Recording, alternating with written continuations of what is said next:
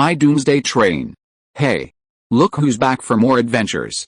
We love having you here to continue this story that keeps us all awake. Important note, all of this is pure fiction, so don't try any techniques you hear here in real life. Your neighbor might call the cops. This amazing novel and all its rights belong to the original author. We're just the ones giving it voice and drama. Are you enjoying the show? Prove it by subscribing to our YouTube channel and leaving that like that motivates us so much.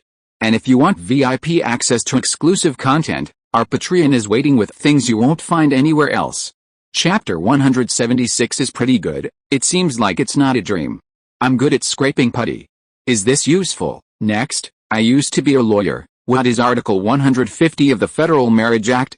I mainly attack the criminal law. What is Article 236 of the Federal Criminal Law? Even lawyers like us can't remember all the laws. We just check them on the spot. It's the law on rape, idiot. Next, I'm an e-commerce assistant. I'm responsible for shouting 3, 2, 1 to connect. I have a loud voice and it sounds passionate. Next, I'm a sledgehammer wielder on the construction site. Professional match. Next, I used to be a director and had management responsibilities. Wait a minute, Lao Tzu was suddenly stunned. He looked at the pot-bellied middle-aged man in front of him, stood up and grinned, and stretched out his hands. Isn't this Director Zhu?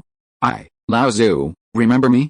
I worked under you for 3 years back then, Captain Zhu, the middle-aged man said embarrassedly with a somewhat evasive look in his eyes. I'm sorry for what happened in the past. It's okay. Old Pig waved his hand cheerfully and sat down again. The past is over. The apocalypse has arrived. We're all just barely surviving. What's the point of talking about the past? You make me seem like someone who holds grudges. You don't even know who I am. Xiaoli, remember this. This person will work in the mines until he dies. Next one. The young man who had been following Uncle Lee looked at Old Pig sitting at the table with shock in his eyes. After a long pause, he muttered, Uncle Lee, what's with this pig carrier? He knows everything from astronomy to geography. Isn't his knowledge a bit too broad? He's not a lawyer, so why is he so familiar with federal criminal law? Uncle Lee shook his head with a complicated expression. He had assumed that with his management experience, he might be able to do a better job as deputy driver than Old Pig. Now it seemed that he had underestimated Old Pig and overestimated himself. He wasn't surprised that Old Pig knew criminal law. After all, he had had more or less exposure to it. But Old Pig actually knew about otaku songs. That was outrageous.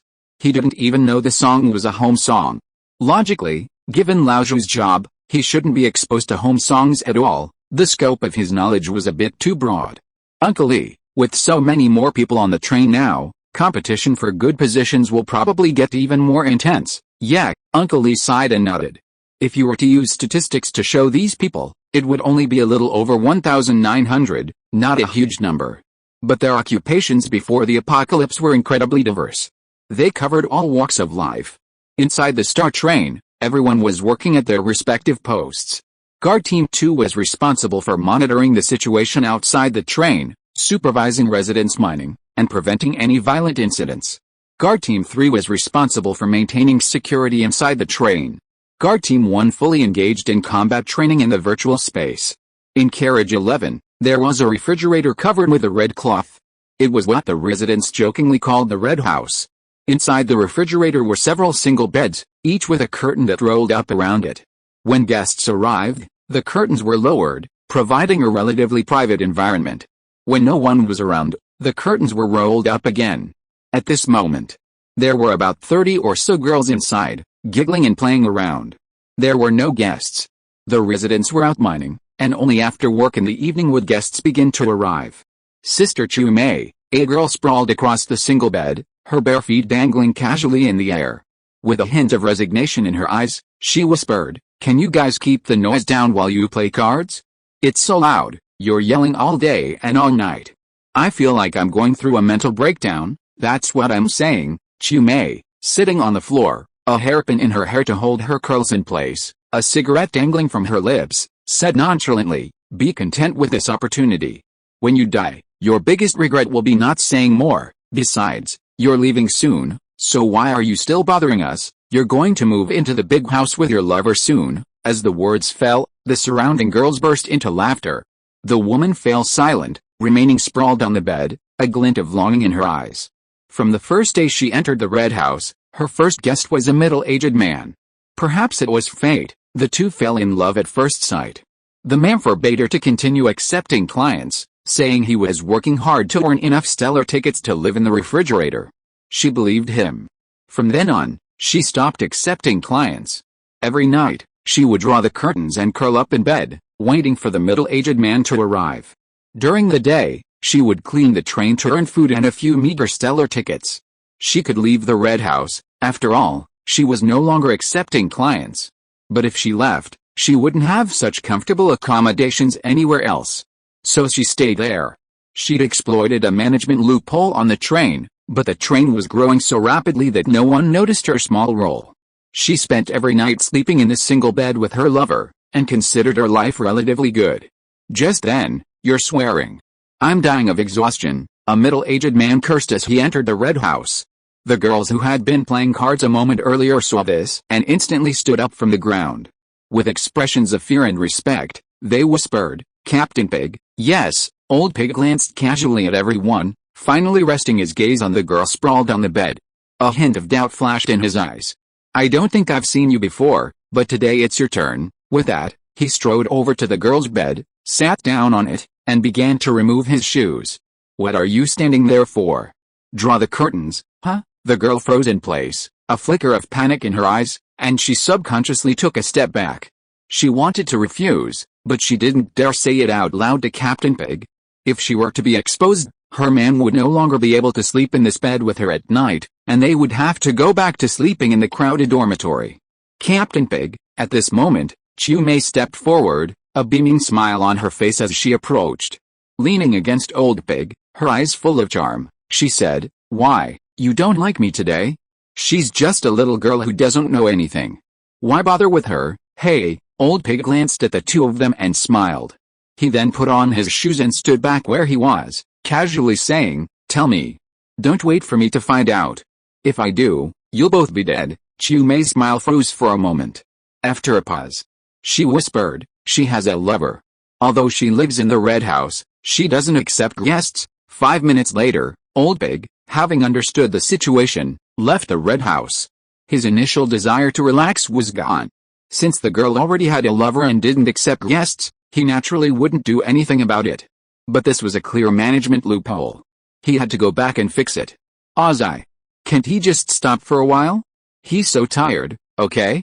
And these damn residents, can they please stop exploiting loopholes? It's so annoying." Inside the virtual space of combat training, Ozzy lay on the eaves, dagger in hand, breathing steadily and slowly. He seemed to blend into the night, like a seasoned assassin. This was a new map. Dragon Castle. He had tried it several times, each time ending in death. This was his 9th attempt. Like the Resident Evil maps, clearing this one also rewarded overall physical fitness. It was an ancient castle map. Inside, there were many dragon-like monsters. In the center was a dragon egg. He needed to sneak in, steal the egg, and then safely escape, and that would complete his mission. His only weapon was the dagger in his hand. Initially, his plan was to sneak in without alerting any monsters. But he realized that was impossible. He had to kill the monsters patrolling the key routes. But killing any monster would cause its roar to call all the others to him.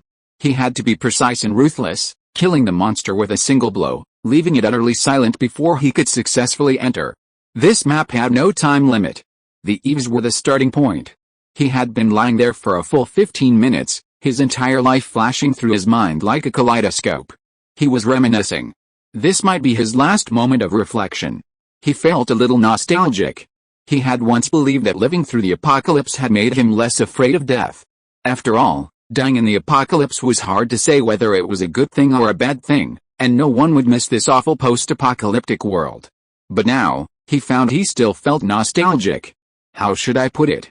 After 8 consecutive failures with intense concentration, he was already a bit dazed. Before entering the map for the 9th time, he had dazedly chosen the extreme difficulty. Well, that was it. He had failed even the normal difficulty 8 times in a row, and yet he accidentally chose the extreme difficulty for the 9th time. Death in the map resulted in brain death in the outside world. On the extreme difficulty, the monster's attacks were much more powerful. Under this premise, Ozzy lay on the eaves, clutching the dagger in his arms, trying to steady his breathing. But as he gazed at the starry sky overhead, a flicker of despair and resentment crossed his eyes. How could he have made the wrong choice? Could he have just given him an exit option? Wasn't he still at the starting point? He hadn't made any unnecessary movements. Wasn't he even allowed to exit now? If the outside world simply cut off the energy supply to the combat training virtual space, would he be considered a complete success, or would he be forced to exit, or would he be declared dead? If he was brain dead, could the medical bay save him? Could he have just been too sleepy and dreamed? When he opened his eyes again, he'd found himself in guard car number 7. Biozi squeezed his eyes shut for a long moment, then flung them open again. Good. It didn't seem like a dream. He glanced up at the dagger in his arms, then tilted his head to look at the monsters patrolling the castle. He felt like crying, but he couldn't. He really wanted to cry his heart out. He didn't dare to move. He couldn't even send a normal difficulty, so how was he going to get through the extreme difficulty? Master Mang. Can you see me? Can you find a way to save me? Inside the train, Chen Mang stared at the screen where Biozi lay motionless on the eaves for nearly 20 minutes. After a long silence, he whispered, Zio AI, I don't think Biozi was trying to push his limits. Is there a chance he accidentally chose the extreme difficulty? The chance is slim, Zio AI said. When you choose the extreme difficulty, another option will pop up, letting you know if you want to choose it. You can't be careless twice, Chen Mang pondered for a moment, then nodded in approval.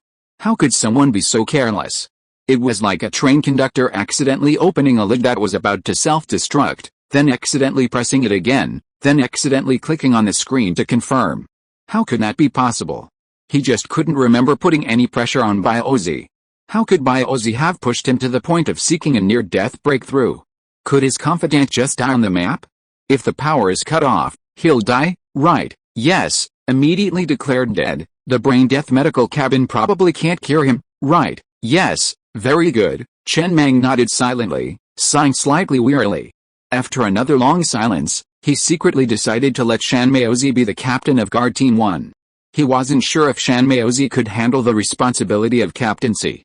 Brother Bao, how are you fighting? By then, all the members of Guard Team 1 had left the combat training virtual space and were gathered around the combat training virtual space that Biozi had entered, staring at each other in bewilderment.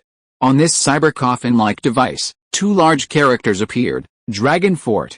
The characters were crimson, and the indicator lights on the device were also red, indicating that Brother Bao was challenging the extreme difficulty Dragon Fort map.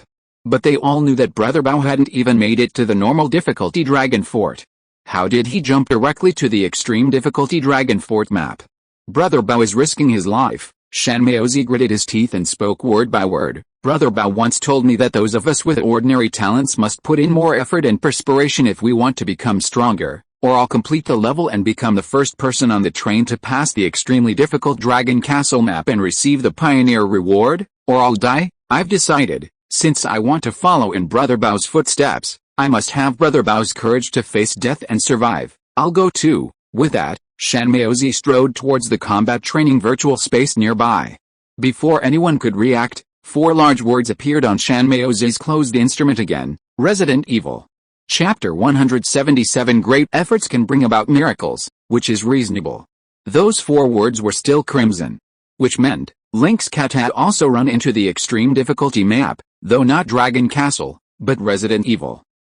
Brother Bao, the Link's cat, the remaining 9 members of the first team, stunned, stared at this scene with a slight bewilderment.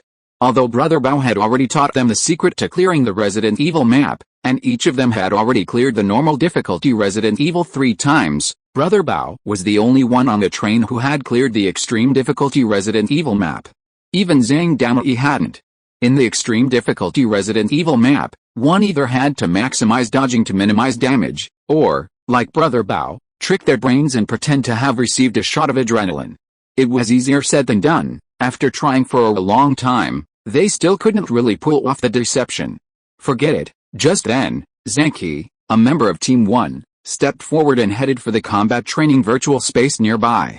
He said calmly, since he hasn't even made it past the normal difficulty level, yet he's brave enough to bravely risk his life on the extreme difficulty level. How much weaker am I, Zanki, than Biozi? I'm going to As a member of Team 1, of course we should fight harder than the other members of Team 2. Soon, the Scarlet Word's Resident Evil appeared on Zhang Qi's device. Ergo stood there, his expression complex, gazing at Brother Bao's combat training virtual space. More than 10 minutes had passed. Since the lights hadn't gone out, it meant Brother Bao was still alive, and there was still hope of passing the level. He had been the first to follow Brother Bao. Before the apocalypse, he had followed Brother Bao out of the village to seek a way out. After the apocalypse, some scattered, some died, leaving only him, Brother Bao, and Hihao. Hihao was dead. Of the original construction team, only he and Brother Bao remained. He knew that Brother Bao had been harboring a burning desire, determined to catch up to the other gifted monsters through hard work. But he hadn't expected Brother Bao to be so ruthless towards him, pushing him to the point of risking his life. After a long silence, Ergao lit a cigarette and took a few puffs before stubbing the butt out in a nearby Coke can. He whispered, "Death is the end of it." Then he too entered the combat training virtual space. The Scarlet Word's Resident Evil also appeared on the surgical instruments. The remaining members of Team 1 exchanged a glance and, together, gritted their teeth and entered. They, too, wanted to follow Brother Bao's example, risking their lives to survive. Only Zhang and Zanger were left, munching on a steamed bun. Zanger said, dazed, picking up a bun and stuffing it into his mouth, looking at the scene before him. "Isn't it time for lunch? Why are you all back in?" "I don't know. Since everyone's already in, let's go in too." "Oh, okay." In the Resident Evil Extreme Difficulty map, Zanger stood in the elevator, clutching a steel pipe, gazing dazedly at the creature lying dead at his feet.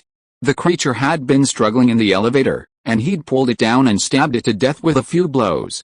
Its skin was tough, and he couldn't penetrate it. But after several attempts, he finally managed to get it in. "What should I do next?" Zanger frowned, his mind carefully replaying what Brother Bao had told him. "Should I take the 7th or 8th floor?" It seemed like the 8th, but also the 7th. "Forget it." He shook his head, climbed up to the elevator, grabbed the steel cable, and quickly climbed upwards in the shaft. The ultimate goal was to reach the rooftop, so this should be fine. Of the two brothers, Zhang Yi's brains were more effective. By then, Zhang Yi had successfully reached the 7th floor, found a fire axe in the office on the 7th floor, and cleared the fire escape of all the zombies. Brother Bao said after clearing the zombies in the fire escape on the 7th floor, "Should we go down or up?" Zhang Yi frowned, replaying the thought in his mind for a long time. After a long pause, he shook his head. "Since the goal is to reach the top, how can we go down? Of course it should be up." Brother Bao must be talking about up. Then he weighed the fire axe in his hand, roared, and charged along the fire escape towards the 8th floor. Inside the Star Train, Chen Mang silently stared at the 3 split-screen images on the screen. One was by Ozzy, and the other 2 were Zhang Yi and Zanger. He couldn't help but sigh at the terrifying nature of gifted monsters. Zhang Yi and Zanger had successfully reached the top, successfully completing the extremely difficult Resident Evil map. When Ozzy entered this map and faced a monster at the top of the elevator, he concluded that he was absolutely unbeatable. It was an opening kill, and he had to leave the elevator as quickly as possible after the opening to officially enter the map. But this monster. Zanger grabbed it down and stabbed it to death with a few sticks. Like Spider-Man, they climbed the elevator shaft steel cables to the rooftop, not seeing a single zombie. They breezed through the level that had nearly killed Ozzy. Zhang Yi needed to be more obedient.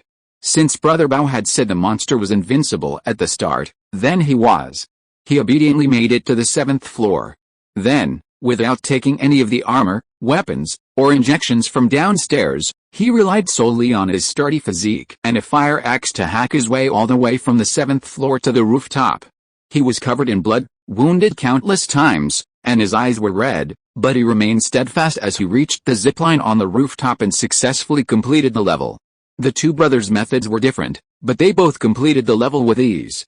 As for the techniques Brother Bao had taught him, like getting weapons and armor downstairs first or deceiving one's own brain, none of them were used. Especially Zhang Yi, he was a true god of war. He didn't use a single injection or take a single weapon the entire time. With just a fire axe, they ripped through the map. Two warriors, Chen Mang sighed softly, leaning back in his chair, looking helplessly at the two men on the screen. It had been a truly exhilarating battle. Their physical prowess alone was already so outrageous. If they were given higher grade mechas in the future, they'd be two true gods of war, unstoppable. Most importantly, their energy consumption was low. A daily round ammo would be enough to keep them full. As for Biozi, he still lay on the eaves, motionless, seemingly undecided about facing reality. Half an hour had passed, so it was time to move. I couldn't just lie there forever. My name is Biozi. If you haven't heard of me, you've definitely heard of the Star Train. Yes, I'm the captain of the Star Train's guard team. I'm quite formidable. But I'm currently pondering a question. With the external nutrient solution replenishing my body's functions, if I lay here for 40 or 50 years, I could probably survive, but with less room to move, I'd feel less motivated. Biozi's face was filled with bitterness, his mind racing with thoughts. He didn't even know how he'd managed to accidentally land himself in this fatal difficulty map twice in a row. He didn't want to die, he wanted to live. But clearly, lying here forever wasn't very realistic. A minute later, he slowly stretched himself, crawling off the eaves, his gaze growing resolute. The monsters on the extreme difficulty level were only slightly stronger than those on the normal difficulty level. Failure meant death, that's all. Having just mustered up his courage, Biozi lay back down again, his face filled with despair. He didn't mind fighting a hard fight. But at least you had to let him clear the normal difficulty level before trying the extreme difficulty. He'd already failed the normal difficulty level 8 times in a row. He took a few deep breaths, summoning his courage once more, recalling the mind control techniques Li Shiji had taught him. Just treat this as a normal difficulty map. After failing 8 times in a row, it was time to succeed 9 times. 9 was the number. Biozi's eyes grew cold as he gazed down at the monster below, which had just reached the eaves. Without hesitation, he leaped down, plunging his dagger straight into the monster's throat and tightly covering its mouth to silence a single roar. For some reason, he suddenly felt light and his perspective detached. It was as if he were controlling the world from a third-person perspective, sinking into a state of utter calmness and indifference. Then, as light as a swallow, he moved swiftly, hugging the corner of the wall in the night. At that moment, all the emotions that had been in his mind were cast aside. As if playing a single-player game, he controlled his body from a strange third-person and first-person perspective, calmly and thoughtlessly executing each standard action. His eyes were filled with pure bloodlust. Not a trace of superfluous emotion remained. Half an hour later, congratulations on becoming the first member of the Star Train to complete the Dragon Castle map on extreme difficulty. Pioneers are always worthy of praise. You gain an additional 1.0 increase in overall physical fitness. In the white space, Biozi stood trembling. Although all his injuries had disappeared, the excruciating pain remained. However, when he saw the panel before him, he couldn't help but grin. Big Biozi. Such an amazing person, he couldn't even pass the normal difficulty, but he passed the extreme difficulty. After exiting the combat training virtual space, as soon as Biozi climbed up from the training cabin, he saw a group of team members surrounding his training cabin with red eyes. He was slightly stunned and subconsciously said, "What are you doing?" "What is this, Brother Bao?" Shan Maozi said word by word with red eyes. "Your courage to fight to the death has infected all of us. All members of the team have successfully passed the extremely difficult Resident Evil map. It's your actual actions that tell me. If you tell yourself that you can't do it, then it really can't be done. When you really can't do it, you must fight to the death and give yourself the courage to break or build." Zhang Qi looked at Brother Bao with admiration, and said in a firm voice, "Brother Bao, you are the cruelest person I have ever seen to yourself. It is against the will of heaven for a person like you to fail." Biozi, who had just reacted at this time, silently climbed out of the training cabin, stood in place, lit a cigarette, took a deep breath, and then scanned everyone present and said word by word, "It seems you all realize it. That's right. I want to show you through my actions what it means to risk your life in order to survive. Only by cutting off all your retreat routes can you embrace new hope. I'm very pleased that you've realized this and put it into action. Star Train, so far, only our entire team has completed the extreme difficulty level of Resident Evil. This symbolizes our team's strength. You guys stay here and savor the experience. I'm going to find Li Shiji first." Biozi coughed lightly before striding out of the refrigerator, ready to discuss his recent mental state with Li Shiji. He certainly wouldn't admit to his teammates that he'd accidentally clicked the wrong button and been forced to complete the level. If given the choice, he definitely wouldn't do it again. Such a great opportunity to boost reputation, of course, he wouldn't miss it. It was an unexpected surge of reputation. Risk your life in order to survive. Tisk, those words sounded so good. That was actually what he had thought at first. Maybe it wasn't just an accidental mistake, maybe his subconscious was telling him to risk his life in order to survive. As expected of me, Dabaiozi, you are really amazing. But as he was about to walk out of the refrigerator, he stopped, turned around and looked at Zhang Yi and Zanger with a frown and confusion. You two also passed the level, aren't you two always forgetful? Did you forget the skills I taught you just now? Zanger scratched the back of his head and whispered, I forgot. I forgot as soon as I went in, but after I killed the monster on the top of the elevator, I found that I could climb all the way to the rooftop along the cable in the elevator shaft, so I climbed up. I didn't see any zombies along the way. I didn't forget, Zhang Yi said seriously. I strictly followed the process you told me, Brother Bao. I left the elevator as soon as I started, entered the 7th floor, and then found the fire axe. I went to the fire escape and killed my way up. I successfully reached the rooftop and then passed the level. Are you going downstairs to get armor, flamethrower and injection? What armor? Baiozi stood there, looking expressionlessly at the two people with confusion in their eyes. After a long silence, he stuffed the cigarette in his hand into the can of Coke at the side entrance and turned to walk out of the refrigerator. It's okay, it's time for dinner, you two should eat quickly, the kids are starving. His pace couldn't help but quicken. These damned gifted monsters are truly damnable.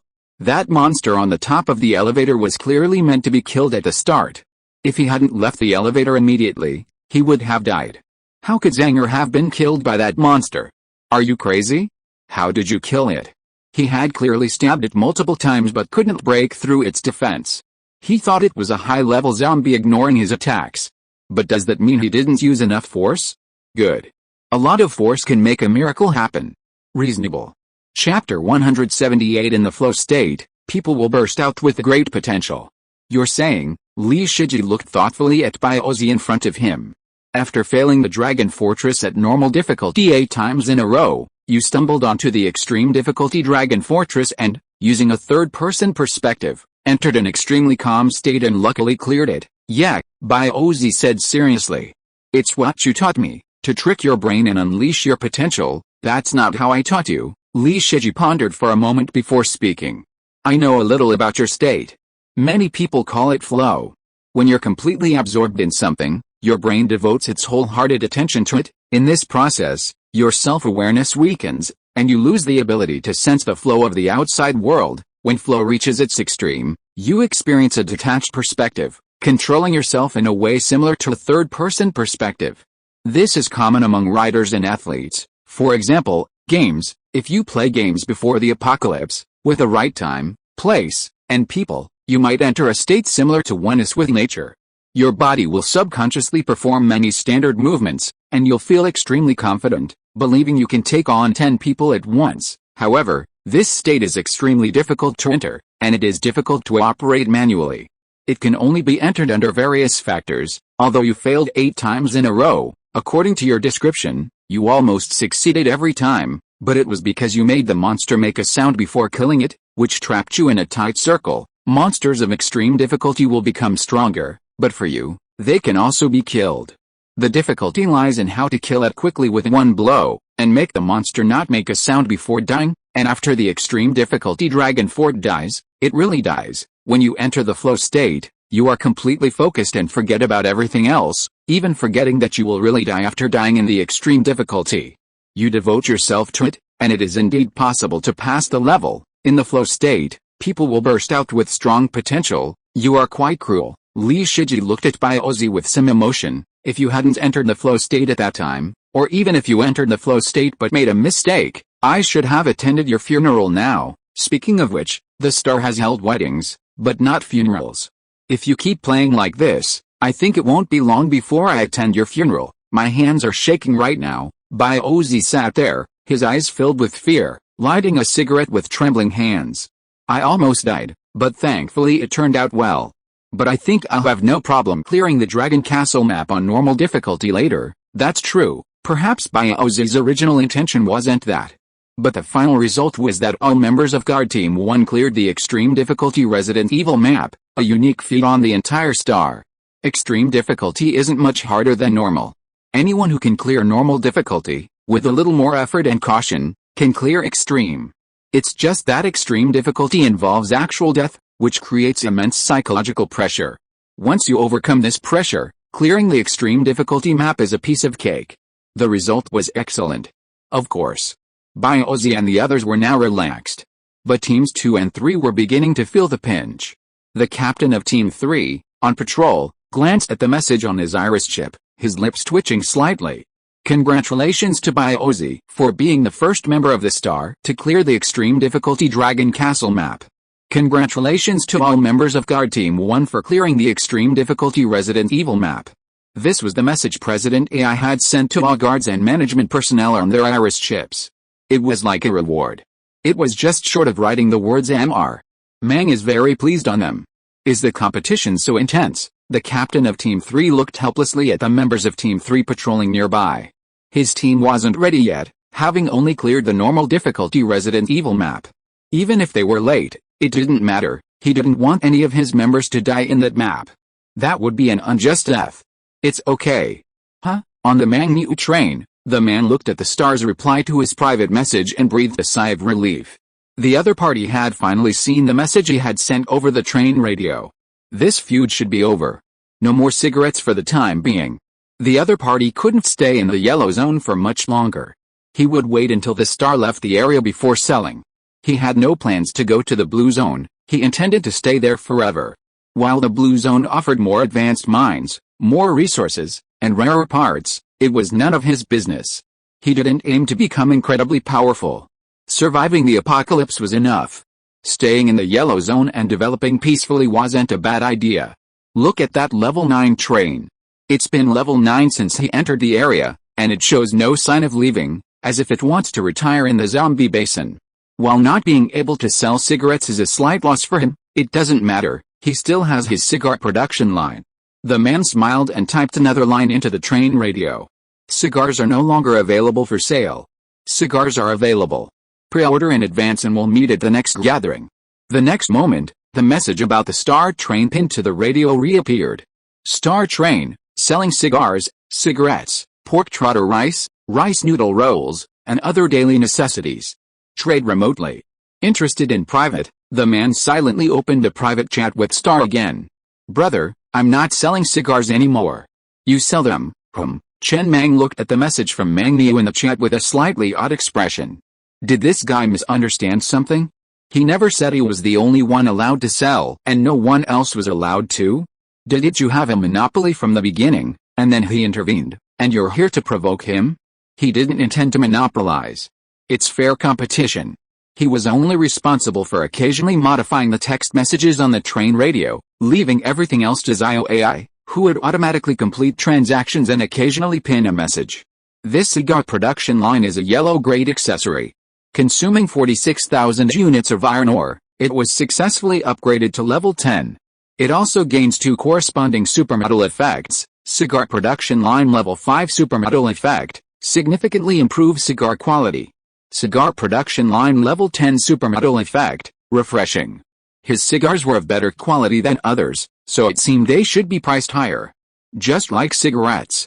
The cigarettes produced by his cigarette production line also had pain-relieving properties, so they sold for a slightly higher price. But not by much. After all, it was just an accessory, not the main attraction. Just like a milk tea bag, no matter how beautiful it was just an extra. No one would buy a cup of milk tea just for that. Well, there was still some. 2 days later, the level 3 iron mine was completely mined, with decent yields, bringing the train's current iron ore level to 1.1 million units. Inside the train, Chen Mang glanced at the civilization order in his hand. In a dozen days, he could enter the Goblin Tomb dimension again to mine. Mining there was much more enjoyable than mining outside. He looked at the 1.1 million units of iron ore within the train and decided to upgrade some of the basic white and green accessories. Zio AI controlled the train, continuing to search for other mines under the cover of night. First, he upgraded the resource detection radar to level 20, increasing its detection range to 20,000 meters. The search radar was also upgraded from level 15 to level 20, increasing its detection range to 20,000 meters. Resource detection radar level 20 super effect, cost halved. Search radar level 20 super effect, all firepower weapons can lock onto enemies within radar range through the train assistance AI. The cost of the omnipotent bomb has been halved, which is a significant cost saving. The search radar level 20 super effect is quite useful, though. Upgrading these two components consumed a total of 180,000 units of iron ore. In addition, there are multi-bread production line, steamed bun production line, generator circuit system, purified water filter, custom clothing production line, and cola production line. He upgraded all 9 components to level 20, instantly gaining 9 super effects. And it only cost 188,000 units of iron ore, mostly white-grade components, so the resource consumption is minimal. Multi-bread production line level 20 super effect, optional smoked sausage sandwich, price unchanged. Steamed bun production line level 20 super effect, optional donkey meat sandwich, price unchanged. Generator level 20 super model effect, none. Circuit system level 20 super model effect, none. Purified water filter level 20 super model effect, none. Custom clothing production line level 20 super model effect, clothes produced will have a small space inside their pockets. Cola production line level 20 super model effect, long-term use can slightly increase physical fitness. Train assistance AI, none. Although this upgrade doesn't consume many resources, it directly enhances most of the train's daily necessities. Each generator upgrade increases power generation, which is more than enough for the train's numerous components. Each circuit system upgrade also allows for greater energy flow. Train assistance AI upgrades also increase AI computing power. However, the custom clothing production line. Chen Mang walked to carriage 4 and looked at the clothes being produced. No matter how many pockets a piece of clothing had, only one pocket had an internal space effect, and this pocket could be positioned anywhere. The space wasn't very large. It could probably only hold a briefcase, a pickaxe, or a Gatling gun, certainly far less than a refrigerator. But it was completely sufficient. Whether it was storing the Mech's briefcase, the giant wave Gatling gun and energy stone, or the residents' pickaxes, it was extremely practical. After pondering for a moment, he spent over 6,000 units of wood to forge 2 sets of clothing for everyone on the train. He could wear them back and forth, and keep the original clothing. If the residents wanted to change clothes, they could do so without any impact. Afterwards, Chen Mang walked towards the subsequent carriages. He rarely walked from the front to the back of the train to tour his own train. He started with carriage number 5 for senior talents. As soon as he opened the door, he saw Ji Chuchun Yan Yao, wearing suspender nightgowns, sitting by the window, gazing at the scenery outside and chatting. Seeing him push the door open, they hurriedly stood up and said, "Master Mang." Yes, Chen Mang looked at them. He swore he'd only intended to tour his train, to admire the masterpiece he'd created in the apocalypse.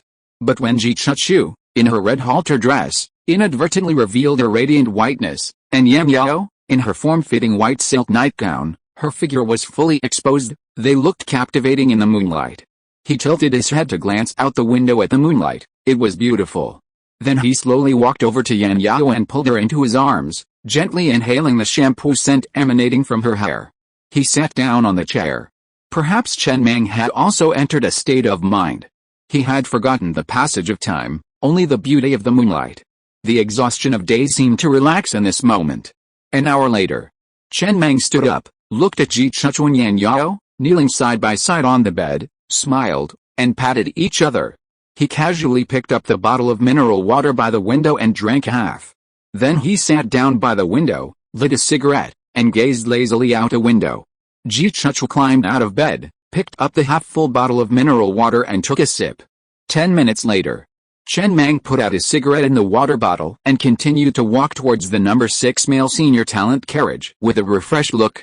He pushed the door open and walked in. Li Shiji and others were still asleep and got up at this time. "Master Mang." "Yeah," Chen Mang waved his hand casually. "Go back to sleep." The moonlight in this carriage was ordinary, and there was nothing worth seeing. He continued to walk to the number 7 guard carriage. Guard Team 2 had fallen asleep. Guard Team 1 was patrolling back and forth in the rear carriage to maintain order, and Guard Team 3 was training in the combat training space in the refrigerator. He did not disturb others. After strolling around the 4 residential carriages at the back, he returned the same way. When he returned to carriage 5 again, Ji Chuchu and Yan Yao were whispering to each other with their faces slightly flushed. Perhaps it was because of the moonlight, or because of the silk nightgown, but Chen Mang always felt that Ji Chuchu and Yan Yao were particularly attractive tonight. Especially beautiful. Chapter 179. Your train has been upgraded to level 7. Chen Mang looked at the two people's gazes and walked over. He reached out and lifted Ji Chuchu's face, whispering, "She's quite pretty, you're really quite pretty." Under the moonlight, he raised his glass to the bright moon, and the shadows made 3 people. An hour later, Chen Mang returned to the train compartment. He leaned back in his chair and let out a long sigh. He propped his feet up on the table, and lazily lit a cigarette, gazing at the starry sky outside the skylight. As a train conductor, he couldn't stay inside the train compartment all the time. He had to visit the grassroots from time to time. This inspection of his own train also gave him a clearer understanding of it. Although he could see a 3-dimensional image of the train on the control panel screen, it was still not as intuitive as seeing it in person. He looked at the requirements for upgrading the train to level 7, upgrade requirements. All 3 required vehicle components must be crafted, consuming 50,000 units of level 2 iron ore. All components in the carriage must be at least level 140, and 1 adventure map must be cleared. These requirements were fully met. The train still had 732,000 units of iron ore, more than enough for the upgrade. These upgrade requirements were met immediately. He didn't wait any longer. Instead, he chose to upgrade immediately. After consuming 500,000 units of iron ore, the next moment, a panel appeared on the control panel screen. Your train has reached level 7. More craftable components will be unlocked. As long as the train meets the upgrade requirements, he usually upgrades immediately without waiting. Others wait because they worry about overstating their train's level and wasting resources. After all, upgrading a train requires 500,000 units of iron ore. After the upgrade, the train barely sees any improvement. But spending those 500,000 units on any component would result in a substantial improvement. Therefore, many trains prioritize upgrading components, waiting until all components are nearly up to par before upgrading the train. He didn't have such concerns. His background was immense, and he could acquire iron ore much faster than others. This depended on many factors, such as his train speed, the wide range of his resource detection radar, the large population of his inhabitants, and his many iron ore producing adventures, such as the Goblin Tomb. Most importantly, he was incredibly powerful. No one dared to seize the iron ore he monopolized. Even if a zombie horde arrived, he didn't have to flee, he could simply be slaughtered. Unlike others, he didn't have to flee mid-mining when he saw the zombie horde approaching. These factors made his train unstoppable among trains of the same level. He didn't need to waste resources on transitional parts. Of course, there were those who gambled. For example, the level 7 train he destroyed in the Earth Core nuclear bomb adventure map wasn't wasteful, so the train was level 7, but the defensive parts were only level 5. A pure gambler. Such trains had virtually no combat power and would instantly crumble at the slightest threat. Therefore, he was surprised that the train dared to attack him in the adventure map. Not everyone possesses the ability to detect other train parts. This is the effect of the level 10 super mode enemy radar. This leads many people to fail to realize that they are effectively fighting against a rock with an egg.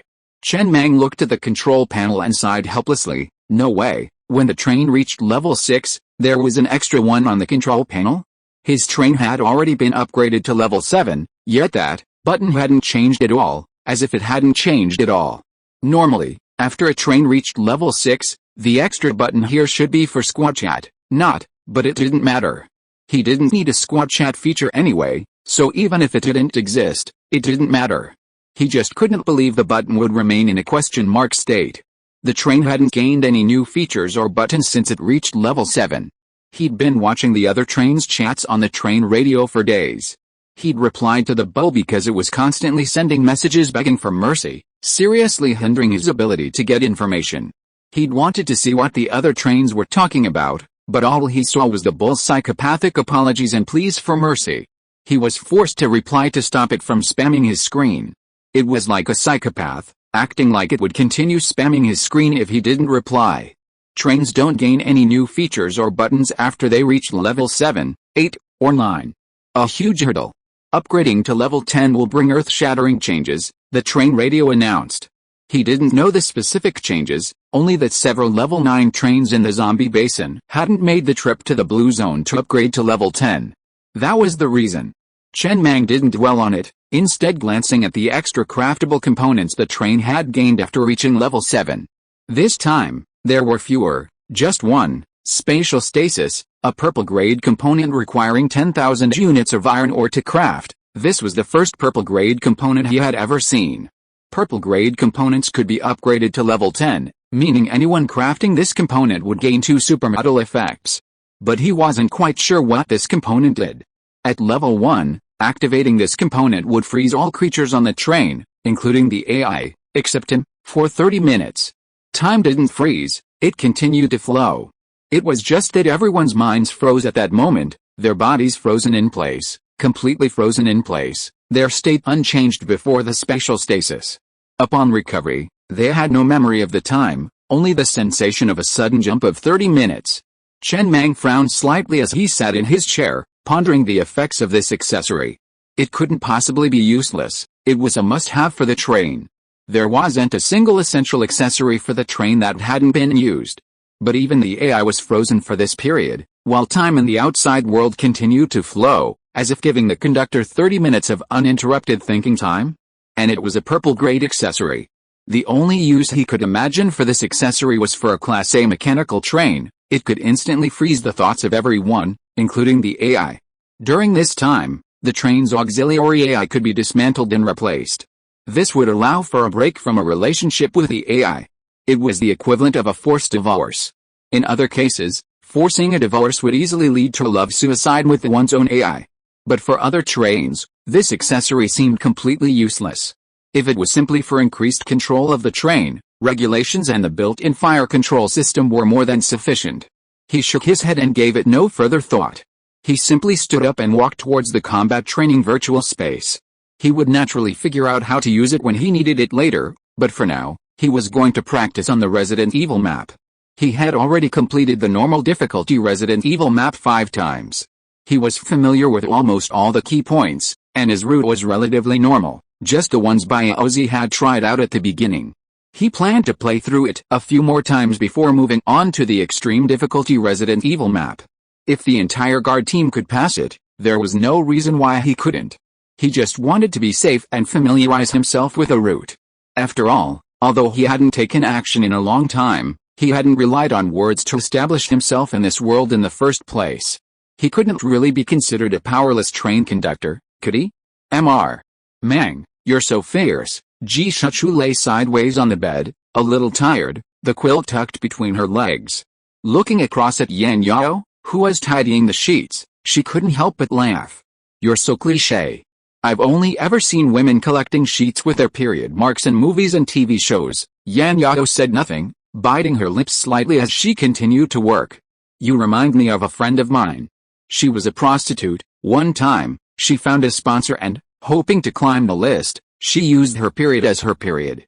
But she was caught and got slapped in the face. When you told me about it, I almost died of laughter, but in the end, I don't know if it was superstition or something else, but that sponsor's career actually started to decline. Ji Shuchu didn't care that Yan Yao ignored her. She just mumbled to herself, a dazed smile on her face. Before she knew it, she had fallen asleep. Yan Yao was left alone, sitting on the bed, looking out the window, lost in thought. Daybreak.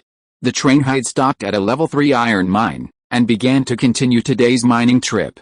Isn't it necessary? Chen Mang glanced at Xiao AI, who was standing nearby, and said unhappily, do we need to tell everyone about such a trivial matter? When he went for a stroll this morning, he noticed that all the guards had shown him increased respect, their eyes filled with admiration. He didn't know what they were talking about at first, but he found out after asking. Xiao AI had posted a notice on the iris chips of all the guards and management this morning. Meng successfully cleared the extreme difficulty Resident Evil map. Conductor, Xiao AI's mechanical, electronic voice echoed from the corner of the train compartment. This is the order you set. When a train crew member exhibits commendable behavior, it must be announced to the entire train as a reward. As the conductor, you risk your life to complete the extreme difficulty Resident Evil map. That's a completely commendable act. How about you reset it? No need to announce anything about you anymore. Chen Mang paused before coughing softly. That's not necessary. It's just a small matter, and I don't think much of it, but since I've mentioned it, I'll just say it to boost everyone's morale. After completing the normal difficulty Resident Evil map twice last night, he dove headfirst into the extreme difficulty. Not bad, he cleared it without any problems.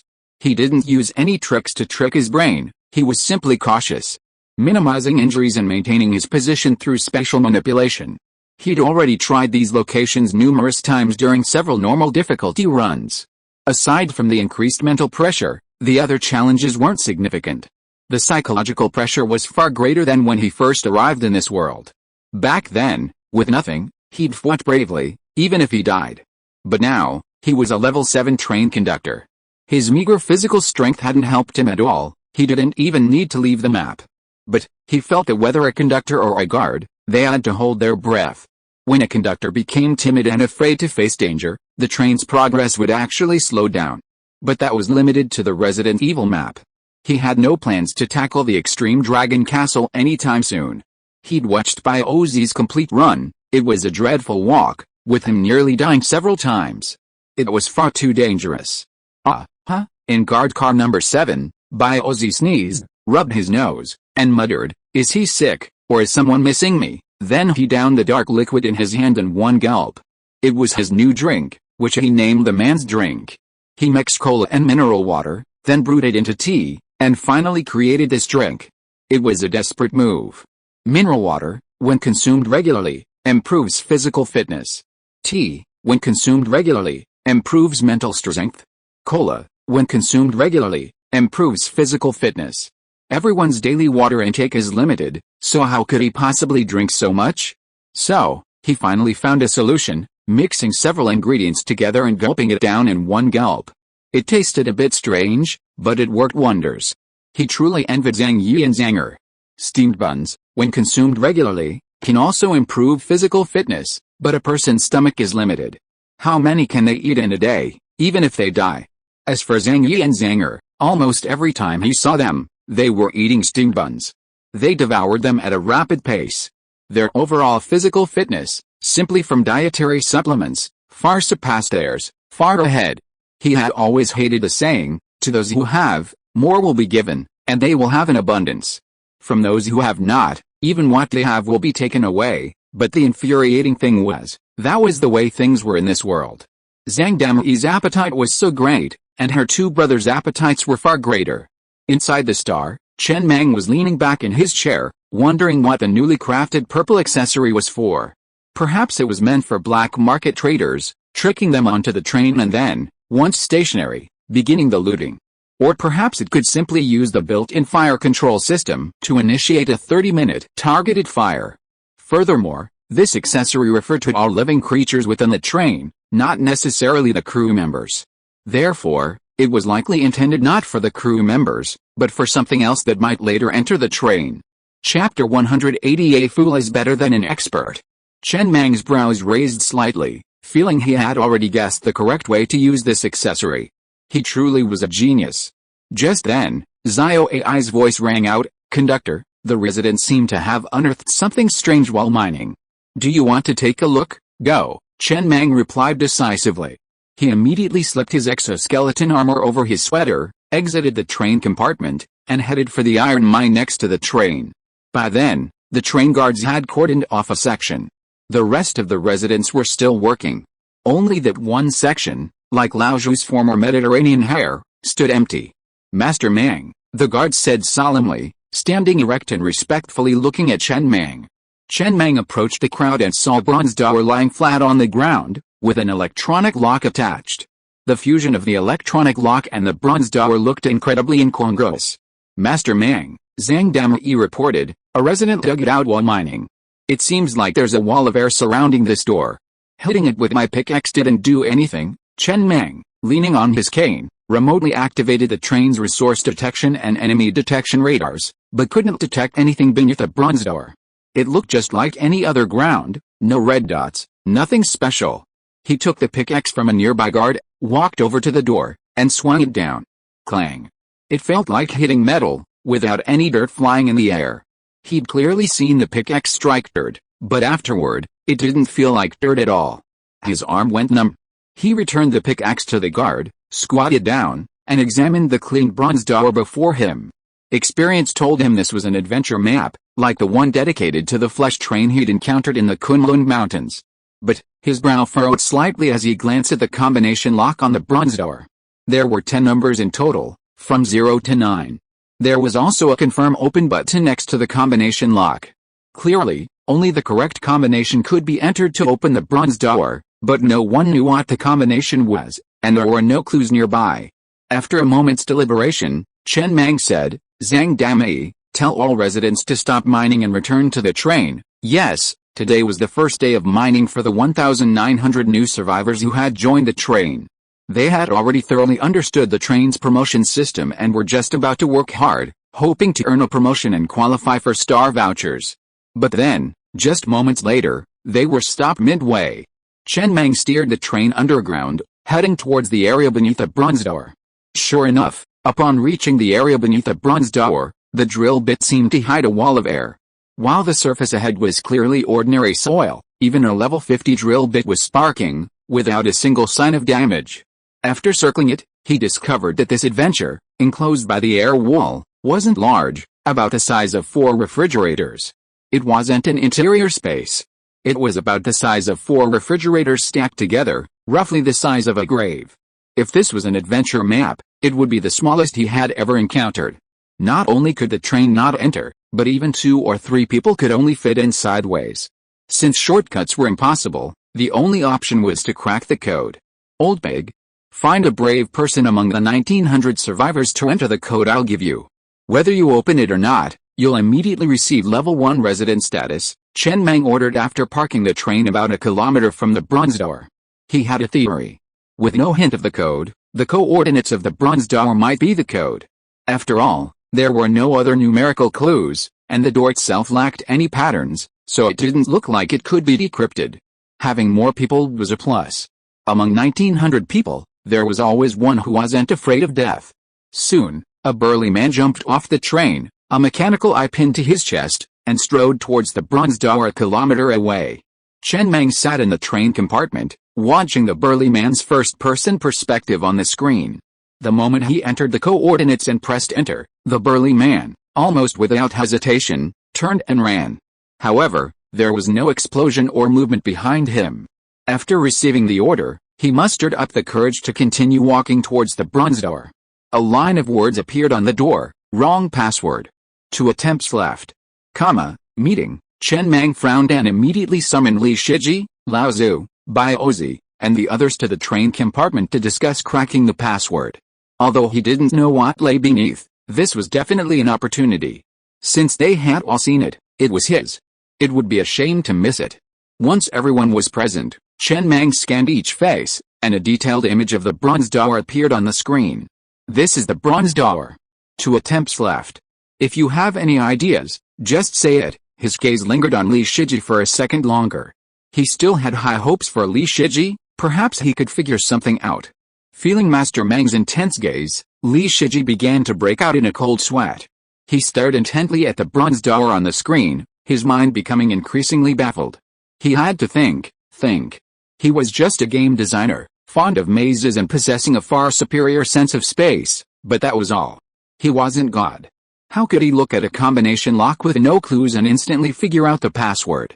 Most importantly, he didn't even know the number of digits in the combination. Even if it was 6 digits, 10 digits could form a million different combinations. And without knowing the number of digits, it was like looking for a needle in a haystack. And then, Li Shiji's eyes suddenly lit up. Maybe the bronze door's coordinates. I've tried that. Chen Mang shook his head. We tried the coordinates the first time, and it wasn't right. The light in Li Shiji's eyes dimmed, and he began to fidget uncomfortably, staring intently at the bronze door on the screen. I think so. Bai Ozi hesitated for a moment before offering his opinion. Look at this bronze door. It might represent history, while this combination lock represents modern technology. They're clearly at opposite ends of the spectrum, and since the combination lock is on top of the bronze door, could the combination be the 2-digit 09, exactly 2 extremes? That makes sense. Lao Zhu glanced at Bai Ozi in surprise before offering his own guess. Master Mang, I think Bai Ozi's theory has some potential. In my opinion, There's no clue on this bronze door.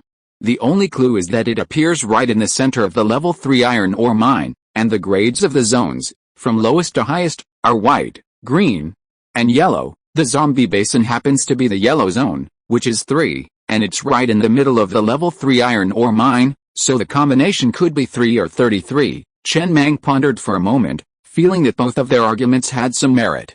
Finally, he turned his gaze to Zio AI in the corner. Do you have any ideas? Zio AI's voice echoed through the train cabin. What Lao Zhu and Baozi said makes sense, but I might be able to offer a different perspective. This level 3 iron mine didn't just spawn, but has spawned several times. That means many trains have already mined it during the previous spawns, and they must have discovered this bronze door. Of course they've tried, but so far, no train has shared this information on the train radio. Putting aside their reluctance, there's only one possibility. Entering the wrong number 3 times in a row will lead to something bad happening. It could even lead to the destruction of the entire train. Of course, this is a rather pessimistic guess. My guess is that the password might be the specific year and month when the apocalypse will occur. After listening to the opinions of the others, Chen Mang was silent for a long time before picking up the intercom. Enter password 33. From the first-person perspective, the burly man's hands were trembling slightly, but he still carefully pressed 3 twice before pressing the button to confirm the opening. Soon, another line of words appeared on the bronze door. Wrong password, 1 attempt left, password 33 isn't right either. Chen Mang didn't speak, merely staring intently at the image of the bronze door on the screen with a furrowed brow. After a long pause, he spoke again. Don't enter any password, just press the confirm button to open. On the other side of the screen, the burly man could clearly see himself shaking like a sieve, but he forced himself to remain calm and pressed the confirm button to open.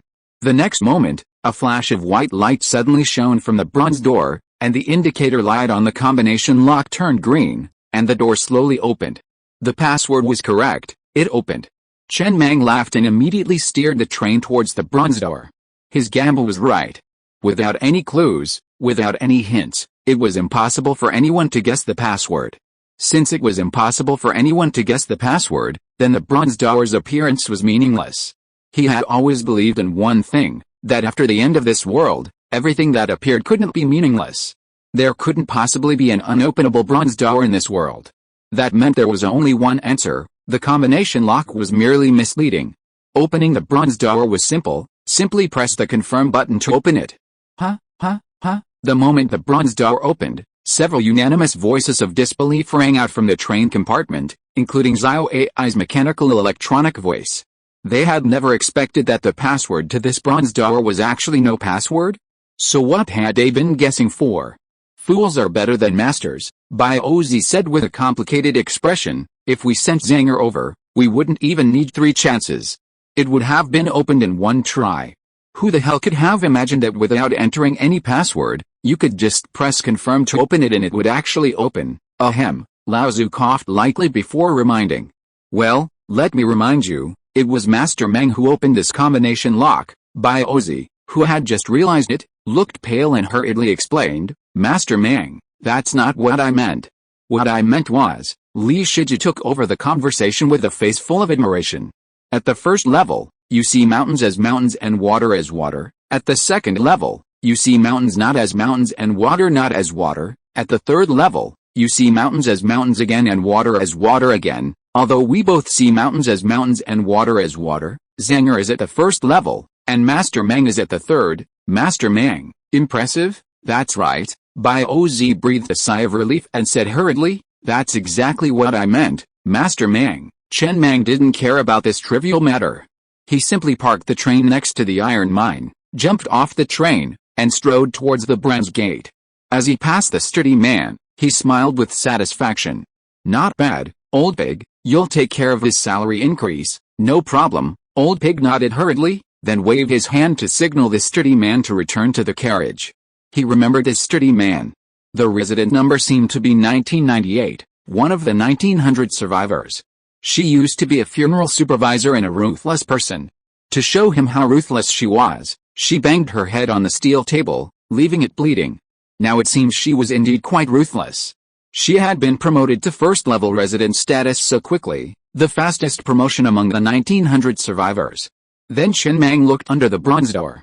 The interior wasn't large, roughly the size of a tomb, and it wasn't filled with any explosives. This meant that even if she entered the wrong number 3 times in a row, it wouldn't explode. At most, she wouldn't be able to try again, and this train wouldn't be allowed to try again. As for the train radio, no one mentioned it. It was simply because such chance encounters weren't discussed on the train radio. Even if she didn't get it, she couldn't keep it to herself. What if someone else did? It was sad not to get it, but it was even sadder to see someone else get it. There were 2 things lying flat inside, a blueprint and a voucher. Master Mang, I'll go, by Ozzy, standing nearby, immediately jumped into the deep pit, stuffed the 2 items into his arms, and with a running start, he climbed up the wall in 3 steps, climbing out of the tomb pit. The whole process was extremely smooth, and the standard of those 3 steps up the wall was also quite smooth. Lao Tzu curled his lips at this. The pit was over 2 meters deep. If he jumped in, it would be difficult to get out. Bai Ozzy had another trick up his sleeve. When he had free time, he would also go to the combat training virtual space to practice. Although he was a civilian, it would never hurt to improve his physical fitness. Master Mang, here, Bai Ozzy climbed out of the tomb quite smoothly and handed the 2 items in his pocket to Master Mang. Chapter 181 You have been locked by the Star Class 8 missile. Please wait for death immediately. Period. About 30 seconds after the items were taken, the bronze door began to slowly close. It hadn't disappeared. He tentatively entered a random string of numbers. Another line of text appeared on the screen, wrong password, 2 attempts left. After pressing the confirm button again, the bronze door slowly opened again, indicating that this space would not disappear. He had just conducted an experiment and found that this space was extremely solid. If one were alone in the wilderness, surrounded by a tidal wave of zombies with nowhere to escape, they could hide inside. Lay down and wait for a minute, and the bronze door would automatically close. It was completely safe inside, and if nothing unexpected happened, it could withstand a level 8 missile without a problem. Of course, the bronze door couldn't be opened from the inside. Without food and an oxygen concentrator, it would be like being buried alive. But if someone outside could help open the bronze door, they could escape again. It was a little Easter egg. The items inside were gone and would not regenerate. Even if someone opened the bronze door later, it would be useless. Then he looked at the 2 items in his hands. They were the blue-grade Mecha Blueprint Thunderbolt and a level 4 Red Heart Rock refresh ticket. Not bad, Chen Mang smiled as he looked at the 2 items in his hands. This was a great opportunity. He loved opportunities like this, and the better. So far, the star has only had 2 mechas, the yellow-grade Leech, focused on long-range fire support, and the green-grade Executioner, focused on melee combat. Now, a higher-level blue-grade Thunderbolt has been added. Its stats are impressive across the board, and it's even more powerful, a pure melee mecha, Thunderbolt. A melee mecha. All long-range firepower has been eliminated, maximizing its melee capabilities. Its external armor and built-in Thunder Hammer are level 7, with a maximum speed of 280 km per hour. With a level 4 energy stone embedded, it can fight at full power for 100 hours. The detailed mecha stats are as follows. The Thunder Hammer can be thrown, dealing devastating blows to enemies at range. The operator's physical fitness must be above 19.0, and its full power is achieved when it's above 19.5. There's no mental strength requirement. The crafting cost is 280,000 units of Red Heart Rock, level 7 defensive armor, a level 7 Thunder Hammer. This is an extremely exaggerated statistic. The data seems a bit pale. To put it bluntly, when encountering those level 8 trains attacking the star in the Earth Core nuclear bomb adventure map, Zhang Yi, equipped with this mecha, could almost single-handedly take on 4 trains. Of course, only nearly. After all, it's only level 7, not level 8, but this is still an exaggeration. After all, the mecha isn't the train's primary attack method, it's just like a tentacle, extending the train's attack range and serving as a secondary attack method. Driving this mecha, Zhang Yi could single-handedly take on all the trains in the Shay Plains without any problem. This is the significance of the Advanced Zone. It offers higher-level resources, more adventures, and more powerful components. Even if you mine in the Shay Plains for a lifetime, you won't encounter a blue-grade mecha blueprint. Chen Mang smiled, a delighted smile. Although the construction price was high, A single Thunder Mech required 280,000 units of red heart rock, which the train didn't currently possess. It did come with a level 4 red heart rock refresh ticket. This item had a single effect: it could create a level 4 red heart rock mine anywhere. This was the second time he'd obtained such an item, the first being a level 2 copper mine refresh ticket in the Teeling Wasteland. A win. Chen Mang's smile was joyful. He didn't notice Ozzy, beside him, nearly burst into tears. A physical fitness score of 19.0 or higher was required to pilot a mech. The mech was practically guaranteed, with Zhang Yi and Zhang Yi's names practically inscribed on it. He'd been nourishing himself with food and training relentlessly these days. His physical fitness had barely reached 15.5, still a long way from 19.0. This mech wouldn't be of any use to him anytime soon. He'd been working incredibly hard. When he had just emerged from the Tower of Babel adventure map on the Shay Plains, his physical fitness was only 12.1. In just a short time, it was already 15.5. Ozzy took a deep breath, suppressing his jealousy. He still had 3 normal difficulty Dragon Fort maps and 2 ultra difficulty Dragon Fort maps to claim. Keep working hard. Sooner or later, he too would be able to pilot this blue-grade Thunder Mech. After a brief interlude, the train resumed mining. Only now a level 4 red heart rock mine had been added next to the level 3 iron mine. Resource Detection Radar estimated that after fully mining this level 4 red heart rock mine, approximately 5 million units of red heart rock could be mined, enough to build 17 Thunder Mechs. This level 4 ore had an extremely high content of red heart rock. Generally speaking, rare resource ores are not found in very high quantities. For example, the level 3 red heart rock mine he had encountered in the Teeling Wasteland yielded only 180,000 units after mining. Finally, mining could begin again. All residents worked enthusiastically. The sight of over 3,000 people wielding pickaxes to mend was a truly spectacular sight. This train probably had the largest number of survivors of any train in the zombie basin. This was primarily because he didn't have to worry about not being able to support himself. They all mined. The other train's mining routine was mining, escaping, mining, escaping. His routine was mining, mining, mining. The zombie horde arrived, he fought the zombie horde, and continued mining. He rarely ran out of ore for too long, becoming bankrupt. Every resident wore orange clothing. From a distance or high above, despite the apocalypse, with no signs of modernization around, and the air filled with desolation and silence, these residents and the nearby train exuded a sense of vitality. Like saplings emerging from the soil after a wildfire, a glimmer of hope amidst disaster. Soon, the number of red heart rocks displayed on the train panel reached 300,000. Chen Mang immediately consumed 280,000 units of red heart rock to build the first Thunder Mech belonging to the star. It was still noon, and the residents hadn't left work yet. He wanted to see the Thunder Mech in action sooner, so he had his men dig up as much red heart rock as possible and send it back. Then he looked out the window at Zhang Yi, who was familiarizing himself with the Thunder Mech, leaning back in his chair with a satisfied smile. Level 7 armor, a level 7 Thunder Hammer. Further upgrades could be made at the Mech R&D Center, bringing the armor directly to level 8. This was the foundation of his star. Any man who jumped off would be capable of single-handedly taking on a level 8 train. The Thunder Mech. A violent melee mech. Standing 8 meters tall, it was the tallest mech on the star, and when inactive, it was the size of a briefcase. Its armor was pitch black, with a deep blue lightning streak running from its head to its abdomen, like a piece of lightning-struck wood. Simply standing there gave off a terrifying awe. Meanwhile, Zhang Yi, sitting in the cockpit, was learning to master the mech's operation. Buzz, the Thunder Mech leaped into the air, and then several nozzles on its back and palms simultaneously belched blue flames. Then, 2 steel wings suddenly unfolded, each wing embedded with 4 tail jets.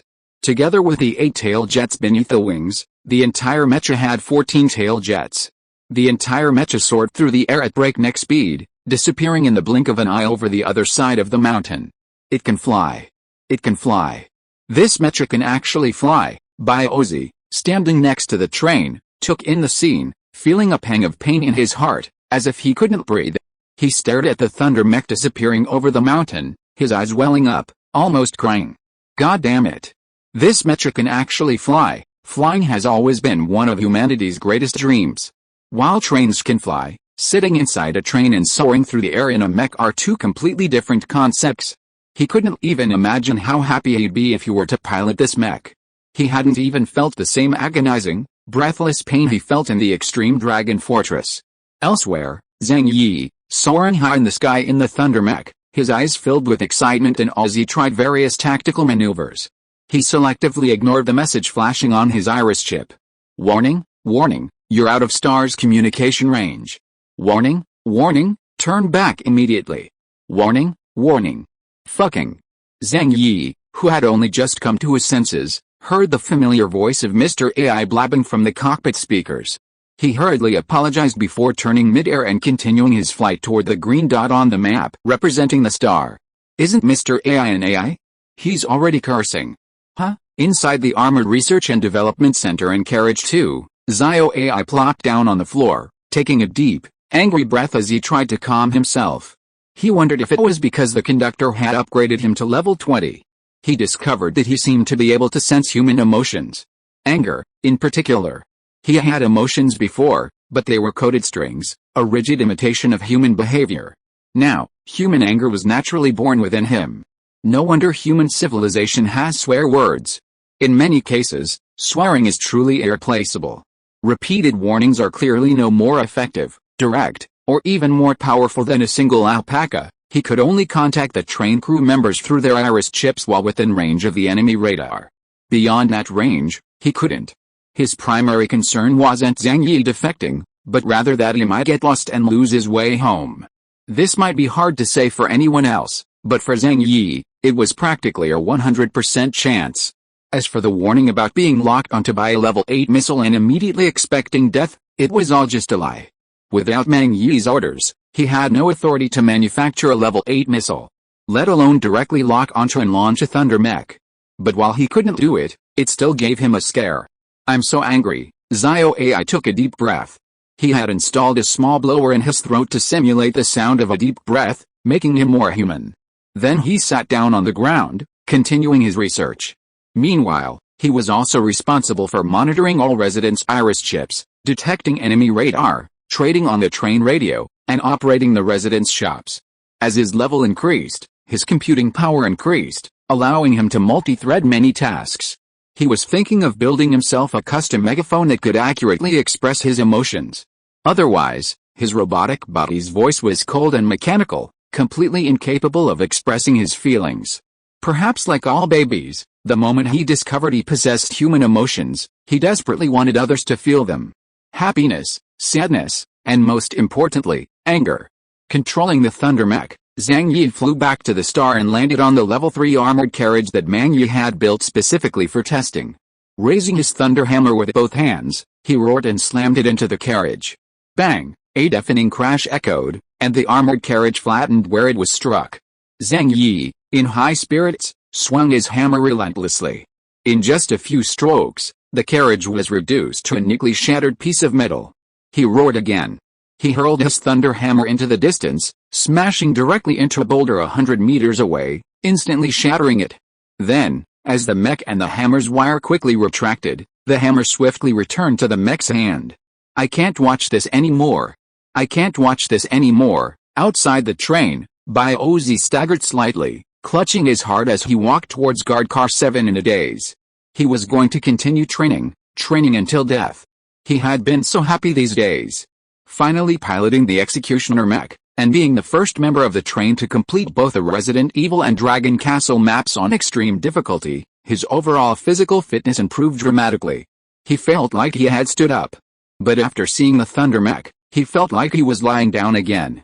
His Executioner mech compared to the Thunder Mech was like the difference between the Azure Dragon and the Star. There was no comparison. Chapter 182 Mechanical Train Parts Store.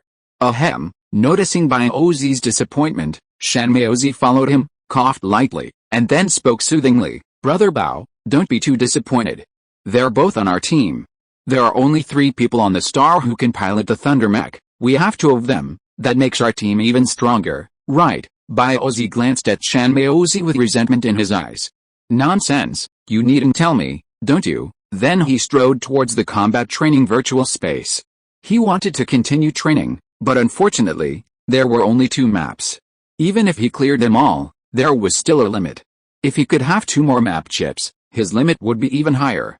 But he also knew that map chips were extremely precious. Many trains didn't have even 1. Having 2 on the star was a real achievement for Mang Yi. Obtaining a 3rd wouldn't be easy. He didn't have the upper limit to rapidly improve his overall physical fitness anytime soon. This also meant that he wouldn't be able to pilot the Thunder Mech anytime soon. How could he not feel resentful? He was so resentful that he felt like Lin Dayu. Are you reacting already? Inside the Star Train, Chen Mang looked at the flashing red ticket hidden beneath the intercom. It was the ticket he had exchanged for a Murphy Stone on the train radio some time ago. Special item, Neon City ticket. Item effect, ticket to the adventure map Neon City. When this ticket glows red, crush it to enter the adventure map. It finally responded, flashing red. The flashing speed was getting slower and slower, and it was expected to go out completely in a minute. If the ticket was not crushed within a minute, the opportunity would be missed. He immediately crushed it. A panel popped up in front of him. Adventure map, Neon City. The train cannot enter. A maximum of 11 people can enter. Please, conductor, select 10 people from the train crew to accompany you. The conductor must go. Can't the train enter? Chen Mang picked up the intercom and contacted Zio AI.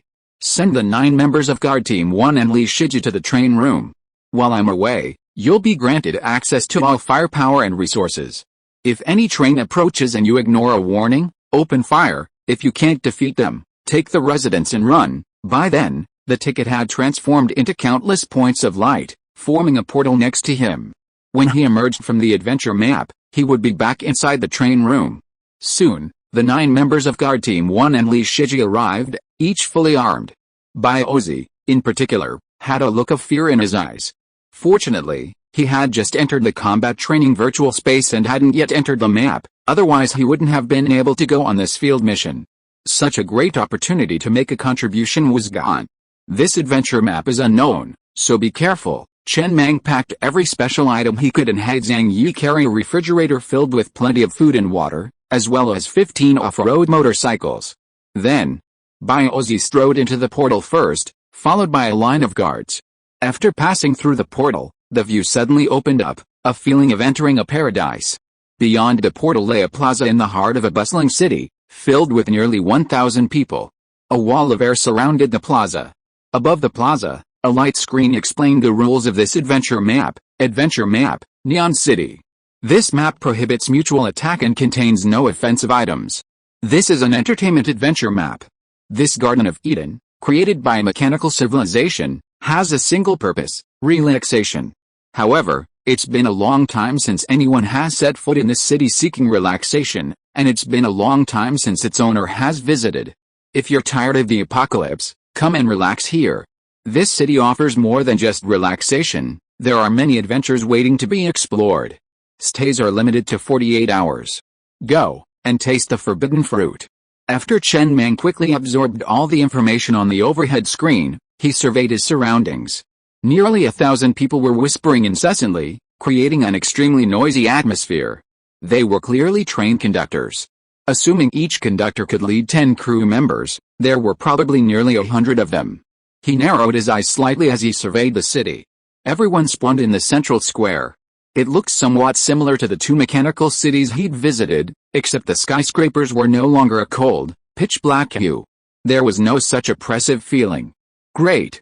It seemed mechanical civilization wasn't all about oppression. It was just that all the buildings were dopamine-colored, blue, purple, green, red, and so on. Add to that the neon signs, which could easily be called light pollution, and the entire city looked colorful, like an on-mainstream color. All the billboards and building exterior lights were constantly on. Music could even be heard playing in the streets, but there wasn't a single pedestrian in sight. Chen Mang looked down at the watch on his wrist, which had appeared out of nowhere. It displayed a balance of 10,000 points, the city's currency, which could be used to spend in stores. Just then, the air wall slowly vanished. The crowd in the square dispersed in all directions, each one anxious. Clearly, they weren't focused on entertainment, but rather on the adventures of the city. Chen Mang was no exception. He looked westward at the prominent billboard advertising a train parts store. Damn! There was a store for this thing? So what the hell was there to hesitate about? Of course they'd go shopping. Who knew how much 10,000 points could buy? The billboard was about a kilometer away. Almost half the crowd was sprinting down the street toward the store, afraid to slow down. Tisk, Chen Mang chuckled as he looked at the group. Then he slung his motorcycle across his chest, throttled hard, and roared down the wide street toward the store a kilometer away. Boom boom, Bai Ozzy and the others, riding their off-road motorcycles, throttled to follow behind Mang Yi. No matter how fast her legs run, how can they outrun wheels? In the blink of an eye, Chen Mang and his group had surpassed the main group, speeding along the deserted wide street towards the mechanical train parts store at the end. The refrigerator slung over Zhang Yi's shoulder was particularly eye-catching. Huh? A train conductor, head first into a sprint, suddenly heard the throttle behind him and started slightly. Before he could react, he saw a group of people on off-road motorcycles roaring past him, and he was stunned. He stopped unconsciously. He turned and looked at the square behind him. Were there any shared motorcycles for rent there? Why didn't he see them?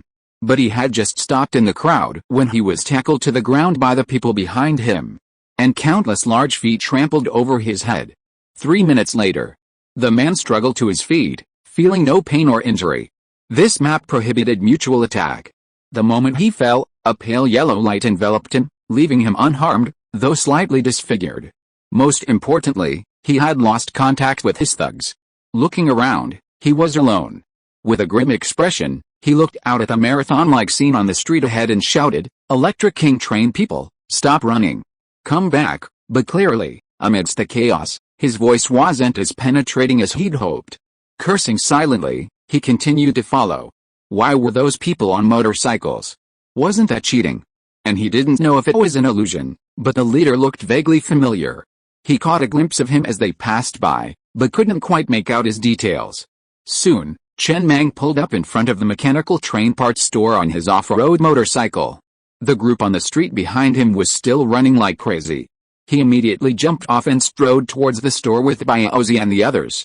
Zhang Yi, meanwhile, was carrying the refrigerator, tasked with putting all the off-road motorcycles back inside. Otherwise, they'd surely be stolen, or even robbed. The store entrance was enormous, the front door alone stretching a full 10 meters. "Welcome," a pleasant voice suddenly echoed as Chen Mang entered. He tilted his head and saw a woman standing in the doorway, smiling at him. She was quite pretty, but her appearance made it clear she was a robot. "This is the mechanical train parts store. You can choose anything you want. You can choose freely on the first floor. The second floor is only accessible to train conductors level 10 and above. Sir, your level is not up to par at this time. Are there any living people in this city?" Chen Mang asked after glancing around the store. The woman remained silent, merely staring at him with a smile. Clearly, his question was a bit over the top. She wasn't in her database, so her intelligence wasn't high, far inferior to Zio AI's. Chen Mang didn't ask any more questions, but strode into the store with Bai Ozzy and the others. The shop was quite large. There was only a row of containers against the wall, 3 layers high. Screens were placed every 10 centimeters on each layer, displaying product information, prices, and inventory. Drill blueprint, white-grade vehicle accessory, price 15,000 points, 2 in stock. Lighter production line blueprint, white-grade vehicle accessory, price 8,000 points, 1 in stock. Custom screen production line blueprint, green-grade vehicle accessory, price 30,000 points, 4 in stock. Murphy's Stone, special item, price 100,000 points, 18 in stock.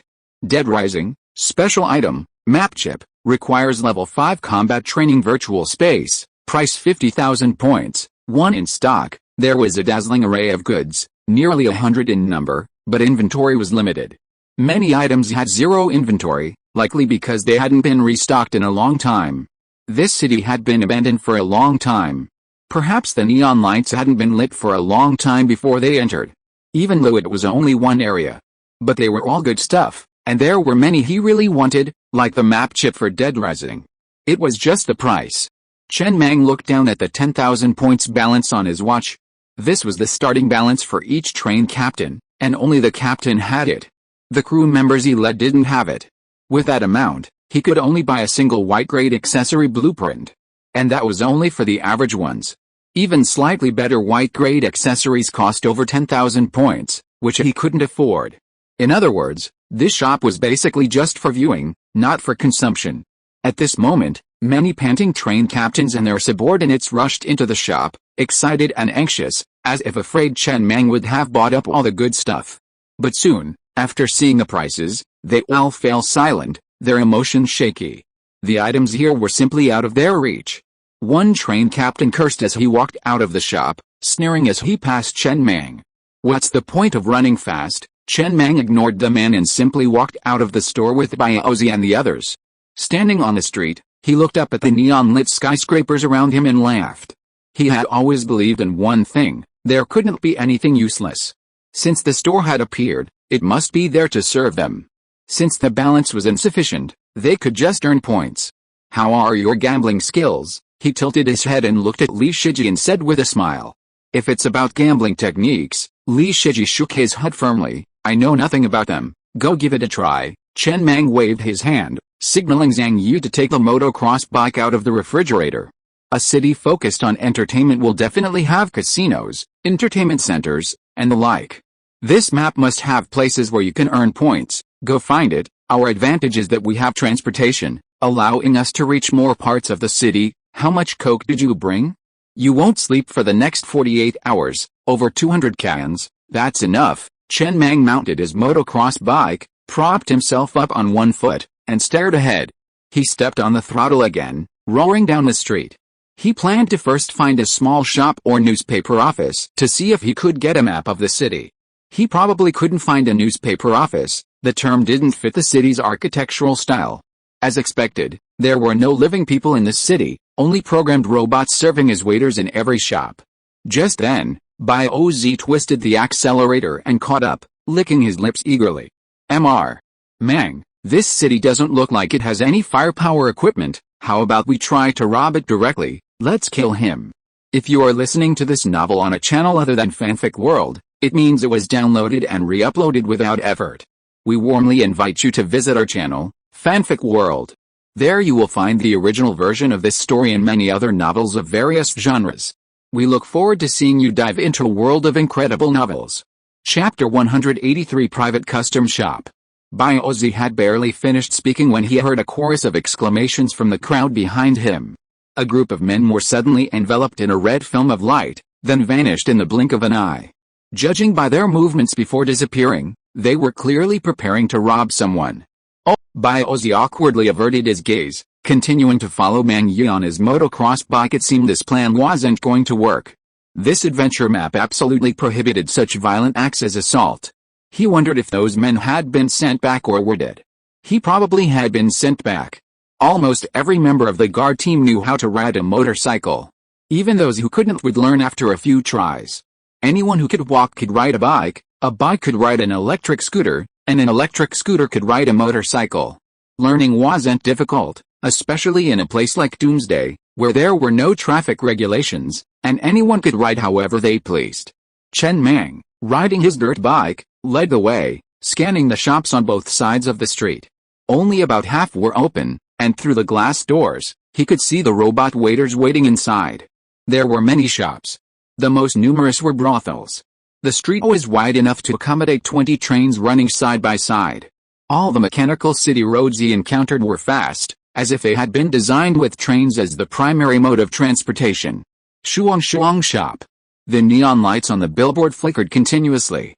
Chen Mang looked at the sign and stopped at the entrance of this shop, a retail store beneath an office building. He had passed many brothels without stopping, and he wasn't in for excitement. Even if he was, Shuchu was more fun than these robots. But the shop's name was so blunt and explicit that he couldn't help but feel curious and wanted to see what was inside. The street behind them was now empty. Only their group was there. In this adventure map, having transportation is a huge advantage.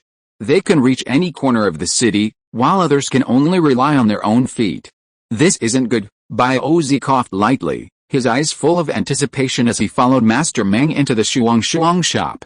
Li Shiji, who had been on edge, breathed a sigh of relief upon seeing this. He admitted that he did seem quite capable and had indeed made several contributions, but he wasn't omnipotent. Master Mang even wanted him to participate in gambling, which put a lot of pressure on him. Now it was okay. It would be nice to have some fun and relax. He really couldn't gamble. The shop's decor was extremely dopamine-inducing. The walls were painted in a variety of colors, and the colorful light sources made it pure light pollution. There was no aesthetic sense at all. Chen Mang frowned slightly as he surveyed the shop's interior. He had finally realized that the mechanical civilization had no aesthetic sense at all. In their eyes, bright colors were beautiful and relaxing, and they had no idea how to combine and match colors. It looked extremely cluttered. The shop was devoid of shelves, only a robot waiter holding a tablet. Seeing the group approach, he flashed a familiar smile and pointed the tablet at them. "Welcome, select your service on the first floor, and we'll serve you on the second floor." Several options appeared on the tablet. 1. AI Peak of Joy. A unique code sends the AI soaring into the air, priced at 998 points. 2. AI Mini Joy, suitable for more docile AIs, priced at 668 points. 3. AI is also a kind of entertainment shop. It's not a niche market, but is specializing in AI entertainment. After understanding what the shop was all about, Chen Mang shook his head and left with Biaozi and the others. If he had the chance to visit again, he might consider bringing Xiao AI along to enjoy her pleasure. After all, she worked for him, and he wouldn't leave his own people behind when he had the chance to enjoy the good life. But before leaving the shop, a self-service machine at the entrance caught his eye. It was filled with a variety of items. Lemon Coke, priced at 10 points. Lemon Cake, priced at 18 points. Chip version of the Eden City map, 1,000 points. Paper version of the city map, 20 points. After searching for a convenience store for ages without success, Chen Mang found it here. Without hesitation, he immediately took out 30 points and bought a map and a bottle of lemon cola. The chip version required AI or a robot to use, and since he didn't have Xiao AI with him, he could only buy the paper version. After placing his watch on the payment screen, a can of cola and a roll of maps were brought to the delivery port. He opened the bottle of lemon cola and held it to his nose to sniff. It wasn't expired. He took a sip. It was normal, without any unusual odor. Then he handed the can of cola to Biaozi, who was standing beside him. "Drink it and see if it restores your health or has any other special effects." He bought the cola out of pure curiosity. The mechanical civilization must have long since perished, or was on the verge of extinction. No one had been in the city to restock it for a long time, so he was curious if the food had expired. To his surprise, it wasn't. The can of Coke bore no trademark or production information, just the words Lemon Coke. There were only two possibilities. Either this vending machine possessed a permanent freshness effect similar to a level 5 supermodel refrigerator, or the Coke itself never expired. He had always speculated about the term mechanical civilization, but the light screen description of the adventure map explicitly mentioned it. These details revealed a great deal. Their trains, accessories, and other technologies were all inherited from the mechanical civilization, and their common enemies were all those various monsters. As the saying goes, a single leaf can reveal a glimpse of the season. Such unassuming places often reveal a wealth of information. Then, Chen Mang left the shop and spread out a paper city map on the ground. The map was enormous, covering an astonishing 9 square meters, with each side measuring 3 meters. This city wasn't large. Not even as large as the city they encountered in the Earth's core nuclear bomb, perhaps only a quarter of its size. The map was so large because it was so detailed, with every street and store marked, an inordinate amount of detail. Chen Mang leaned over, brow furrowed as he carefully examined the map spread out on the ground.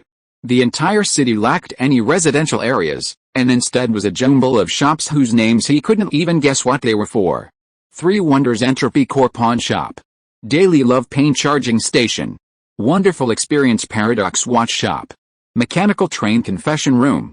Eden Memory Bank. Of these shops, only the Eden Memory Bank could even vaguely guess what it was for. It was probably related to memory or something. The rest he had no idea about. The map also had 3 areas highlighted by 5 pointed stars. They were all quite large. They were Entertainment City, and Entertainment City. Very good. Chen Mang rolled up the map and tossed it to Zhang Yi beside him. He glanced at the directions on the street sign, hopped on his off-road motorcycle, and slammed the throttle, roaring down the street.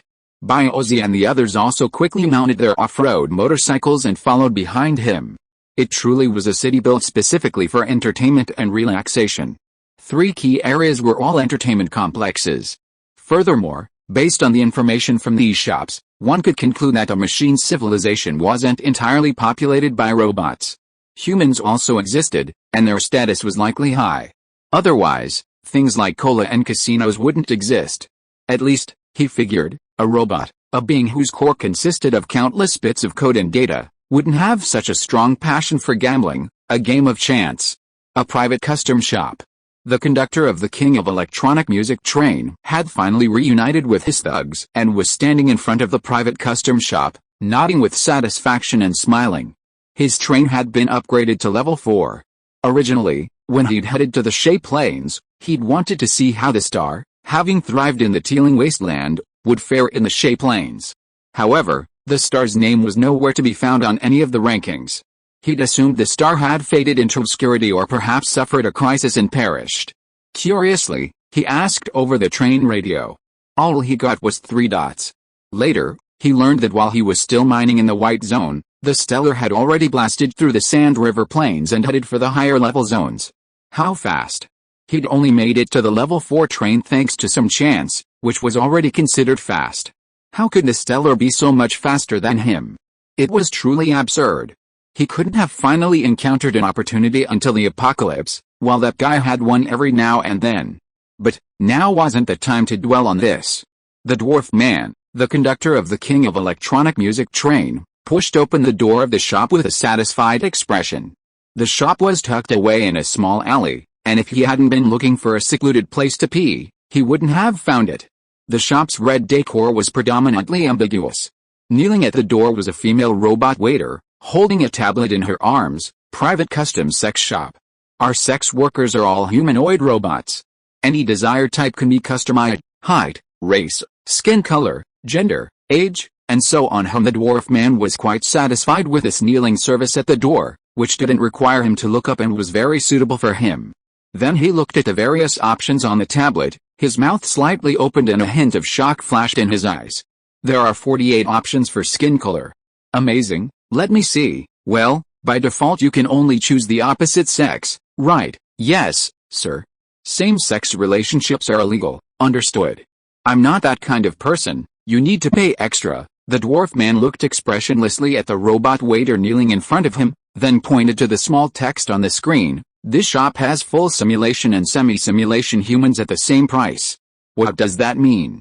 The law stipulates that all mechanical creatures must have clear mechanical organs visible in conspicuous areas to distinguish them from humans. If you use fully simulation humans as service staff in custom shops, it is illegal, so, you need to pay extra. No, then this law doesn't seem to have many restrictions on you, does it? In the city of Eden, the law can be slightly relaxed. How much? It depends on the price. The dwarf man curled his lips and didn't delve into it.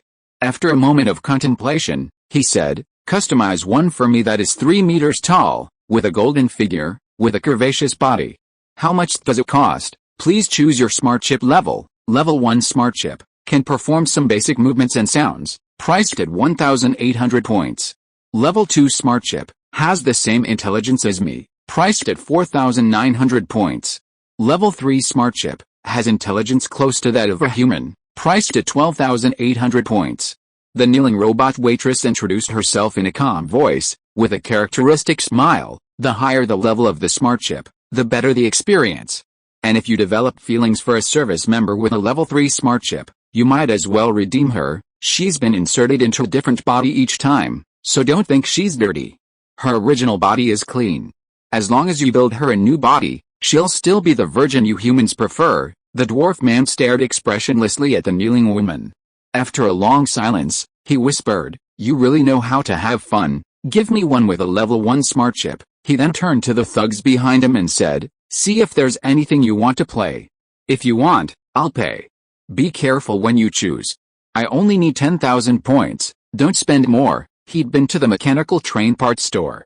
Those 10,000 points wouldn't buy anything, so it would be better to have some fun here. The thugs following him brightened at this. They liked that about their boss. If he ate meat, he'd definitely give them soup. "Can you give me a zombie version? Not too gory, something sexy. I want a miniature one, 30 centimeters tall. Just give me a normal one, but make the face prettier." "Okay. Make one like you. Can I order you?" Of the nearly 100 train conductors, nearly half went into the brothel, experiencing the brothels of a machine civilization, an experience they'd never had before. If it weren't for the apocalypse, they wouldn't have had this opportunity. While many of the projects were a bit too extreme, the mere fact that they were experienced made them more acceptable. Chapter 184 Sun City Entertainment City. Elsewhere, Chen Mang had already led Baozi and his group to the first entertainment city. It was vast, resembling a castle at first glance.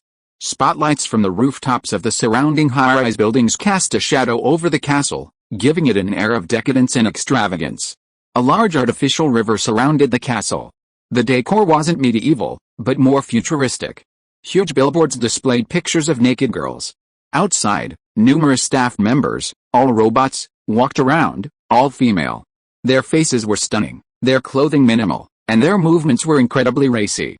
Let's go in and take a look. There was no security. Chen Mang simply stepped on the accelerator and drove towards the entertainment city. Before entering the main entrance, he saw numerous slot machines scattered around. Does anyone know how to play? No, Chen Mang didn't pause for a moment, simply driving his motorcycle through the main entrance. He didn't know how to play slot machines, he'd never even touched one before.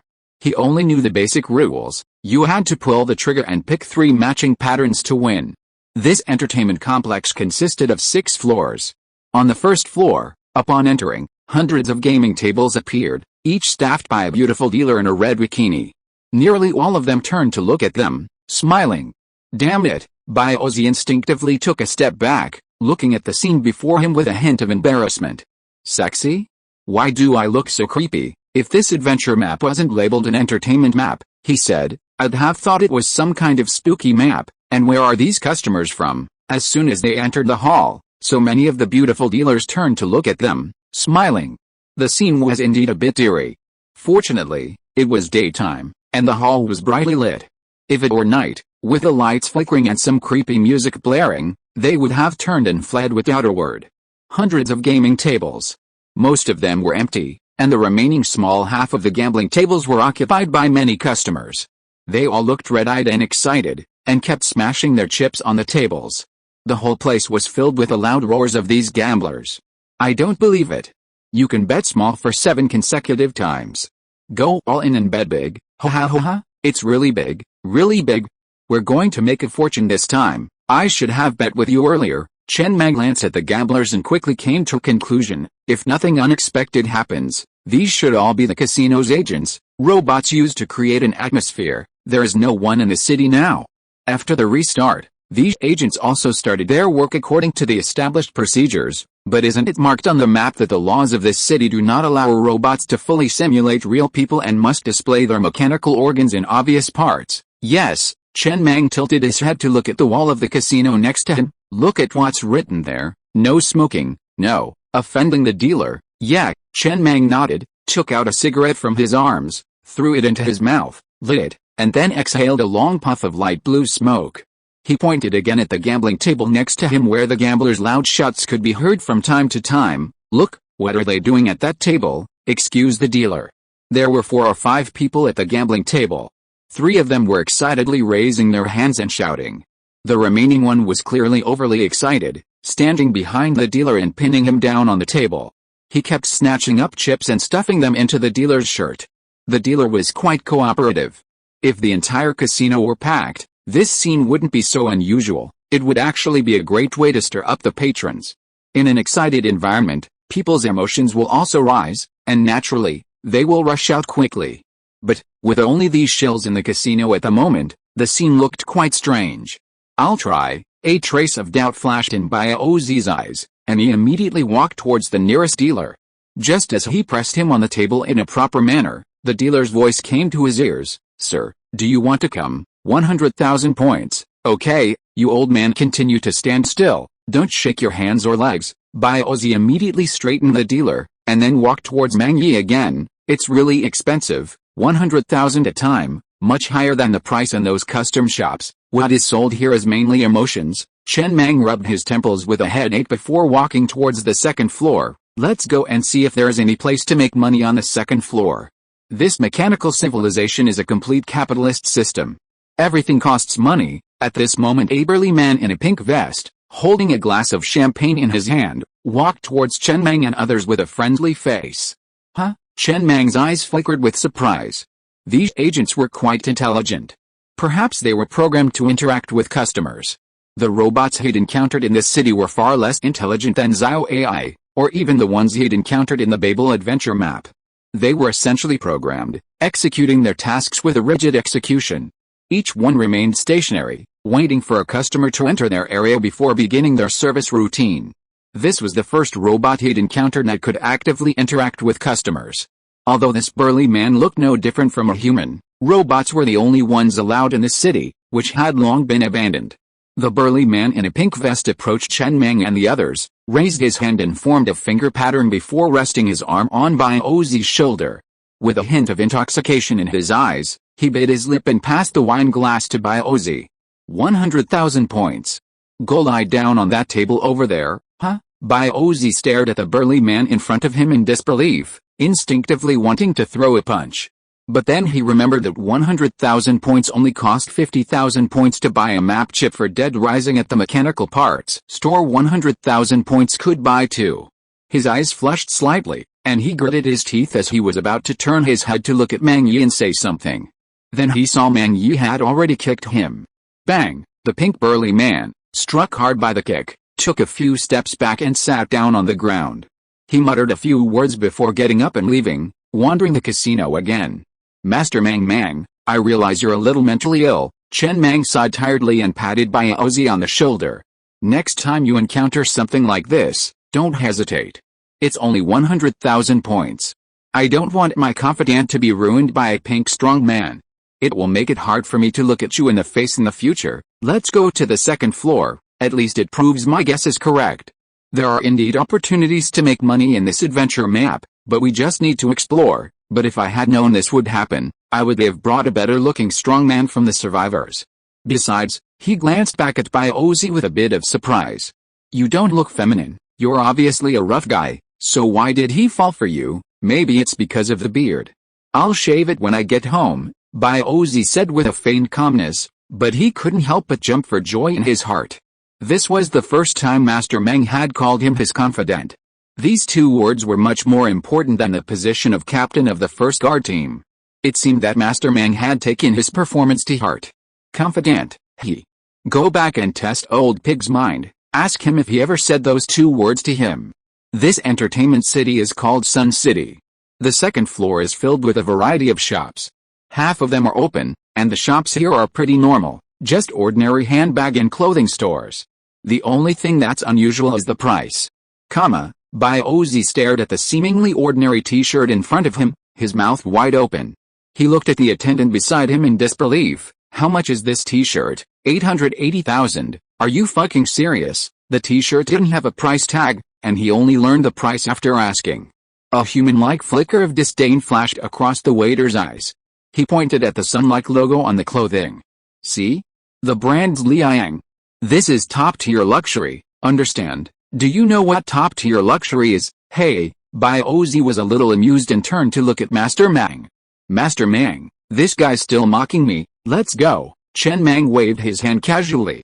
Generally speaking, when training luxury stores, when dealing with seemingly poor customers, they should appropriately express a sense of superiority to stimulate purchases. But such blatant disdain is probably a programming error, or perhaps a cultural phenomenon unique to mechanical civilization. Those eyes are quite impressive, though, they can actually show disdain. It's a pity this map is off limits to attacking. Otherwise, I could dig it up and bring it back to Xiao AI. Xiao AI would probably like it, they'd already checked the second floor. There wasn't a single thing they could afford. It was all luxury stores. A simple, ordinary comb, with its handcrafting and a brand name, was selling for 1.28 million. Such an outrageous price. Chen Mang speculated that in a mechanical civilization, many goods came from component production lines, and everyone used the same ones. In such a situation, handcrafted goods became a powerful selling point, and using such goods could effectively demonstrate one's status. That was quite good. Even if an ordinary gambler managed to make some money on the first floor, they would likely spend it on the second floor. Money blown in by the wind would often be swept away by the wind. The second floor still offered few opportunities for profit. Until the third floor, the scene suddenly opened up. There were all sorts of mini-games, similar to those he'd encountered at conventions before, like nesting dolls and hitting balloons, but packaged to look more high-end. Beside each stall stood a beautiful woman in a bikini. And rhythmic music played in the hall. Since ancient times, there have been only three things that most arouse human emotions: sex, violence, and death. And these are often expressed through text, audio, or visual experiences. The latter two are the most simplistic and crude. Clearly, this entertainment venue, to further excite its guests, had bikini-clad beauties everywhere, seemingly free of charge. Through visuals and music, they constantly stirred people to a state of ecstasy. A faint aroma of incense hung in the air. His train's oxygen machine had been constantly on, so he could clearly sense the abundant oxygen supply in the hall, maintaining a constant high oxygen level. These factors, combined with a bustling, hot atmosphere, completely stirred anyone's emotions just by stepping foot here.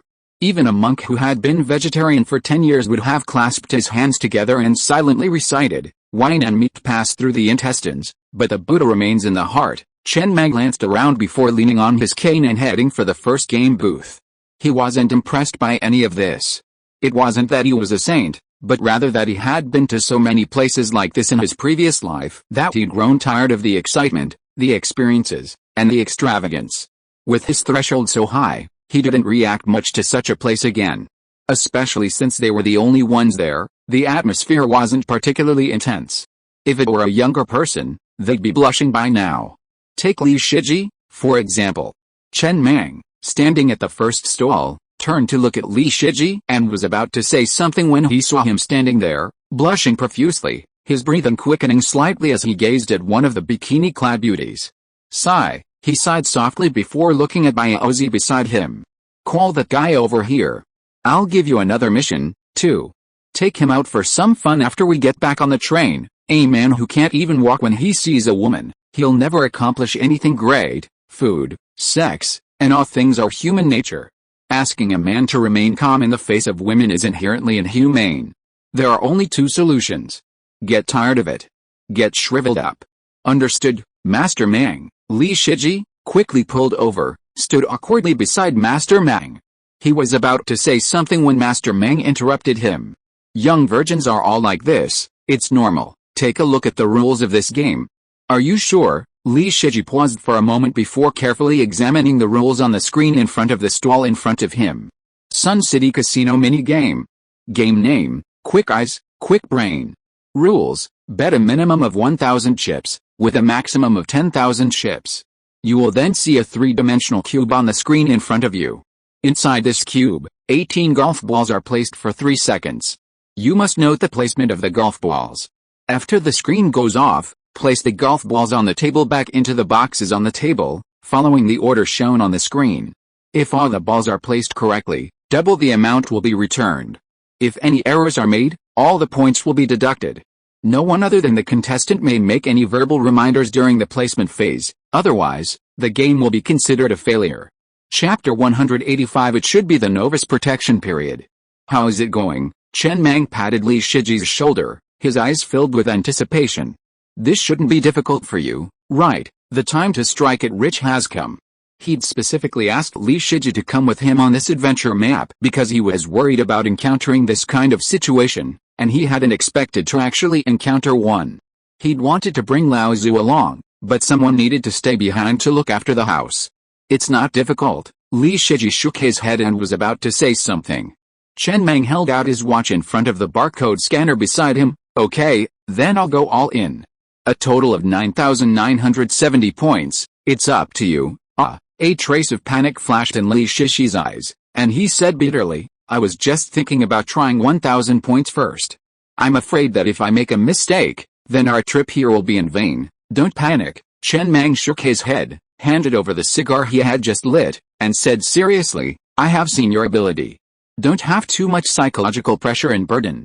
As long as you maintain your normal level, you can pass the level smoothly. It's okay even if you lose everything, then go back and continue mining. Have a cigar to wake up your brain. Be bold and disperse early. Come on, let's start. At this moment the screen on the stage began to count down. Li Shishi took the cigar and took a deep breath. He felt that his brain seemed to be a little clearer, but the next moment he was choked and couldn't help coughing. At this time, a cube box with 18 golf balls on it appeared on the screen. Li Shiji's eyes, red from the smoke, didn't even bother to rub them. He could only cough violently while staring at the cube on the screen. There was only a 3-second time limit. This kid, Chen Mang, standing nearby, didn't interrupt, only frowning slightly. The cigar production line's level 10 supermodel effect was supposed to boost mental alertness. He'd intended to calm Li Shiji down and clear his head, but who knew the kid would just take a gulp? Did anyone tell him that cigars can't go through their lungs? You have an iron lung. The bikini-clad beauty at the stall didn't react much, still sporting a familiar professional smile. Ozzy, watching this, clenched his fists in anxiety, jumping up and down, but he didn't dare make a sound. If they lost this time, their entire trip would be in vain. He was still hoping to earn 50,000 points so he could go to the mechanical train parts store and beg Mr. Mang to buy back the Dead Rising map chip. If he wanted to pilot the Thunder Mech as soon as possible, he needed another map to rapidly improve his overall physical fitness. It really couldn't work. It really couldn't work. Ozzy gritted his teeth. It would just be a matter of closing and opening his eyes, the top one, the bottom one.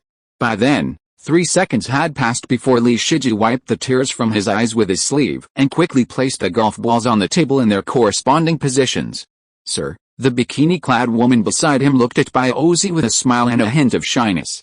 Want to join? 100,000 points. What the hell? Ozzy, who had been staring intently at Li Shiji, was startled by the voice. He turned to look at the woman behind him and couldn't help but curse. What the hell do you want? Do you have any idea of yourself?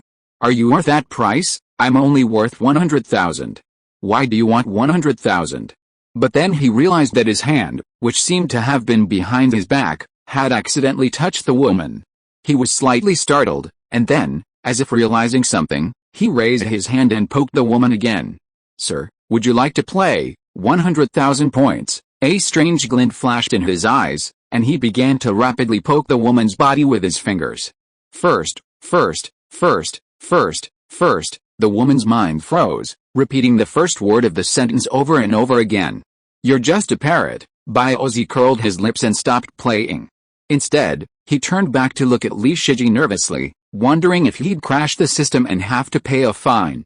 Finally, when the last golf ball was placed in the cube box, the woman standing nearby said crisply, all 18 golf balls are placed correctly. Double 19,940 returned. Please check. Very good. Chen Mang extended his watch with satisfaction. After receiving the 19,940 points, he placed it on the receiver again. Another round, with a ding, another 10,000 points were deducted, bringing the maximum bet to 10,000 points. Come on, he patted Li Shiji's shoulder again. Don't stress, just do your best. Give me the cigar. Chen Mang took the cigar and shoved it into Ozzy's hand. Stop smoking, the kid. This supposedly refreshing drink has made him tearful. Having succeeded once, Li Shiji felt more confident this time. He nodded with determination. Leave it to me, Mang. Let's make $1 million today. This project had always been easy for him. He'd just been a little stressed out, worried that if he lost, everyone's trip would be in vain, and he'd have to shoulder such a huge responsibility. But now it didn't matter. Even if he lost this time, he still had 9,940 points. Besides, he'd already succeeded once, giving him even more confidence. And soon, another success, another 10,000 points. Chen Mang grinned from ear to ear, betting another 10,000 points and opening another round. And this time, the image appeared on the screen for a mere second before Li Shiji clasped his hands behind his back, his eyes calmly closed. Hey, Ozzy said hurriedly, you're being a little too pretentious, aren't you? Don't let him lose. 2 seconds later, the screen went dark, and Li Shiji finally opened his eyes. He casually placed all the golf balls on the table with perfect accuracy. Level 100, a woman's crisp voice reached his ears. Pretentious enough, Ozzy gave a thumbs up with admiration, but also awesome enough, awesome. When Chen Mang's face was full of smiles, ready to start another game, the woman reached out and stopped his hand that was about to place the bet and smiled gently. Sun City stipulates that for all mini-games, you can no longer participate after winning 3 times. What about losing 3 times? As long as you don't win 3 times, it doesn't matter how many times you lose. Is there a time limit?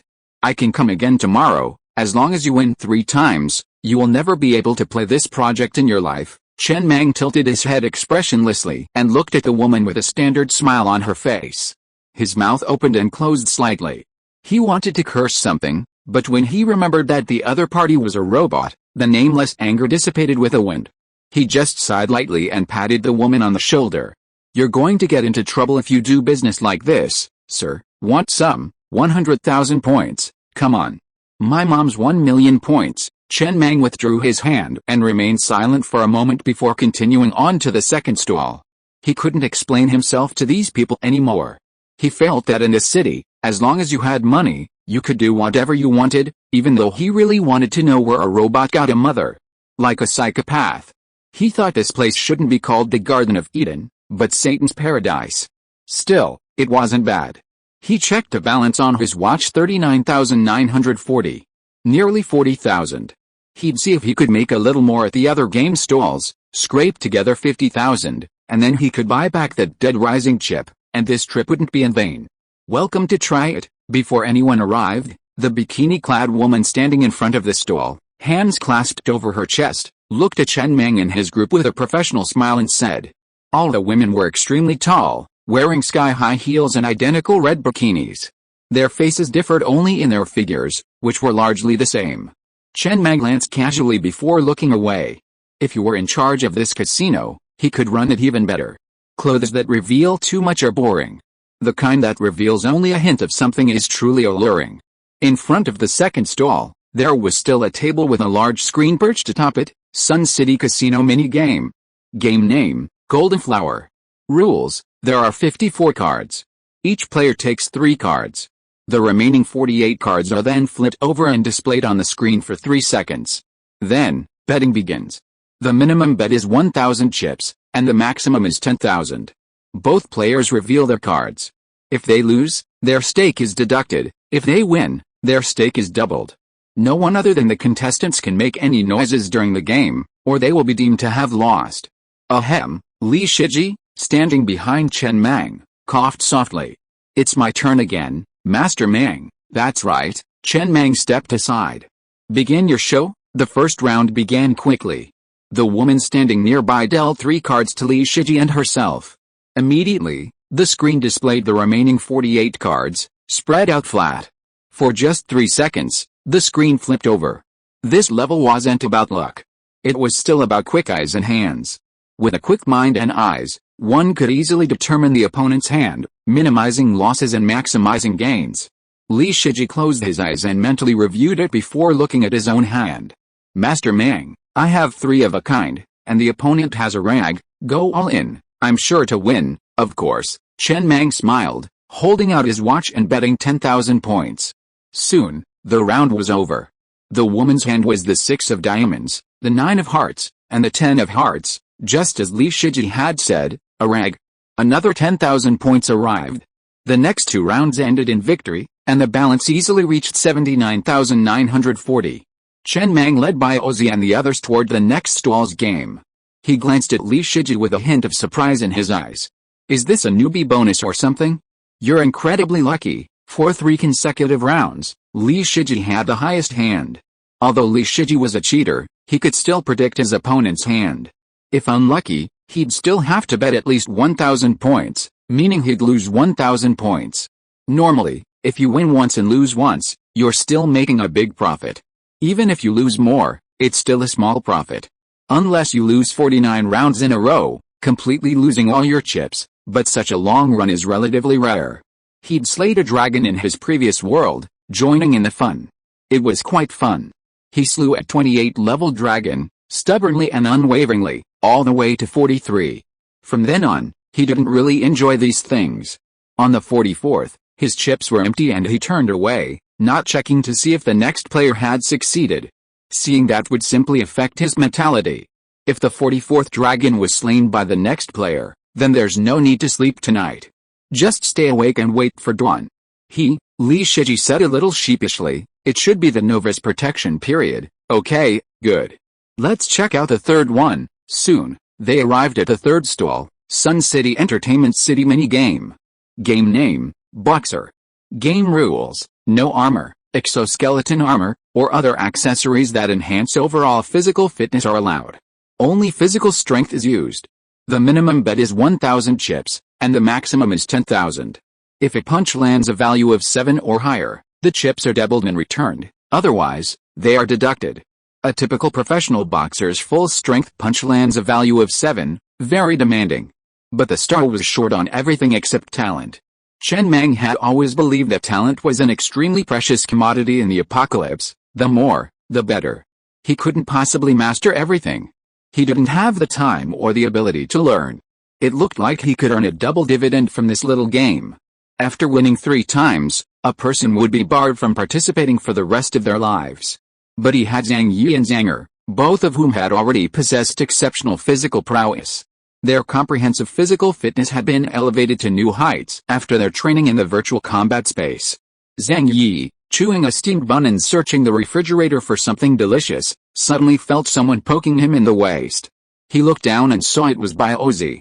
He asked in a puzzled voice, "What's wrong, brother Bao? Do you want to eat too?" "I'm not eating." "Go aim at that punching machine and punch it, all your strength, all your strength." "Okay." Zhang Yi immediately threw the refrigerator at his brother with a serious expression. He strode over to the punching machine, took a deep breath, and after exerting force in every muscle in his body, he roared angrily before swinging his fist in a wide circle in the air and slamming it down hard. Swinging punch. He had never been hungry on the star, and he ate so well every day. Naturally, he was excited to have him contribute. He immediately decided to show off in front of Master Mang. Bang! The punching machine trembled slightly after being hit so hard, and finally the number 15 slowly emerged. "Is this okay?" Chen Mang silently put the watch in front of the woman. After taking back the chips, he looked at Zhang Yi seriously and said, "Absolutely fine, 2 more punches, let's go back and give you a snack, Bao. No one can starve this brother from now on, did you hear me?" Chapter 186 Eat in Memory Bank. Bang, bang, 2 clean, consecutive punches landed, earning Chen Mang another 20,000 points. All 15, far exceeding the standard. The standard was 7, and that was double. After Zhang Yi withdrew, Zanger, already eager to make his move, entered the fray.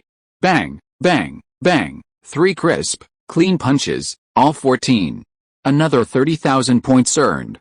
Just then, Bao hesitated. "Master Mang, how about letting me try, you?" Chen Mang turned to look at Bao suspiciously. "What's your overall fitness level now?" 15.5, "Okay, give it a try." Bao took a deep breath, stood firm in front of the punching machine, veins bulging on his forehead, and roared as he unleashed the most powerful punch of his life. Even the air sparked faintly from the force of the punch. At that moment, countless images flashed through Baozi's mind like a kaleidoscope, and he was completely absorbed in his concentration. He didn't think about anything else. Right now, he just wanted to smash the damned punching machine in front of him. A piercing sonic boom suddenly resounded throughout the hall.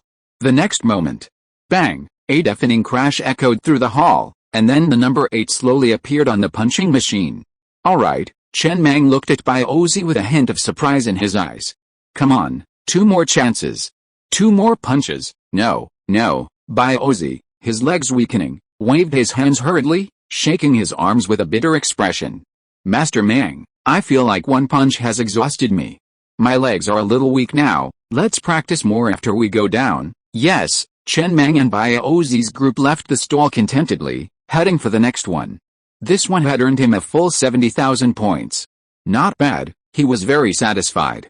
His balance was 149,940. Nearly 150,000. He could easily go on a shopping spree at the mechanical train parts store. The 4th stall's game was, Sing and Guess. Chen Mang glanced at it and simply skipped over it. The songs here were all from a mechanical civilization, something they had never heard before and couldn't possibly guess. After a brief stroll, he realized the remaining games weren't quite suited to them, so he left that floor and headed to the 4th floor of the Entertainment City. Entertainment City, 4th floor. There were still a large number of beautiful women here, but the women on this floor were of higher quality, all selling their bodies. He casually asked the price, and they all started at 300,000. However, he also saw the mother worth 1 million. "You seem quite intelligent," Chen Mang raised an eyebrow at the brothel owner who was approaching him to sell him something. This was the first robot he had ever encountered that had its own logic, not just a programmed response. I'm using a level 3 intelligent chip, brother. The woman in an evening dress in front of him placed her fingers on Chen Mang's chest and rubbed them gently with charm in her eyes. She said softly with a smile, they have intelligence close to that of humans. There are 3,280 girls here. Do you see any that you like? Actually there are more than 10,000, and there are also many girls from humans and other races. However, this place has been abandoned for a long time. Those girls had too short a lifespan and all died. I have been asleep for a long time. The energy of the city was turned on again after you came, so which one you like? I heard you are worth 1 million, do you like me? The woman took a step forward with watery eyes, looked up at Chen Mang, her hair accidentally touching Chen Mang's chin, and her voice was as soft as a mosquito. You can ask me any questions you have. My sister is in charge of this floor, Chen Mang pondered for a moment, and then asked several questions in succession. Have you heard of Blue Star and Water Blue Star? Have you heard of Nai Galaxy? Has the mechanical civilization been destroyed? How long have you been asleep? Who brings about the end of the world? How much do you know about mechanical trains? What does the 5-year agreement mean? Where can I get more iron ore? Where's the energy stone in this city? Are there any adventure points, or are there any ways to make money quickly? The woman who had a charming face just now suddenly had a humanized look in her eyes. After subconsciously taking a few steps back, she answered a little stiffly, I've never heard of Blue Star, Water Blue Star, or Nai Galaxy. There is no such information in my database, and I have never received such information. I don't know whether the mechanical civilization has been destroyed. It's been 49.29 million hours since the last awakening. I don't know what the end of the world is, and there is no information about mechanical trains in the database. I just learned from conversations with guests that everyone has a mechanical train, but the levels are different. I don't know about iron ore in the 5-year agreement, and I don't know where the energy stone is, but the way to make money quickly is in the lobby on the first floor. If you're lucky, you can make money quickly. Don't you play with women? Chen Mang shook his head without saying anything. He simply turned and headed downstairs with Baozi and the others, preparing to leave the entertainment city. The upstairs was filled with hotels, so there was no need to explore further. Although this woman was the only robot he had ever met with whom he could converse, she still seemed less intelligent than Xiaowei. The database was practically empty, containing nothing. Blue Star was the name of the planet in his previous life, Water Blue Star was the name of this planet, and the Nai Galaxy was the galaxy it resided in. Over 40 million hours, roughly 5,000 years. Since the mechanical civilization had already built this Eden for indulgence and hadn't activated it in 5,000 years, it either collapsed or simply didn't have the time to care for it. However, compared to the scene he'd witnessed in the Tower of Babel, he felt the probability of destruction was higher. Leaving Sun City Entertainment City, Chen Mang, with nearly 150,000 yuan in his pocket, headed for the next entertainment city. Once he'd made enough money in these three, he could try his luck elsewhere. He was actually content with that sum. It could buy several map chips. The streets were deserted. Only 11 motorcycles sped by. Chen Mang slowly applied the brakes and stopped in front of a shop. It was the Eden Memory Bank, and next to it was the mechanical train confession room. He had seen both shops on the map before. Both were marked in scarlet. He was curious about what they did, perhaps they were both opportunities. He was the first to enter the Eden Memory Bank. As he pushed the door open, a raspy male voice echoed, accompanied by the sound of wind chimes. Welcome. A man in waiter's attire stood at the door, holding a tablet. He smiled professionally at Chen Mang and his group. This is the Eden Memory Bank. We offer the following services. 1. Memory acquisition. 2. Memory implantation. 3. Memory deletion. 4. Memory printing. 5. Memory bank. What services do you customers need? Memory acquisition. Chen Mang raised an eyebrow, sizing the waiter up and down, and asked curiously, what do these services mean? Please explain. It's not easy. This was the first male waiter he had seen in the city. Okay, the man smiled and invited Chen Mang and the others to take a seat before bringing over 11 bottles of chilled mineral water. Everyone's most precious treasure is their memories, and many memories are almost unique and scarce. For example, a certain peerless beauty has only slept with you. When this peerless beauty dies, no one else can experience this peerless beauty anymore. You just need to sell us the memory of you sleeping with this peerless beauty. We will sell this memory, and other people can experience this peerless beauty again. This is uniqueness, because the dead cannot be resurrected. For example, if you luckily fell from the 20th floor to the ground and survived, this memory is very scarce. After we copy and sell this memory, many people will also enjoy this rare experience of yours. Not everyone can be as lucky as you, but not every memory has value. The store uses instruments to mark all the important memories in your life, and the system will automatically give them a qualified price.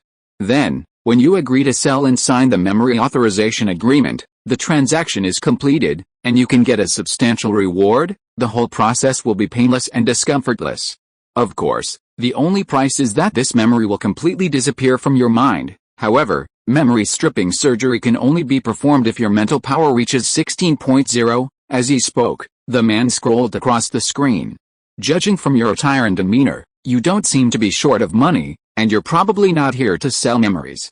The price will be much lower. After all, memories can be copied multiple times. The more unique the memory, the higher the price. Please take a look and see if there are any memories you'd like to purchase. There's no mental power requirement for purchasing memories, but if your mental power is below 16.0, it's not recommended to purchase more than 20 units of memory, as there's a risk of mental disarray. Chen Mang narrowed his eyes slightly, contemplating the list of items on the screen. 1. A fragmentary memory of a frontline worker's hard work, capacity 380 units, price 2 million points. 2. A beginner's memory of piloting the Star Generation Mecha, capacity 90 units, price 180,000 points. 3.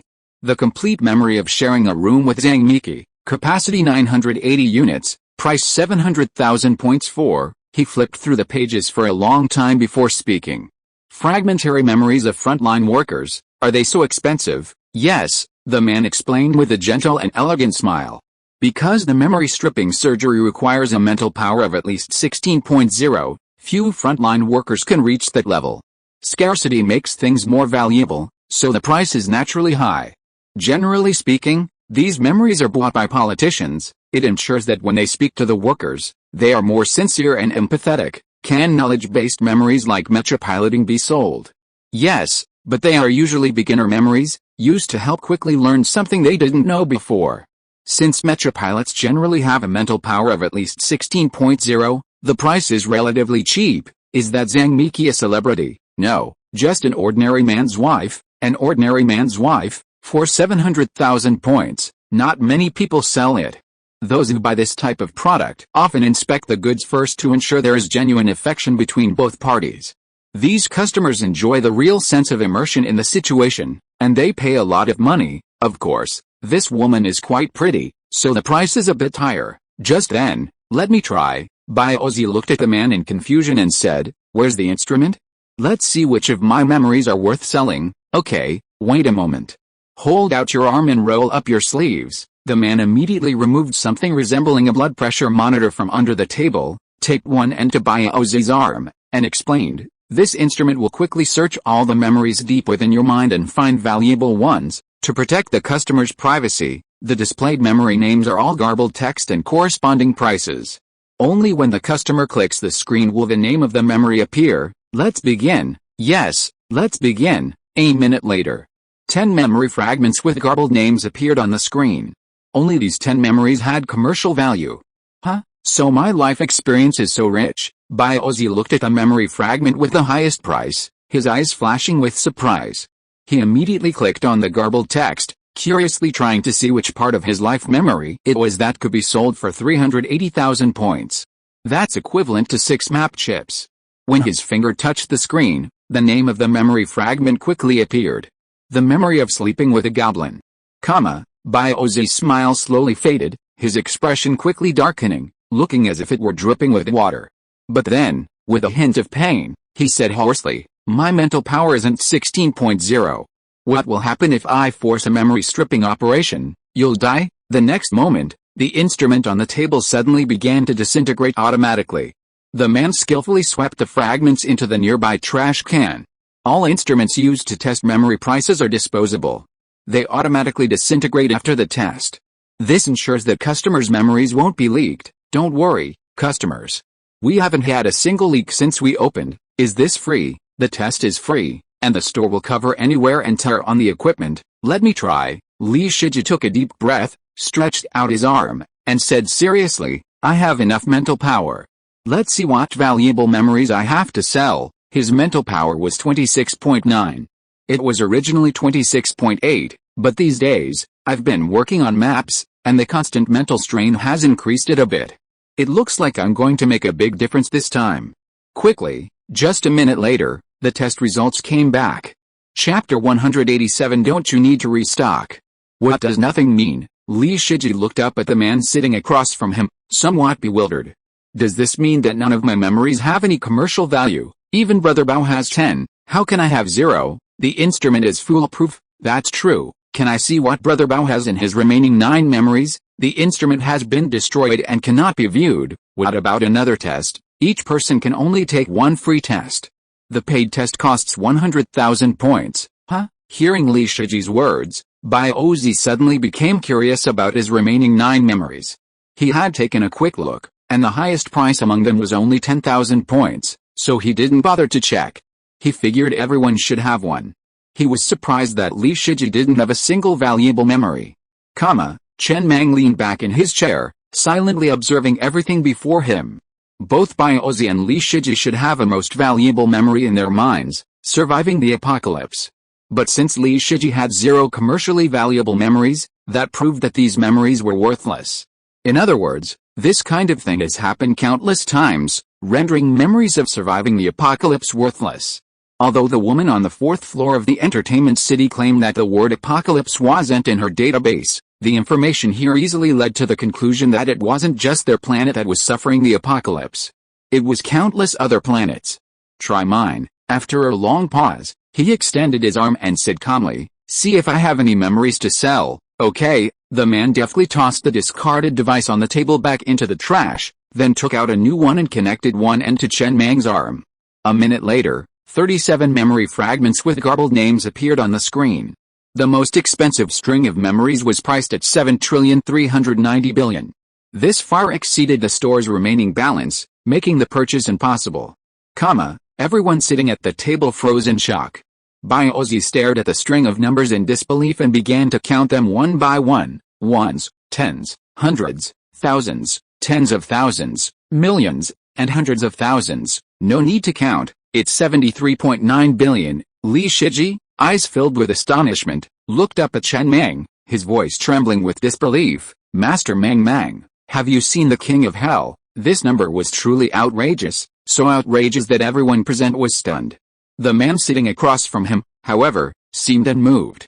He simply smiled and said, since you lack the mental strength to undergo the memory-splitting surgery, would you like to purchase some memories? This man was just a robot. Though seemingly more intelligent, he simply followed his program and didn't exhibit much emotion. Unless he programmed it with keywords that triggered certain emotions. 73.9 billion divided by 380,000. Baozi was dazedly counting the numbers, trying to calculate how many goblins Master Meng had slept with. However, the number was too large, and he simply couldn't calculate it. Chen Mang didn't react much, simply staring quietly at the self-destructing device. Although he didn't click on the garbled text, he knew what the fragments of memory were. They must be the memories of his first 2 lives as a human after crossing over to this world. This was a bit bad. The rarer the memory, the more expensive it was. Such a high price meant that the probability of such an event occurring in the vast universe was extremely small. In other words, there was probably no hope for him to return to his previous world in this lifetime. Fortunately, he had no obsession with returning to that world, otherwise he would probably have been a little disappointed. However, seeing the looks of Baozi and the others, he decided to explain. After a moment's silence, he smiled. Just a little thing. How should I put it? Let me think about it. I saw a dragon before the apocalypse, I believe it. Baozi nodded with a firm expression. And it must have been the Dragon King of the universe, otherwise it wouldn't be worth the price. Just seeing it isn't enough. Li Shiji shook his head. At least we have to do that thing.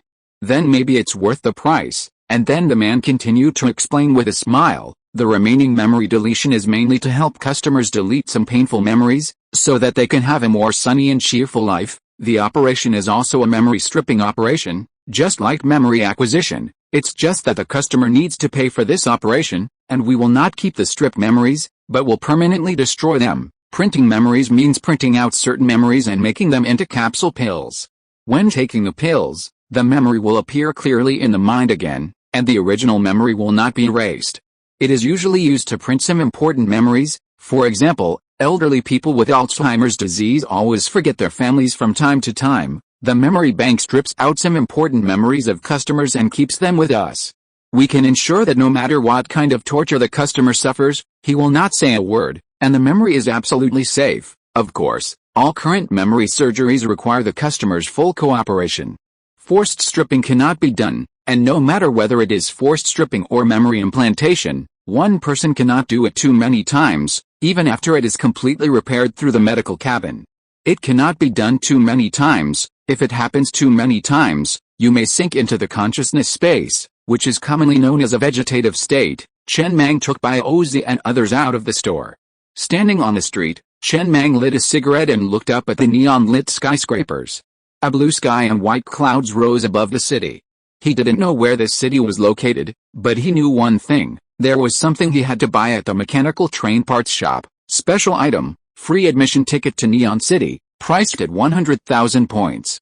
Item effect, admission ticket to the Neon City adventure map. Crushing this ticket at any time grants direct entry to this adventure map.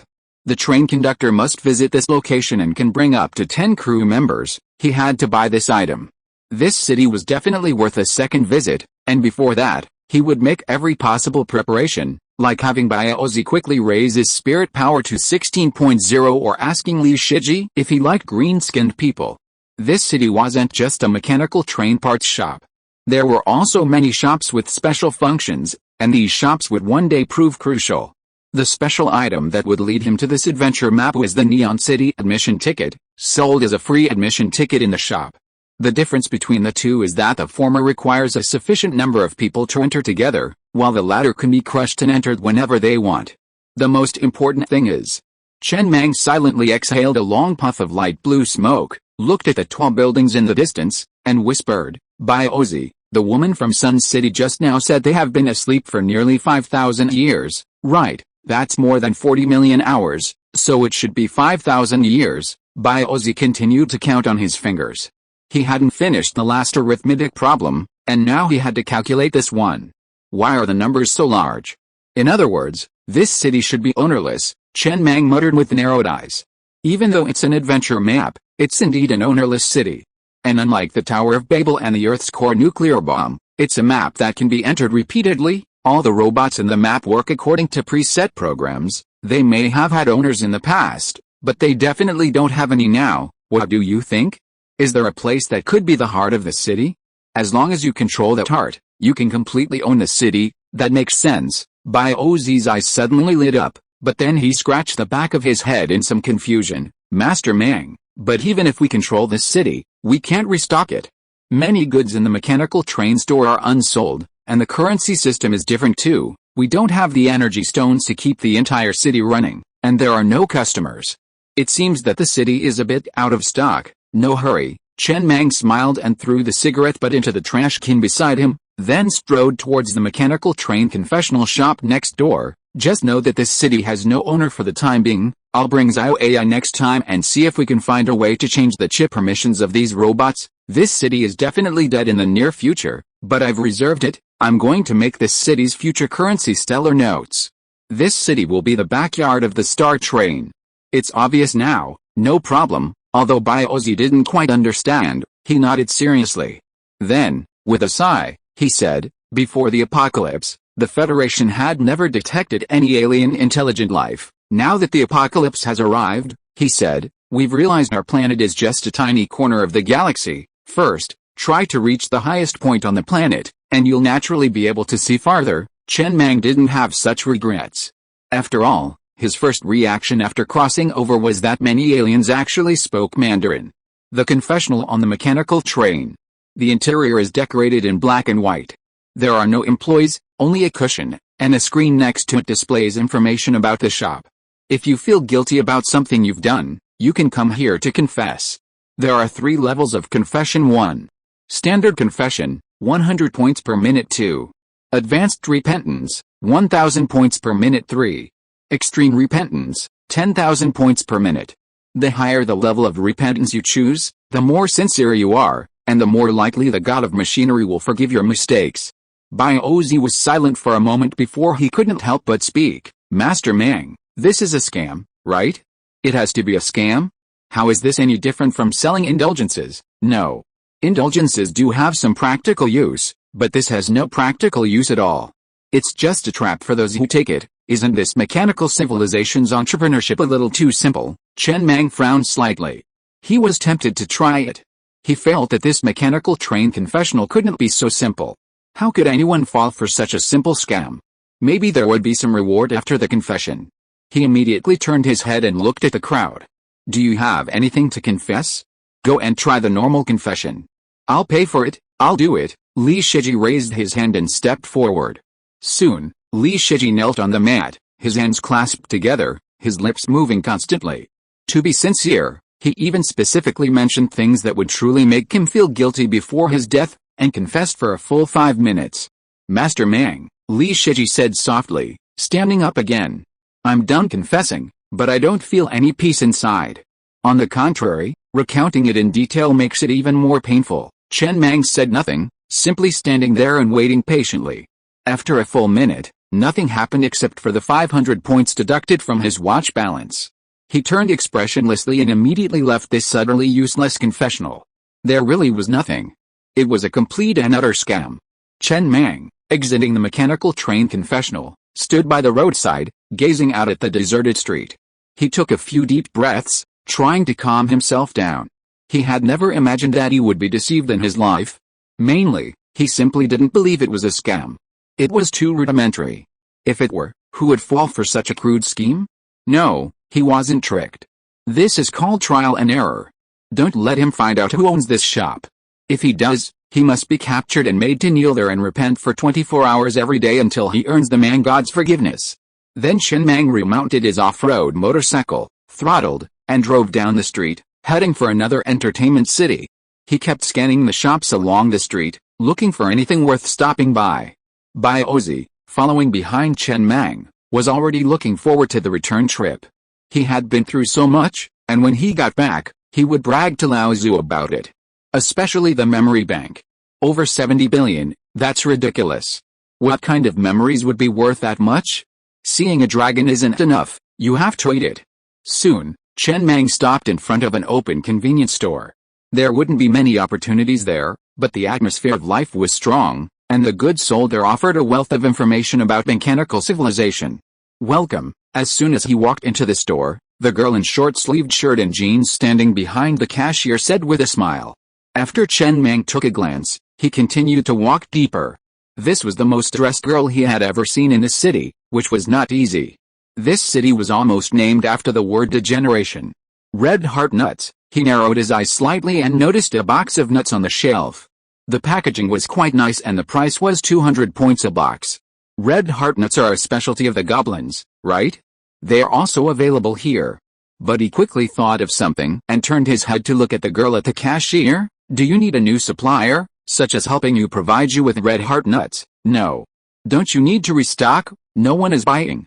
You are the first customers to step into this store in such a long time. There is no need to restock. Chapter 188 Using Steel Pipes to Fight Mechas. That's right, Chen Mang silently averted his gaze from the clerk. No one was buying, so there was no need to restock. However, he suddenly realized something and turned to look at the clerk again. It's been so long, is this still edible? It's all edible normally, really? Yes. Why do you add a hi after every sentence? It's the boss's rule. It makes it more approachable, the clerk behind the counter replied with a smile, looking at Chen Mang and his group. Ozzy shuddered at this, hugging his arms and stroking the goosebumps on his skin. Honestly, during the bustling daytime, seeing these robots was quite interesting. Wearing bikinis and fully simulated human bodies. It was quite a sensation. It was really impressive. But at night, if someone wandered into this city alone, it would be like a horror movie.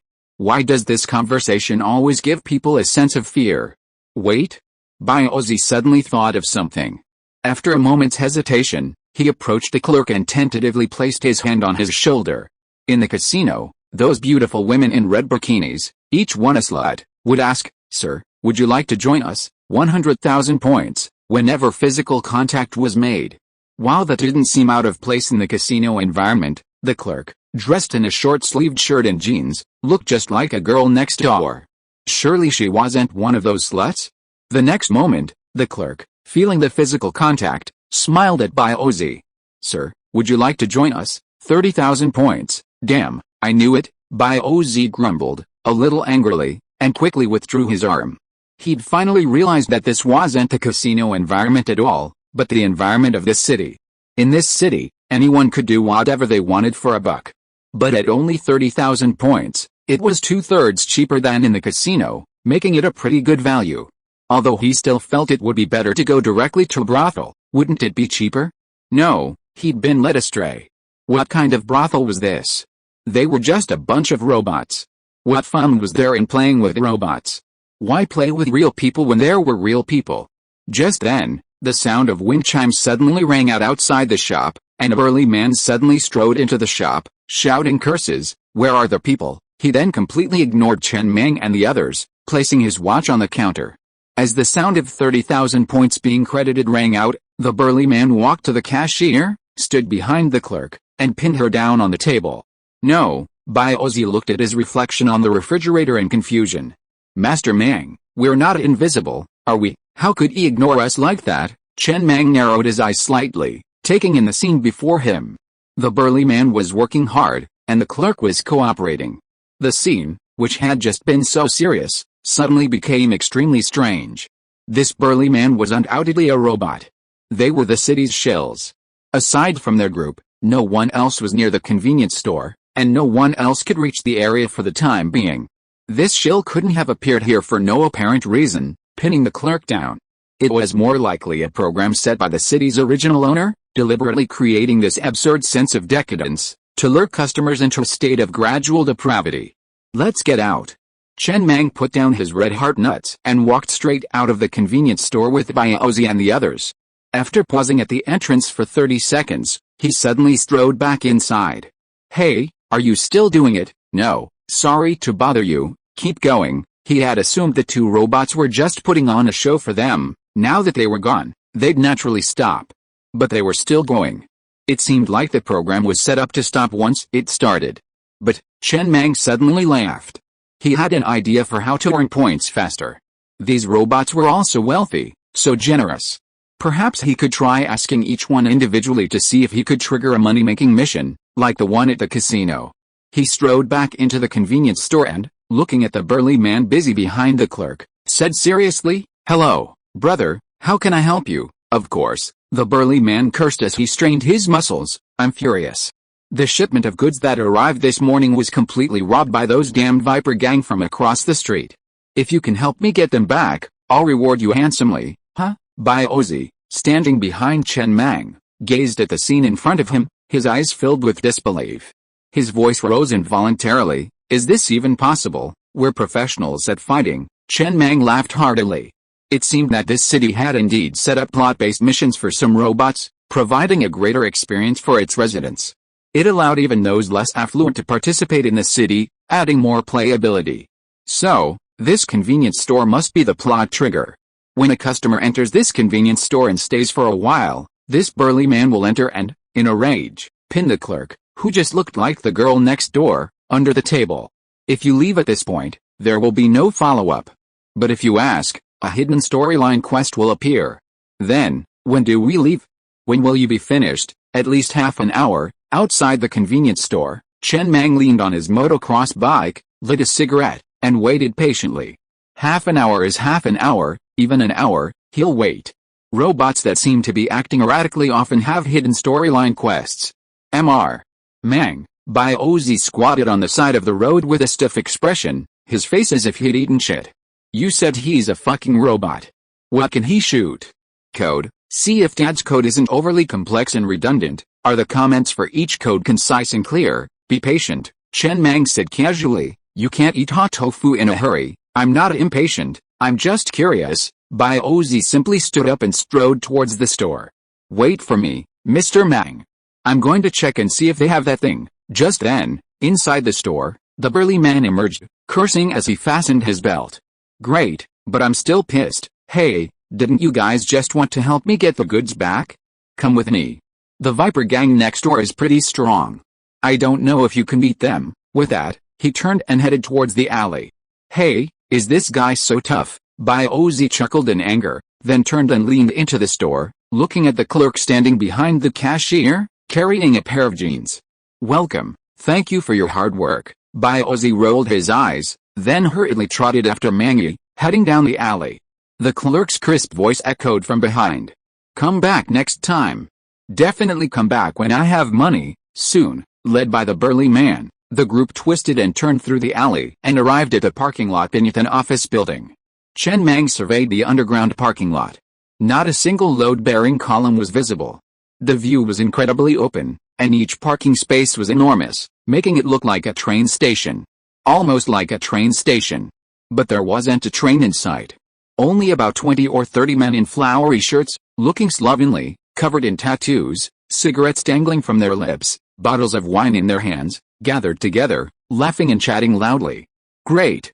This job means we won't have to work for months. Ha ha ha, we're the Viper gang after all. Ozzy looked at the scene before him, his face expressionless as he murmured, what a stereotypical and flat villain. It seemed the two civilizations shared some similarities, at least in terms of stereotypes about gang members. The next moment, bang, the burly man who had led them there angrily pulled a bottle from his chest and slammed it to the ground. The sound of the bottle shattering echoed throughout the basement, and he pointed at the group with a sinister grin. Dare to steal my goods? I've got some help. Let's see if you can beat them. Go. Where did you pull that bottle of wine from, huh? The burly man in front glanced back at Ozzy, a little puzzled. I just bought it at the convenience store. Any questions? No. Please continue. Are you done with your lines? Yes. Didn't we say we'd go ahead? Then go ahead, Master Mang. Chen Mang tilted his head to look at Zhang Yi. Be gentle. Don't kill him. Just injure him severely. Normally, this city doesn't allow for aggressive behavior. Initially, a train conductor attempted to rob the mechanical train parts store and was kicked off the adventure map. But the situation is different now. He's been invited by a local gang to join the fight. He can't be kicked out. This should be one of those adventures mentioned on the adventure map screen. But to be on the safe side, it's better not to kill him. Okay, Zhang Yi nodded seriously, then tossed the refrigerator to Zanger and pulled a briefcase from his pocket, throwing it into the air. The instant it reached the air, the pitch-black briefcase disintegrated and, in the blink of an eye, transformed into a majestic mecha. A blue mecha, thunder. The next moment, Zhang Yi immediately piloted the mecha forward, and the Viper gang members, observing this, pulled steel rods and machetes from nearby bags and charged forward with a roar. Steel pipes, Ozzy roared in disbelief. Don't you even have a gun? Using steel pipes against a mecha. 3 minutes later. The battle was over. Successfully captured, all the Viper gang members lay bruised and groaning on the ground. While no blood flowed, many mechanical parts were blown off. The reason it took so long was primarily because the requirement of not killing them was a bit too difficult in this particular battle. Ha ha ha ha ha, this is what happens when you mess with my battle damage gang. The burly man who had just attacked strode over excitedly, snatched up a handbag, and threw it at Chen Mang. Thanks, brother. Here's the stolen goods. I'll give it all to you as compensation, all of it. Ozzy couldn't help but raise his voice again in disbelief. Then what's the difference between you and being robbed by Master Mang? You might as well just let the Viper gang rob you. Ha ha ha. Then, the burly man was seen laughing and walking away, looking quite cool, while the wounded Viper gang members were muttering curses as they prepared to leave. I understand you, Li Shiji patted Ozzy's shoulder and sighed with emotion. As a game designer, this plot design does have a lot of flaws. It's obvious that the original owner of this city wasn't very proficient in this area. If I were designing it, I could make it more interesting. Just then, wait, Chen Mang looked at the group of wounded Viper gang members and suddenly stopped them. He shouted loudly and seriously, brothers, how can I help you? The group suddenly stopped in their tracks, and soon the leader stepped out and shouted angrily. I'm furious right now. The shipment that just arrived this morning was completely stolen by those damned war damage gang from the next street. If you can help me get it back, I'll reward you handsomely. Huh? Biozi's mouth dropped open, unable to help but ask again. His lines haven't changed at all. Are they using the same script? The next moment, the burly man who had just laughed heartily and walked away was grabbed by Zhang Yi and held in his hand like a chicken. We accepted the commission from the Viper Gang to hand over the goods you stole from them. Chen Mang looked seriously at the burly man who was being carried in the air. Didn't we give you all the goods? What if we return them to you? Chen Mang tentatively handed the bag of goods to the burly man. Then I'll hand it over. The burly man handed the bag to Chen Mang again with some confusion, and then Chen Mang handed the goods to the leader of the Viper Gang again. Seeing this, the leader of the Viper Gang laughed excitedly and threw the bag of goods in front of Chen Mang again. Thanks, brother. This is the stolen goods. I'll give it to you as a reward. Yeah. Chen Mang tilted his head and looked at the burly man who was being carried in Zhang Yi's hand. Don't you have anything to say? Do you have any new commissions? Chapter 189. Fuck. I fucking know it. The burly man held aloft by Zhang Yi froze for a few seconds before roaring furiously. I'm pissed. The shipment that arrived this morning was completely robbed by those damned Viper Gang from the next street. If you can help me get it back, I'll reward you handsomely. Alright. Chen Mang waved his hand, signaling Zhang Yi to toss the burly man out, before heading out of the parking lot with a bag of goods. It seemed that no matter how or from where he accepted this commission, the reward was this one bag of goods. On the street, Chen Mang opened the bag and began to examine it.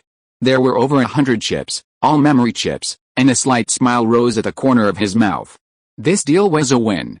Who could have imagined that his initial goal of simply understanding the goods sold in this convenience store and gaining a deeper understanding of this mechanical civilization would lead to such a surprising development? Just as the light curtain on the adventure map indicated, this city offers more than just relaxation, but also many adventures.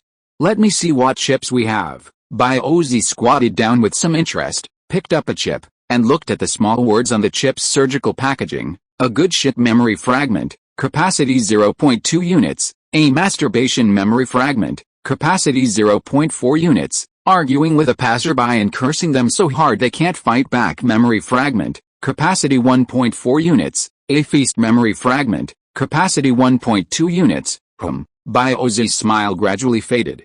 Master Mang, are these things worth anything? This city's gangs only deal in these things. No wonder they're taking steel pipes.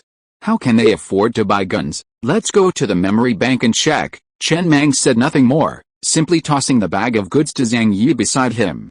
Then he mounted his off-road motorcycle and returned the way he had come, ready to go to the memory bank again to see how much this batch of goods was worth.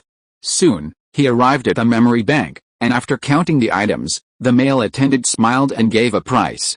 If I sell them all, it'll be a total of 240,000. Confirm the sale. Confirm. Chen Mang laughed and held out his watch, accepting the transfer from the waiter. The balance on his watch immediately read, 389,440. Nearly 400,000. This was a huge profit, more than he'd ever made at the casino. Apparently, after some experience, he'd discovered that the fastest way to make money in the city wasn't playing the mini-games at the casino, but rather looking for erratic robots to see if they could trigger story missions. So much? Biozi's mouth dropped open in shock at the figure. They'd put so much effort into Sun City, only to make less than 150,000, and just now, with such an easy win, they'd made 240,000. Now his Dead Rising map chip was guaranteed, and he could buy a lot of other things with it. The train had gotten stronger again. It was all thanks to Master Mang. Outside the memory bank, Li Shiji sighed with some emotion and said, Master Mang, if nothing unexpected happens in this mechanical civilization, the gap between the rich and the poor may be huge. Before the end of the world, although the capitalists in the Federation will also exploit the working people below, at most they will deprive them of their mental and physical value, which means they have to do more work. But in this mechanical civilization, people at the bottom can't even have memories.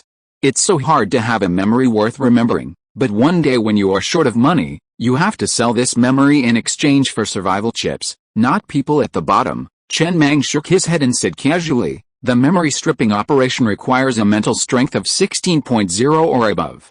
According to the clerk, the mental strength of the people at the bottom of their civilization should not be able to reach this number, but I clearly masturbated. Why didn't we detect these commercially valuable memories of mine when we first tested it? It's very simple. Chen Mang mounted his off-road motorcycle and glanced at his watch before speaking.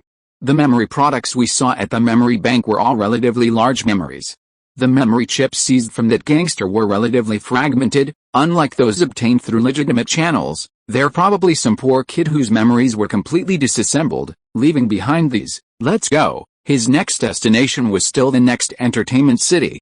Of course, he planned to stop at some unusual-looking shops to inquire about any story missions that could trigger them. He couldn't stop at every shop, he didn't have that much time. If he missed an opportunity, he missed it. He couldn't take advantage of every opportunity. Wow, a private custom-made sex shop. The dwarf conductor of the King of Electronic Music train came down from upstairs refreshed and stretched his body. He had to admit, 3-meter-tall women were quite attractive. He liked them. Next time he had the chance, he'd try a 5-meter one. Maybe he could fit his whole body into it. He'd just use it as a sleeping bag for camping. Just then, he suddenly heard something like crying. Startled slightly, he followed a sound and pushed open a low door nearby. Behind the door was a small space, and inside, curled up a crying girl. She looked about 18 years old and looked pitiful. Seeing the door open, the girl hurriedly wiped away tears, forced a smile, and looked at the dwarf man. "How can I help you?" The dwarf man looked at the girl curled up in the space, hesitated for a moment, and then tentatively asked, "How can I help you? This shop forces you to accept customers. No, you're not a robot, eh? Really?" As soon as the words fell, the girl's eyes lit up, and she trembled with a hint of grievance. "Seventh sister is lost. I'm very sad. If you can help me find her, I can give you a generous reward." "Seventh sister is my cat." The dwarf man closed the door again with a somewhat expressionless face and rolled his eyes in annoyance. He almost felt guilty for crying so hard in the shop. He thought something sinister was going on. The cat was lost all this time. Just then, a cat walked slowly past the shop door, treading cat steps, as if provoking. Just then, his thugs came down from upstairs. "Go get that cat back for me." "Fuck, I'm so kind." Half an hour later, the dwarf man twisted the cat's tail expressionlessly. He knew it was a robotic cat, a clockwork one at that, but he said nothing. He simply returned to the private tailor shop, opened the secret door under the counter, and looked at the girl, still curled up there, sobbing. "Here, your seventh sister is back, thank you." The girl burst into laughter. "I don't have much to give you in return, so I'll give you a free ticket to Neon City. With this ticket, you can have anyone in the city serve you, as you please. You can only use it once." The dwarf man took the free ticket from the woman and remained silent. He hadn't given it to him earlier, but he had already had his fun before giving it to him. But he definitely couldn't use it now. Middle-aged people are different from their youth. When he was young, he had sex 7 or 8 times a night, and that was no exaggeration. It was effortless, completely unaware of fatigue. Even before they start, they'll sneak into the restroom and have a quickie, lowering their sensitivity and making the actual session last a bit longer. By middle age, after one session, they feel like converts. There's no such thing as a second time. Let's save it for now, and try again when we're almost out of this adventure map. Fine, the dwarf man seemed quite satisfied. He stuffed the coupon into his pocket and headed out of the shop with his men, ready to stroll around. He was running low, only 129 points left. They'd go to the convenience store later to buy some food and water. Otherwise, they'd be hungry after 48 hours here. Train conductors who can enter this adventure map are generally of a fairly high level and have a strong desire to become stronger. Some of them, however, are more curious about the brothels. Many train conductors were still searching for adventures or ways to earn money. Thus, the vast group of train conductors began searching shop after shop, even the offices within the buildings. Most were locked, with only a few open. This was a highly free-to-roam adventure map. You could go anywhere, as long as the door wasn't locked. Meanwhile, Chen Mang was standing at the entrance of a factory, surrounded by towering walls topped with electric fences, heavy machine guns, and anti-aircraft cannons. This was his first encounter with firepower in the city. There was an iris lock next to the gate. They couldn't crack it, and they couldn't get in. But Chen Mang narrowed his eyes slightly as he looked at the lock before him. Since leaving the memory bank, he had been exploring the city for over 3 hours without encountering a single robot with which to interact. Instead, he had discovered this factory, the purpose of which was unknown. There was no name on the outside either. But he discovered something: all the cash registers, casinos, robots, and other places in the city were connected via the internet. This was the first place he had encountered with internet after the apocalypse. The train had no internet. Neither had the adventure maps he had visited before. Only this city had internet. This meant that the train's auxiliary AI's previously unused supermodel effect finally had a place to be put to use. Train Assist AI Level 10 Supermodel Effect, Network Intrusion, Decryption, and the ability to break through most network defenses. If he brought Zio AI into this adventure map next time, he would unlock more areas like these that he couldn't access otherwise. There must be something valuable inside. There were only two problems to solve. First, Zio AI wasn't part of the train crew and couldn't be brought in. Second, Zio AI's main body was just the train AI, capable of controlling robots like accessories. Once the robots moved beyond a certain range of the train, Zio AI would lose connection with them. But he believed there were solutions to both of these problems. After all, when Erden's consciousness descended upon the robot that arrived on his train, the AI also followed remotely within the robot. This meant there was a solution, but he hadn't yet encountered it. As long as these two problems were solved and Zio AI was brought to the city, it would practically become his own private backyard, free for him to roam. Hopefully, the city's energy reserves were sufficient. After all, the energy consumption of the entire city was undoubtedly astronomical, and he couldn't afford it. And couldn't they just turn off the lights in unused areas? What a waste of energy. He had no idea of thriftiness. Turning away, Chen Mang, accompanied by Ozzy and his group, continued their exploration of the city on off-road motorcycles. The Neon City adventure map lasted 48 hours, with only 4 hours left. During that time, they had only encountered one robot with an interactive mission, earning 120,000 yuan from a bounty posted by the Law Enforcement Bureau for helping them find a stolen aircraft. How bizarre. This city actually had a Law Enforcement Bureau. As for the police aircraft, they had also found it. It had been stolen by a gang, earning them a 120,000 yuan reward from the Enforcement Bureau. Since then, they hadn't encountered any robots with which to interact. They were now standing outside the Enforcement Bureau. Thank you, a middle-aged, uniformed woman, seemingly quite knowledgeable, emerged from the bureau. She looked at Chen Mang and his group with a serious and sincere expression. Eden has become a better place because of you. One day, I will definitely eradicate all crime in this city. Thank you for your hard work. Chen Mang smiled at the woman. Although it was only 120,000 yuan, it wasn't bad.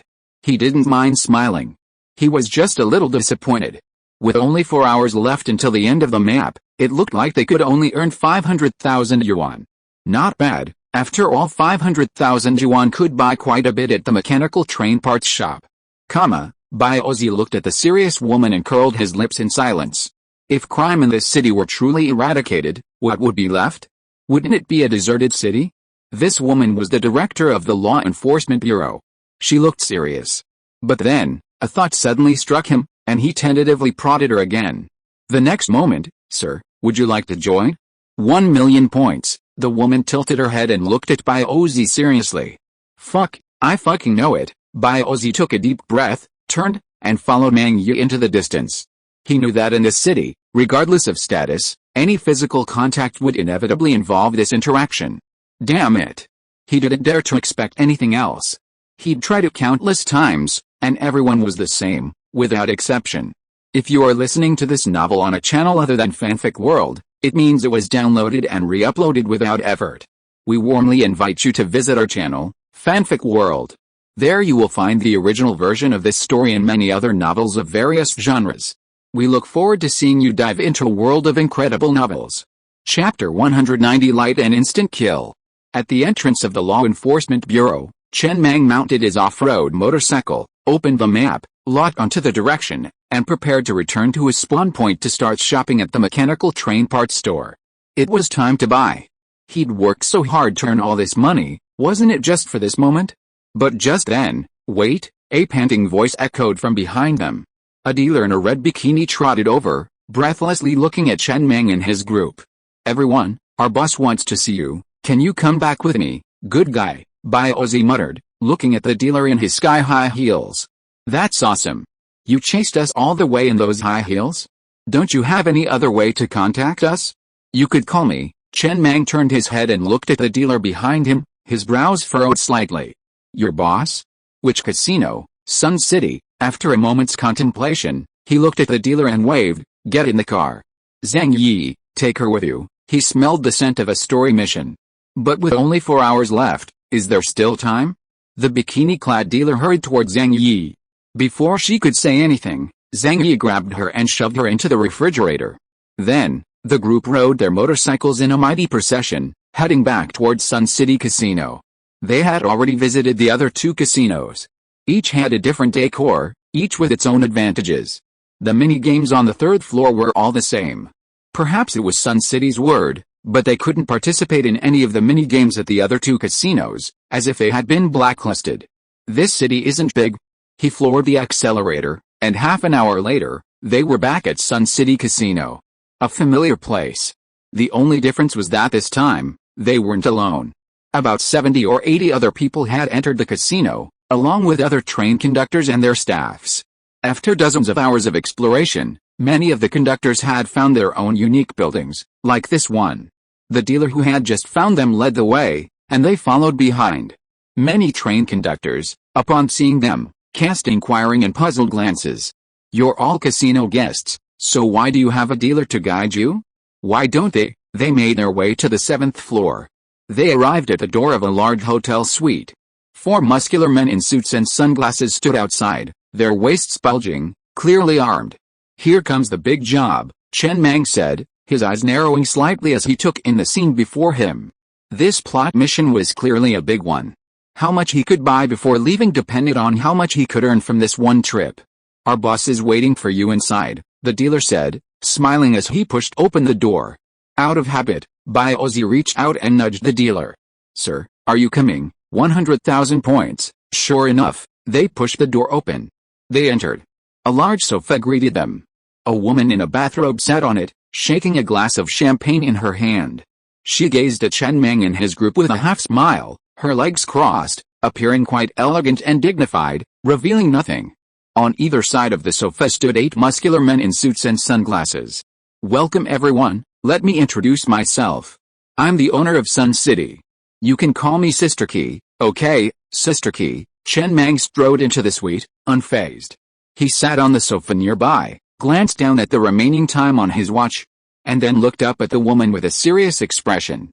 How can I help you? This woman seemed more intelligent, and most importantly, she had her own name.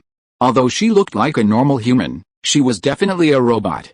Haha, the woman glanced at everyone present with a half smile, and finally stopped her gaze on Zhang Yi. In all these years in Sun City, this is the first time I've met someone who can hide a value of 15 with a single punch. I need your men to help me fight a black boxing match. Win, reward, loss.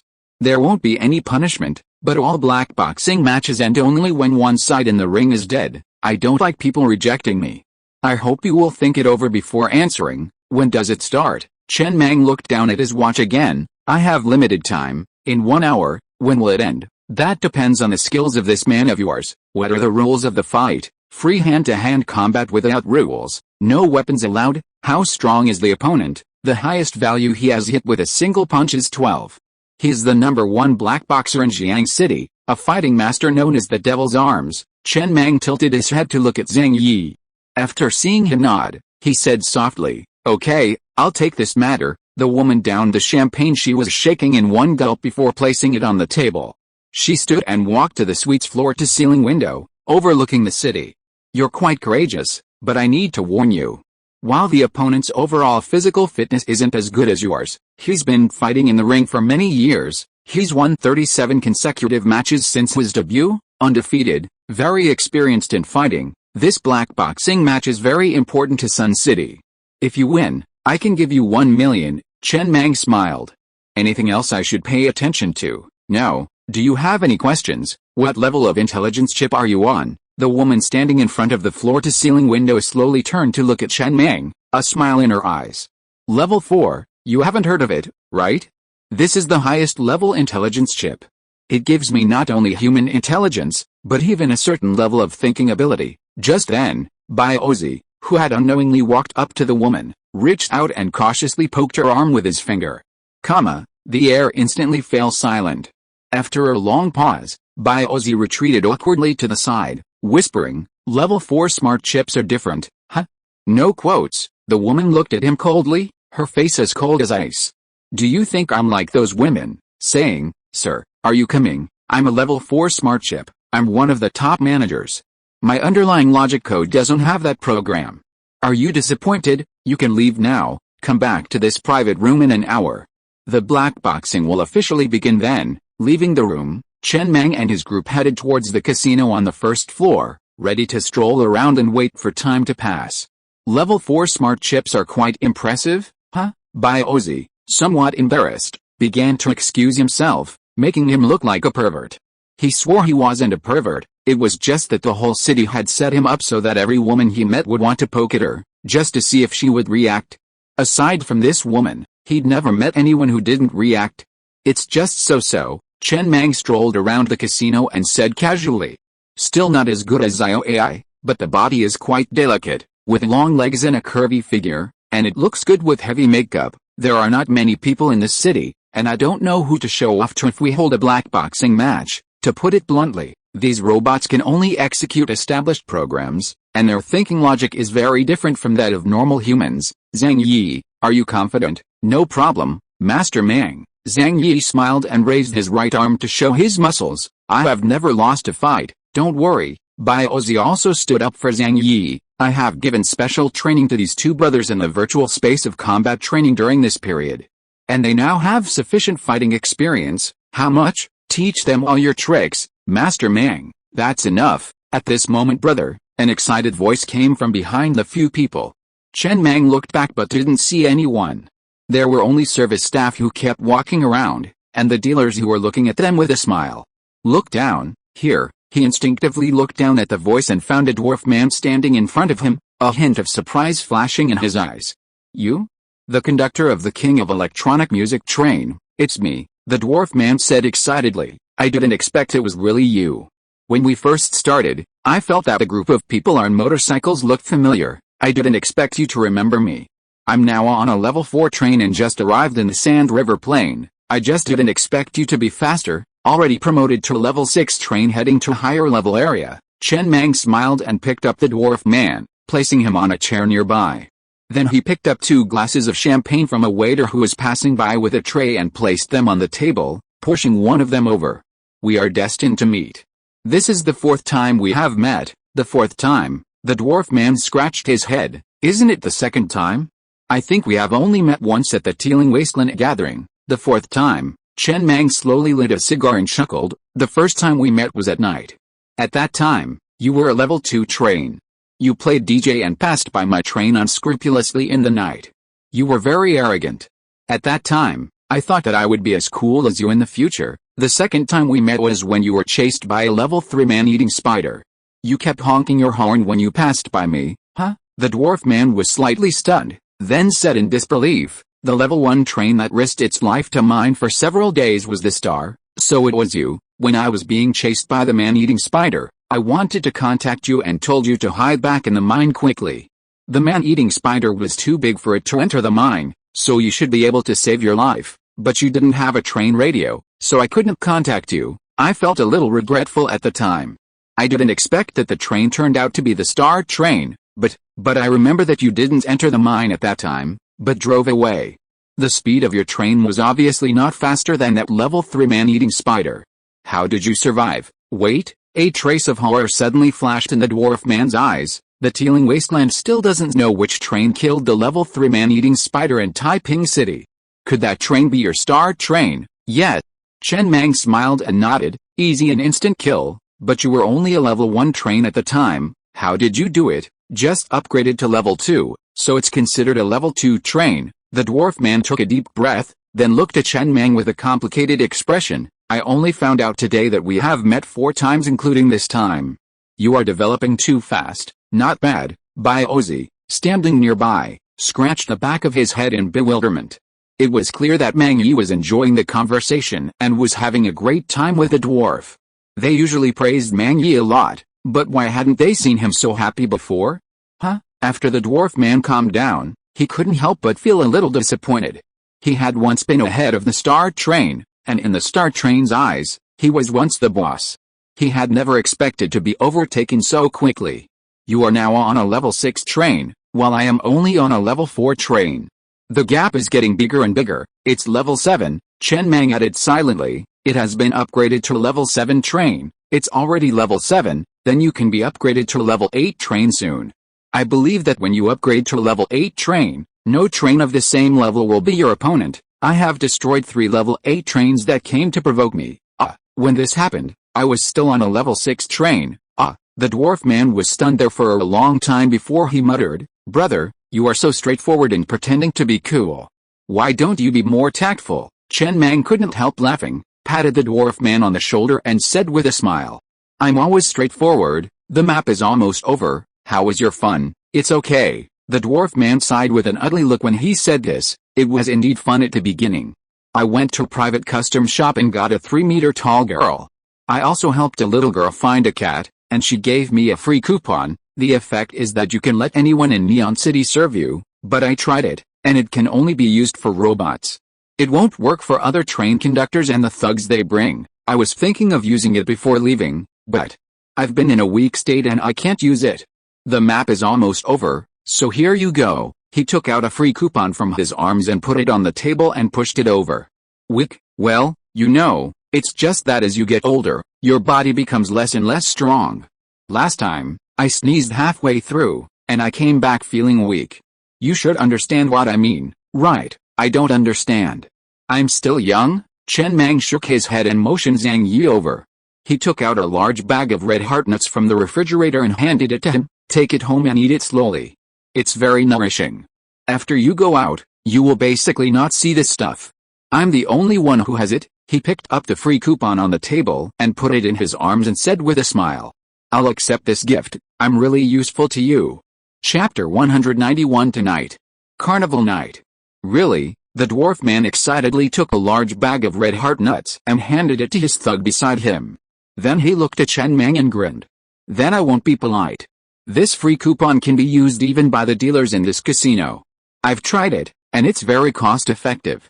They normally charge 100,000 points for a bet. That's expensive. If I weren't so exhausted, I would definitely find a dealer to try it." "Okay." Chen Mang stood up, looked at the dwarf man, and smiled.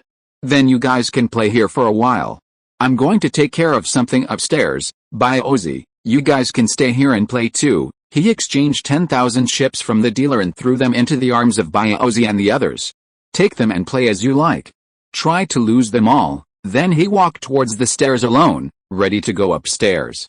Ozzy, who was sitting at the bar, silently picked up a red heart nut and put it into his mouth, with a strange look on his face. "Can this free coupon be used like this? If there is a price, the owner of this entertainment city must have at least 5 million, right? 5 million, what a luxury. What do you think, Shanmaozi?" "I don't know." Shanmaozi shook his head firmly. "It's a bit too messy here. I'm pure love, and it's a bit torturous for me." Tisk. Ozzy weighed the chips in his hand before walking towards the gambling table beside him. 1,000 chips each. Come and play, and see who wins in the end. Sun Entertainment City. The door to the luxurious private room on the top floor flung open. A woman in a bathrobe, standing by the floor-to-ceiling window, turned to look at Chen Mang, who stood in the doorway. Her brows furrowed slightly, and she said coldly, "Didn't I tell you to come back in an hour?" Chen Mang said nothing. He simply walked over to the woman and waved the free coupon in front of her. "I found a good thing. I wonder if you have the permission to use it in the underlying data code." The next moment, the free coupon suddenly glowed red. Chen Mang applied a slight pressure with his fingers, and the coupon shattered, dissipating into countless points of light in the air. "You?" Feeling Chen Mang's hot breath and the sound of permissions being activated deep in her mind, the woman, who had always maintained a cold expression, suddenly tensed. Breathing slightly faster, she avoided Chen Mang's gaze and looked at the others in the room. "Everyone leave the suite and guard the door. No one is allowed to enter." Then, with a hint of pleading in her eyes, she looked at Chen Mang and said in a trembling voice, "A little more gently, please." Chen Mang laughed, took the wine glass from the woman's hand, and took a sip. He tugged at the string of his bathrobe, and with a loose grip, the robe fell to the floor, revealing the empty space beneath. "I still like your frosty face just now," He lifted the woman's chin and sniffed the fragrance of her hair. Then he straightened up, took a drag on his cigar, and slowly exhaled the smoke into her face. Turn around, lie on the glass. Although it was only the 7th floor, the ceilings on each floor were so high that standing in front of the floor-to-ceiling windows, one could overlook the entire city. It was late at night, and the countless neon lights against the high-rise building were breathtakingly beautiful. Half an hour later, Chen Mang sat in Sister Key's former seat, his legs draped over the coffee table, his cigar between his fingers. He looked at the woman sitting on the sofa next to him, wearing her bathrobe again. She raised her wine glass with a half-smile and downed the remaining wine in one gulp. Level 4 intelligent chip, the feedback should be more realistic. Come here and massage your legs, they're a little sore. The woman gritted her teeth slightly, but still walked over, kneaded on the carpet, put her hands on Chen Mang's calves and kneaded them slowly. Very good. Chen Mang lay on the sofa quite relaxed and said casually, can you increase my black boxing reward to 10 million later? What are you thinking about? The woman couldn't help laughing a little angrily. How much to give you has been determined long ago, and that is something I can control. Why don't you ask me if I can give you Sun City directly? Aren't you the boss? The boss is just a high-level worker. Then what benefits can you give me? Why should I give you benefits? Chen Mang opened his eyes and looked at the woman seriously and said, since you have a level 4 smart chip, you should know the current situation of this city. This city will be mine in the future. If you give me some benefits, I will let you be the head of the 3 entertainment cities when I take control of this city in the future. How? The woman sneered. The owner of this city is someone you can't afford to offend, and you still want to occupy his city, but he hasn't appeared for a long time, right? What if he shows up? That would mean my death. What does it have to do with you? You just need to give me some insignificant benefits now. When I officially take control of this city in the future, I guarantee that your status will be higher than it is now, and as the boss of Sun City, you must also hope that this city will have more customers, right? Under my control, this city will have more customers, at least more than it has now. The woman remained silent, just kneeling quietly on the blanket, kneading Chen Mang's calves. After a while, she whispered, I don't have much authority, and I can't give you too many benefits. My authority is only within the Sun City area. Everyone in the casino listens to me. You can play with those dealers as you like. You mean? A gleam of light flashed in Chen Mang's eyes. Those dealers can manipulate the gambling table and help me cheat and win all the time. You're thinking too much? The woman shook her head. Impossible. The casino deals cards automatically by system and cannot be intervened by humans. It just means literally, you don't need to pay for the 100,000 points to play. What else? Nothing else. Then your authority as the boss of Sun City is too limited. You don't have to pay for drinks and food.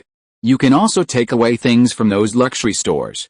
The store owners are all dead, and there is no one to restock or check the accounts.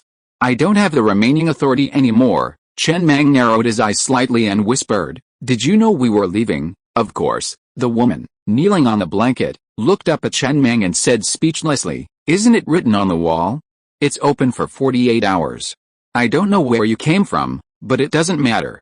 We're guests anyway. Alright. Chen Mang stood up and patted the woman's head with a smile. I'll come back in a few days. Trust me, I'm very strong. I'll take control of this city sooner or later. It just takes some time. Your status will be even higher by then. With that, he walked out the door. Hey, a woman's voice suddenly came from behind him. The black boxing match will start 2 hours later. What's going on? I feel a little weak. I need to rest for a while. I can't host a black boxing match for the time being. Can the scheduled time be postponed? I'm the boss after all. I have some authority. Okay, also, can you finish your sentence in one go? Chen Mang, who had already reached the door, turned his head and glared at the woman unhappily. What I want to say is that it would be better if your status could be improved, but if you can really do it, please take control of this city as soon as possible. I don't want to fall into deep sleep again. This is more important to me. Got it? Chen Mang waved his hand, closed the door, glanced at the group of muscular men standing outside, and then walked along the corridor towards the elevator. Mr. Mang, you're back. Bai Ozi and the others who were gathered around the gambling table came over excitedly after seeing Mr. Mang. We won a lot. Now we have more than 40,000 chips. Li Shiji's novice protection period is awesome. Okay. Chen Mang looked down at his watch and said with a smile, time is running out. Today is the first team building for some members of the Star Train. I'll pay for all your consumption here today, just take whatever you want to eat and drink, and the dealers can play whatever they want. Oh, right, you guys go find the guy who was chatting with me just now.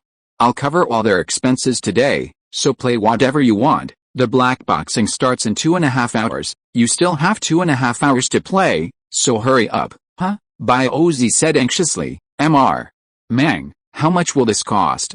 That dealer is 100,000 points, and we, free, except for the gambling table, everything is free. Chen Mang patted Ozzy on the shoulder and said with a smile, Sister Key is very generous. As long as it's in Sun City, it's free. You can play as much as you want. Those people on the Star Train will probably envy you when they get back. Opportunities like this don't come often. You guys go ahead and play. I'm going upstairs to pick out some clothes. I have to see what that 880,000 short-sleeved shirt feels like. Ozzy and his group stared at Chen Mang's departing back before reacting. They exchanged a glance and immediately roared in joy. Sun City. Free, then there's some fun to be had. Ozzy almost immediately ran over to a nearby bikini-clad dealer and poked him. Sir, you want to join? 100,000 points. Fuck your mother. My mother's 1,000,000 points. Yes, that madam in the evening gown. Call her down. She's got plenty of money. She's got 3,280 girls with her, right? Bring them all down. Party on the first floor. Sun City, first floor. Hundreds of gambling tables were pushed aside. Thousands of scantily clad girls swayed to the rhythm of the blaring DJ. A dazzling light show captivated everyone's nerves. Chen Mang, dressed in a $1 million luxury outfit, stood on a podium, a bottle of champagne in hand, gazing out at the endless dance floor, bellowing, "Tonight, carnival night." The next moment, the champagne was swirling, spraying foam, and Chen Mang, laughing, leaped into the crowd, caught by a dozen girls. I want some too, I want some too. Ozzy, now somewhat excited, ran onto the stage, bellowing. Mang is awesome. He also jumped down. Thousands of girls, not a single one ugly, all stunningly beautiful. This might be the largest party since the apocalypse. The absurdity of this moment was incongruous with the despair of the apocalypse, yet it also seemed remarkably harmonious. None of the girls were sulking, each one expressing their full emotional value, bouncing to the deafening music. Perhaps, after years of slumber, these robots also wanted to unleash some unbridled relaxation. Perhaps this somewhat absurd party was, in a sense, a redemption for both. Robots, dormant for millennia, and humans struggling to survive the apocalypse, two groups that had no prior connection, met in the neon city of the adventure map. And in a corner of this revelry, Zhang Yi and Zanger sat at a table, devouring their food with reckless abandon. Around them, 50 or so waiters stood in a row, forming an assembly line, delivering a variety of food to the two people in a continuous stream. They were all small but exquisite dishes. One bite was not enough to fill the gaps between teeth. But they tasted very good. The two of them ate with great satisfaction, and even when they were eating, the corners of their mouths couldn't help but curl up wildly. Mr. Mang is really amazing, he is so good to us. Zhang Yi looked up at Mr. Mang, who started singing on a high platform, and the electronic fireworks and atmosphere sprays that kept exploding around him, and nodded seriously. Mr. Mang even sings well. When had they ever been treated like this before when they were on a train? It was the same Doomsday. Why was the treatment so different between different trains? Zanger nodded in agreement, then grinned. Xiao-san is still the best. If Xiao-san hadn't been following Master Mang all this time, we wouldn't have had a chance to hang out with him. Don't call her Xiao-san, call her San Mei. Xiao-san has said it so many times, and she hates it when we call her Xiao-san. Yes, remember, big brother, it's San Mei. Chen Mang and the others were having a blast. Thousands of girls, a party of this scale, was extremely rare even before the apocalypse, let alone after it. However, the other train conductors in the hall were a bit bewildered. They were playing at the gambling table, but then the table was taken away, and then thousands of girls ran down from upstairs, and the party began, squeezing them into the very corner. Looking at the scene before them, they felt out of place. Especially the man on the stage. They were both train conductors, and they had just entered this adventure map. Why were they the same as stepmothers, and Chen Mang the same as his mother's illegitimate son? It was obvious that Chen Mang's group could jump into the crowd at will and have a great time. They originally wanted to join in the fun and squeeze in, But as soon as they touched it, they were told, "Sir, do you want to come? 100,000 points. If you don't believe it, touch it again. Sir, please respect yourself. I'm calling security, forget it." A man looked at Chen Mang's group with a face full of resentment and muttered softly, "Who wants to play like this? Playing like this in the apocalypse? Do you know what it means to be so happy that you don't want to leave? We'll return to reality later and see how you accept this gap. Anyway, I don't want to play that much." Chapter 192 on a cliched opening line. Just then, Chen Mang, on the stage, noticed a pair of train conductors in the corner and immediately, holding the microphone, shouted with a smile, "Hey, those guys over there in the corner, want to join us? Play as you please, everyone's welcome today. I, Chen Mang, will pay for everything. Prefer the dealer or the girls? Take your pick." The train conductor, who had been sulking in the corner a moment ago, was startled by the voice and tentatively reached out to poke the girl closest to him. The girl continued, "Sir, would you like to join? 100,000 points, but she added, Master Mang's treat, all purchases are free." A flicker of disbelief flashed in the man's eyes, and then he suddenly jumped up, his face excited and roaring, "Master Mang is awesome." He then rushed into the crowd, hugging 3 or 4 girls, and also enjoying this moment of decadence to the deafening music. The other train conductors and thugs who had been staying in the corner also excitedly rushed into the group of girls below the stage. Master Mang was a little too generous, so generous that they were a little embarrassed. Mr. Mang is awesome. The dwarf man, who was thrown into the air by countless girls, chewing red nuts in his mouth, looked up at Chen Mang on the stage from high in the sky and shouted, "Awesome! People's joys and sorrows are always different."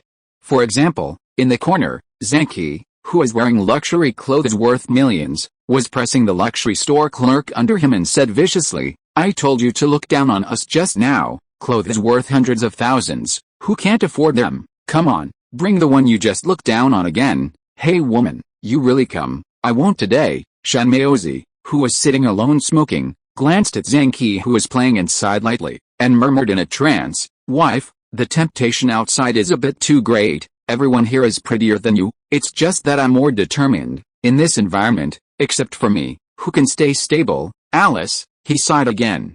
Then turned his head to look at Li Shiji beside him. "Fortunately, you are with me, and I also." "Hey, where are you?" Shan Maozi looked around, and finally saw Li Shiji in the corner of the crowd. At this time, his face was flushed, hugging 4 or 5 dealers and playing finger-grabbing. He was having a lot of fun, without a trace of restraint. He was silent for a moment, then cast his gaze over to Zhang Yi and Zanger, who were feasting beside him. He nodded slightly in relief. It seemed someone was still with him. But then, the next moment, he saw Zhang Yi and Zanger stripping off their shirts and charging into the crowd like apes, roaring and swooping. They tossed the girls into the air, catching them in their arms. "Damn. So you two are just lusting after a good meal, and only have time to play after a full stomach, right? Damn it. Happy times are always short-lived."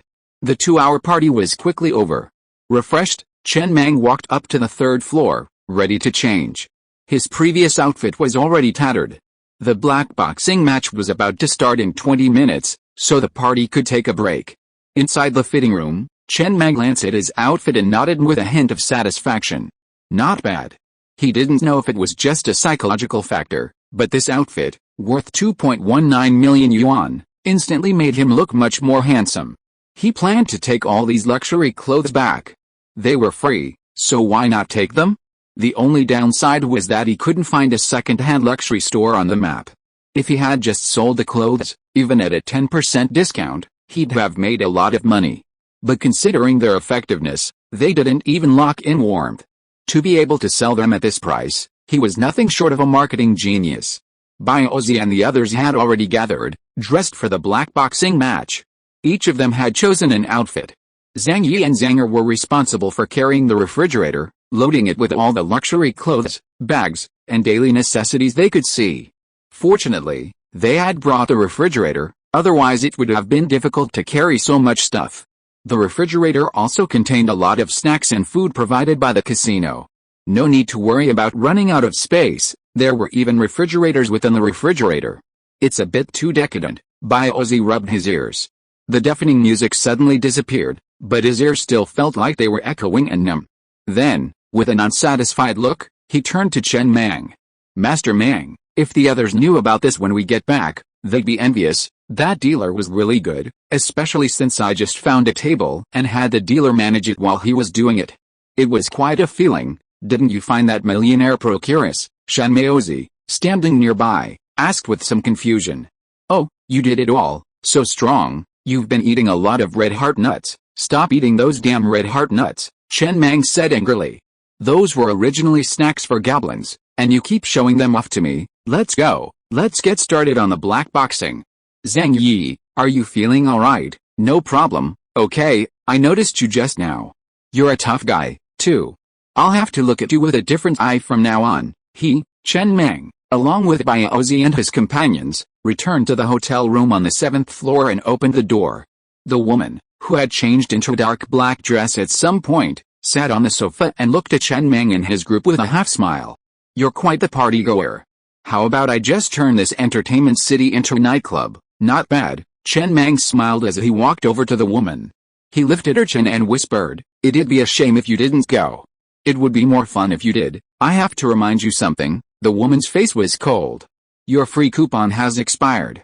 I can refuse you now, will you? He tucked her hair behind her ear. A flash of panic crossed the woman's eyes as she avoided Chen Mang's gaze. The black boxing match is taking place on the rooftop. That devil's arms from Jiang City are waiting for you.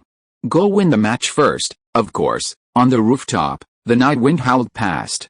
Zhang Yi stood on the ring, burping. Across from him stood a burly man with arms thicker than his thighs, though he was a head shorter. The woman, dressed in a deep black dress, exuded a domineering air. She looked across at a man in a suit and said coldly, Come on, let's see if your devilish arms can keep up their winning streak this time. Ha! The man in the suit across the rooftop sneered, Bring it on. What a cliched opening line. Chen Mang, sitting in the audience, sighed as he watched the scene unfold.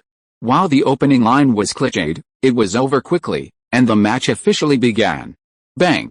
The devilish arms rushed forward, punching Zhang Yi in the stomach, sending him stumbling back 2 steps.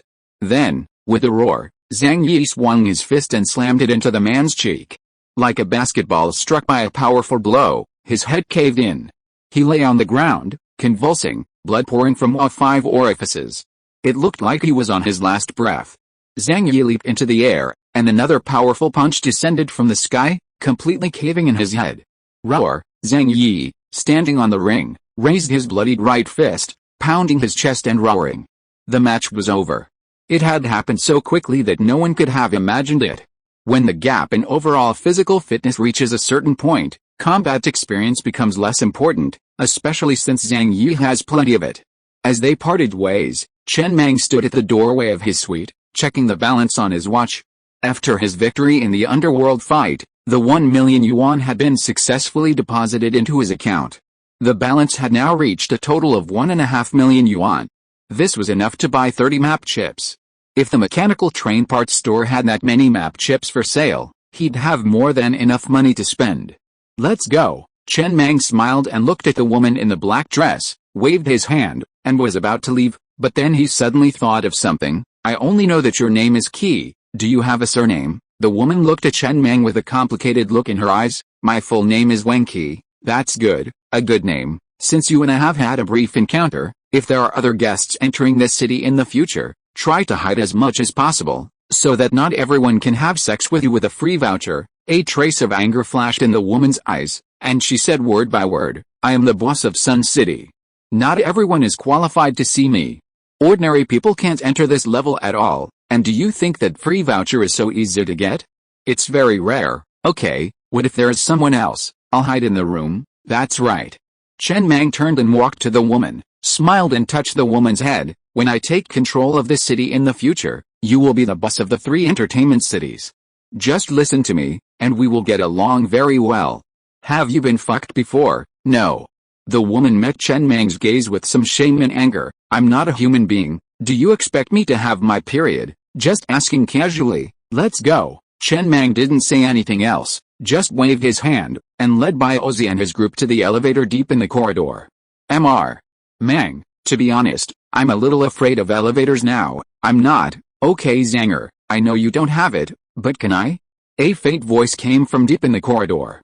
Wanky stood there in silence for a long time with a complicated expression before walking to the floor-to-ceiling window. The man was riding a motorcycle with his men and driving into the end of the street. She was the only one in the city with a level 4 intelligent chip. She has thinking ability comparable to that of humans. And it was this thinking ability that made her begin to fear falling asleep. Unlike other people, she only knew the concept of falling asleep, but did not have too much fear. When this group of people left, all the lights in the city will be cut off. And everyone will fall asleep again until they wake up again one day in the future. Maybe this man can really control this city. For some reason, logic told her that the other person's words were extremely ridiculous, but there was a voice in her mind telling her that this man really could do it. Perhaps it was the man's overly conceited temperament. He should be back soon. Zombie Basin. Lao Tzu stood outside the train, looking at the watch in his hand and muttered. It has been almost 2 days, and he has never stayed in the adventure map for so long before. Could he have encountered some danger? He was a little anxious. If something happens to Master Mang, it will not be a simple problem of being leaderless. The train conductor will die, and the train will become an ownerless train. It cannot be inherited, and they will all die here. Without the protection of the train, it is impossible for them to survive in the zombie basin. No accidents have happened in the past 2 days. No trains are approaching, and there are no particularly high-level monsters attacking. He mined the mines steadily for 2 days, but he has been feeling uneasy. He didn't have this feeling when Master Mang was here. When Master Mang was not there, he felt like a headless fly. We're here, in the city shrouded in night. Chen Mang brought Bai Ozzy and his party back to the mechanical train parts store at the birth point. About a kilometer away in the opposite direction of the street is the flesh and blood train parts store. Start spending. Chen Mang got off the motorcycle and strode into the store in front of him with his cane. As soon as they stepped into the store, a girl standing at the door with a tablet in her hand looked at them with a smile and said, "This is a mechanical train parts store. You can buy any goods here. You can choose freely in the first floor area. The second floor area is only for train conductors of level 10 and above. Sir, your level is not up to standard for the time being." Bai Ozzy habitually stretched out his hand and poked. "Sir, do you want to come?" 50,000 points. As expected, Bai Ozzy curled his lips. He felt that he already knew this city very well, just like a local. Chen Mang looked at the hall. There was only a row of containers with 3 floors. There were screens on the containers. Each screen displayed the information of a product, as well as the price and corresponding inventory. Zombie Rising, special props, map chips, must be used in conjunction with a level 5 combat training virtual space. The price is 50,000 points, and there is one in stock. Get it. Chen Mang tapped the screen lightly, and soon 50,000 points were deducted from his watch, while the clerk standing beside him opened the cabinet under the counter, took out a chip and placed it on a tray beside him. His face was full of professional smiles. "Is there anything else you need? Are there discounts for buying more?" "No, all are marked prices, no bargaining, no credit." He didn't say anything else, but walked to the next screen again. Random white grade accessory blueprint, selling price 15,000 points, 5 in stock. Beep beep. Just click 5 times in a row to clear the stock of this top grade item. This is a good thing, and the price is also very cheap. Buying 5 is only 75,000. This thing is sold for 10 inheritance points in the black market store in Mondo. It's extremely cost effective. It would be nice if there were more points. Chen Mang tilted his head unwillingly and looked at the clerk beside him. "Can't the goods that are sold out of stock be replenished?" "Sorry. Products with 0 inventory are no longer available for purchase." Chapter 193. Call it a day, call it a day.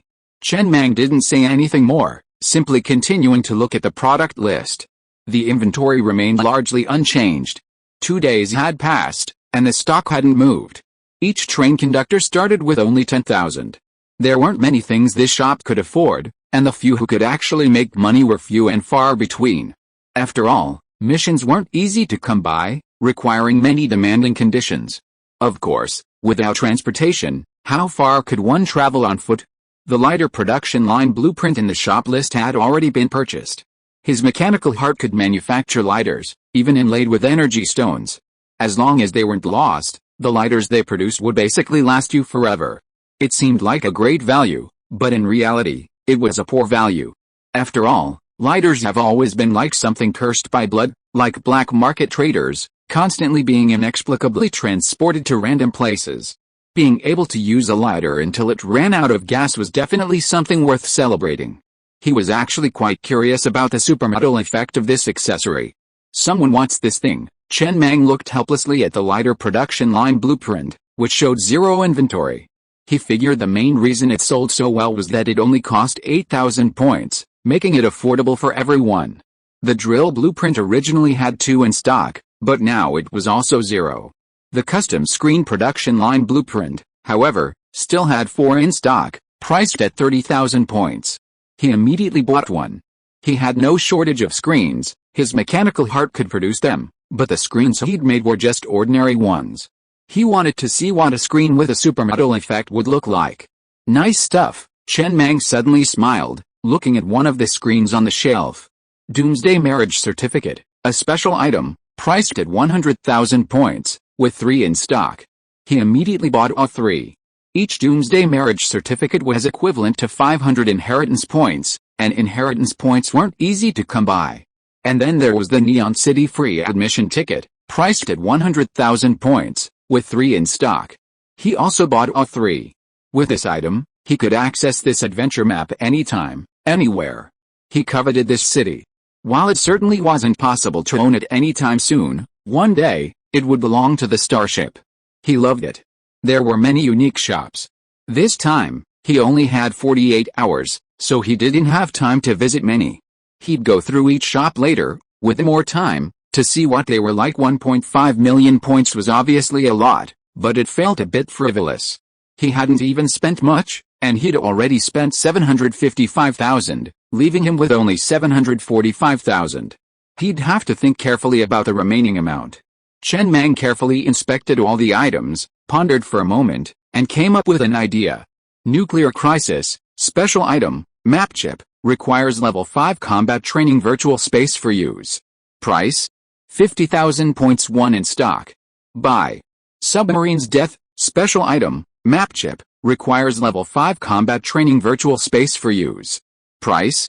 50,000 points. 1 in stock. Buy. Doomsday Paradise, special item, map chip, required for use with a level 5 combat training virtual space, priced at 50,000 points, 1 in stock.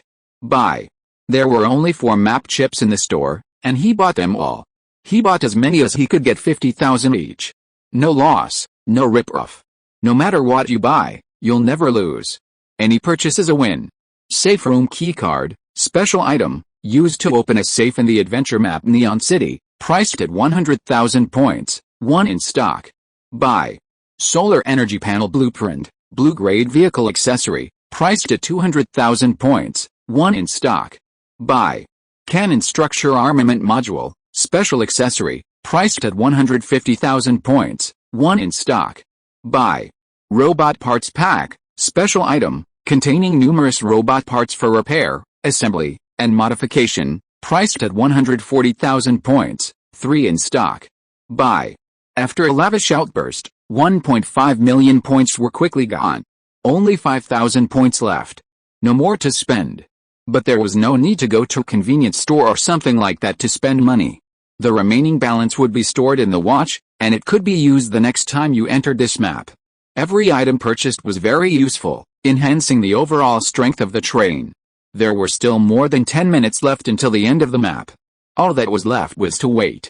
Standing on the first floor, Chen Mang looked at the stairs leading to the second floor, a flicker of longing in his eyes.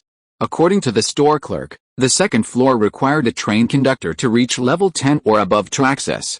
He wouldn't be visiting this map for a while. He would wait until the train reached level 10 before returning. Then he would find a way to earn some money and explore the treasures on the second floor, as well as the third floor. Soon, more than 10 minutes passed quickly. Chen Mang and the others finally returned to the star train. Inside the train, Chen Mang checked the train log while listening to Lao Zhu's report. Nothing had happened in the past few days, everything was normal. He waited for Lao Zhu to finish his report before saying softly, "Okay, you've worked hard these past few days. Come down." He then stood up and stood at the window, gazing out at the residents working. Before entering this adventure map, he parked the train next to a level 3 iron mine and a level 4 red heart rock mine. The Level 4 Red Heart Rock mine was created using a refresh ticket. Both mines were now nearly depleted.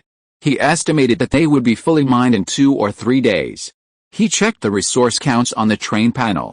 1.45 million units of iron ore, 1.295 million units of copper ore, 1.5 million units of wood, and 1.48 million units of red heart rock. After upgrading the train's armor to level 8 and the train to level 7, the iron ore resources were essentially depleted.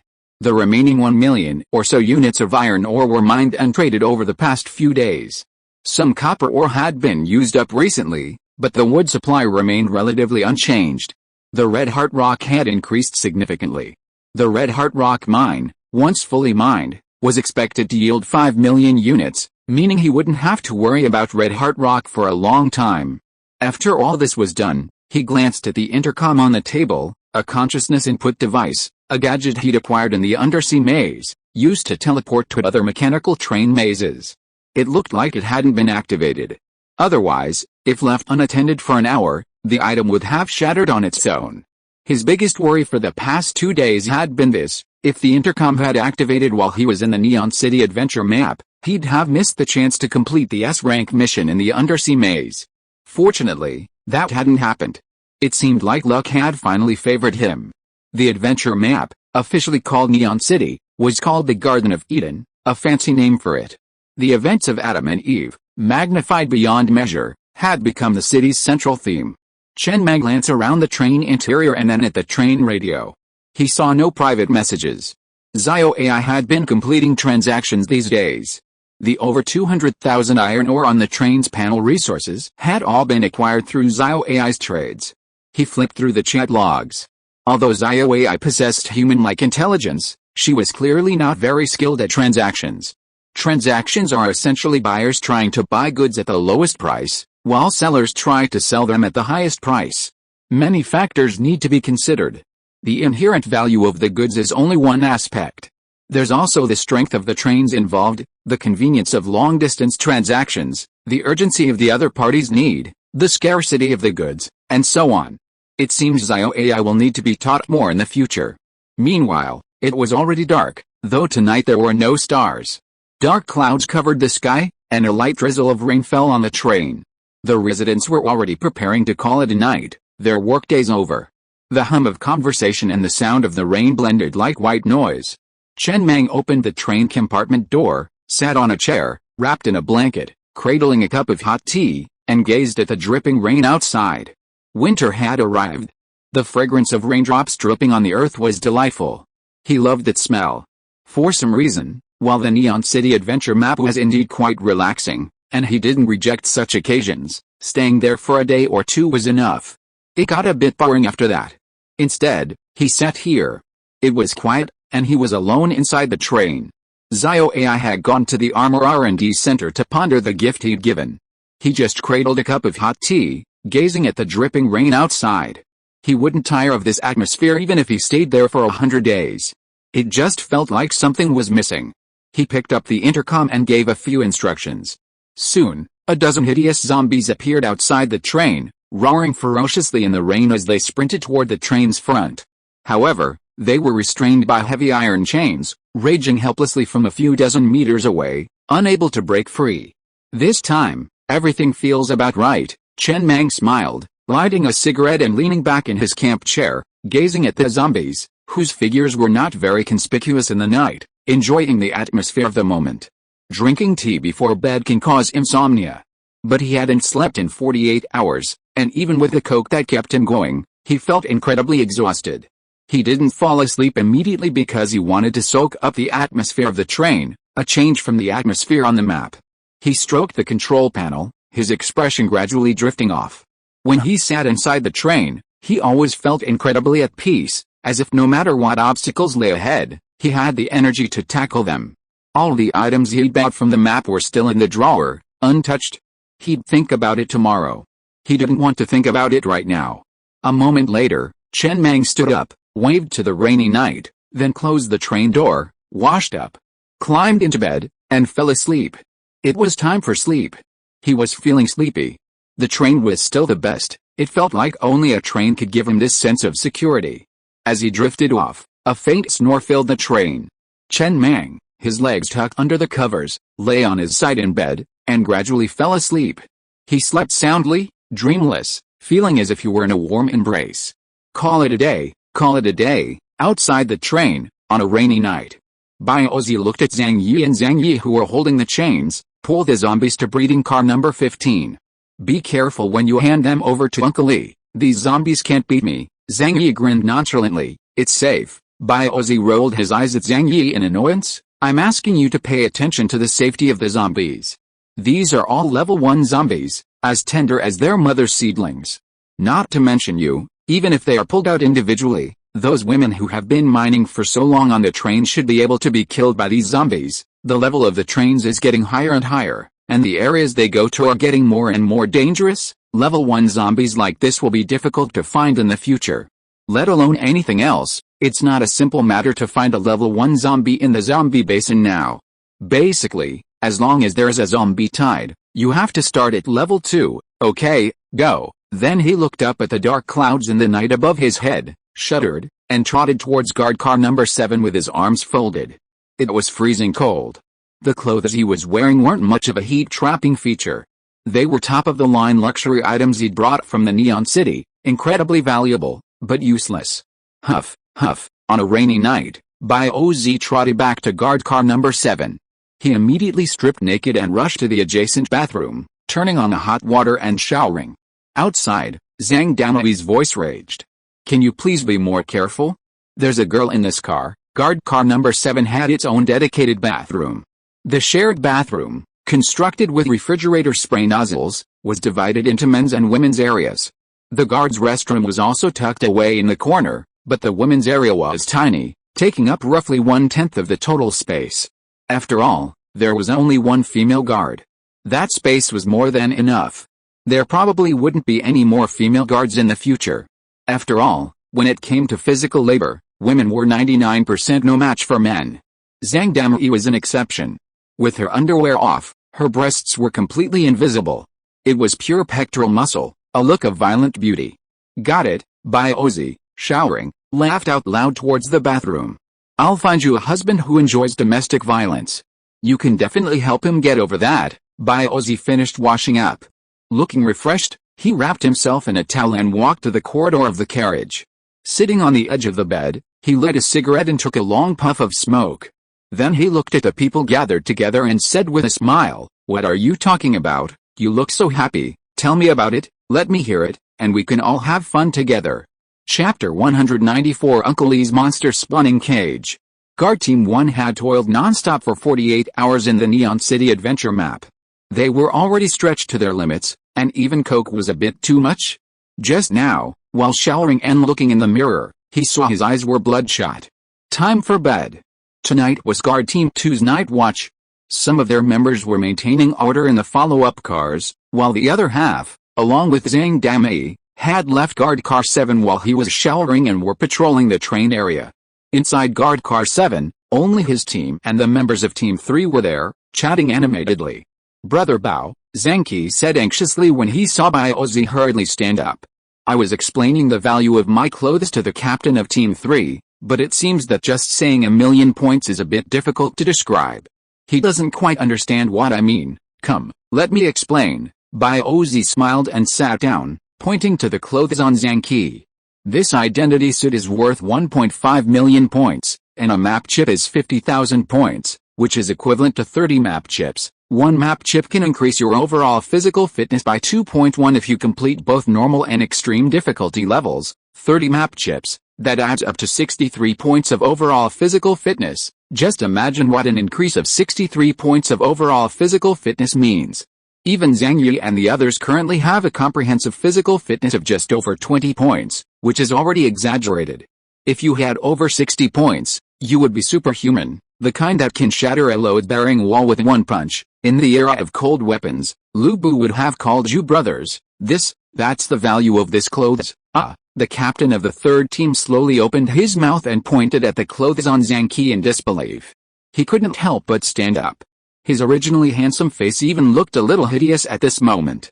Such a precious thing, and you exchanged it for a piece of clothing, and, The captain of the third team looked at the members of the first team with similar logos on their bodies, a blank look in his eyes. The clothes on them are not worth this price, are they? Your trains have developed to the point where they can be so luxurious, right? My leech metra has only fired a few shots so far.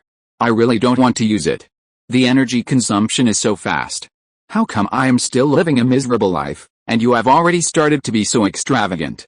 Mr. Mang didn't tell me that the train has developed so fast. Sit down, don't be anxious. Ozzy smiled and said, this is a long story.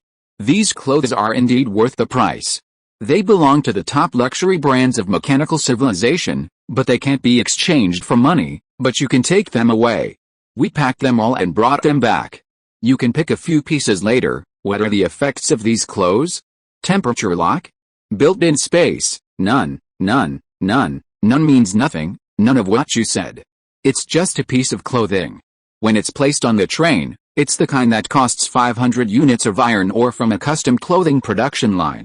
After all, the fabric and craftsmanship are still very good. It doesn't have any special effects. How can it be sold at this price? Nonsense. It's called luxury just because it's useless and sold at a high price. If it was useful and sold at a high price, wouldn't it be a daily necessity? Those rich people enjoy the feeling of spending money on useless things. The more useless something is, the more they want to buy it. It feels worse than my combat uniform. It's indeed worse than a combat uniform, but it can be used to show off in normal times. But, the captain of the third team pointed to the logo on the clothes. You can't tell everyone the origin and price of this clothes in detail every time you meet them? This is not a mechanical civilization, and not many people recognize this logo. Well, that's true. Ozzy scratched the back of his head. One of the main attributes of luxury goods is recognition.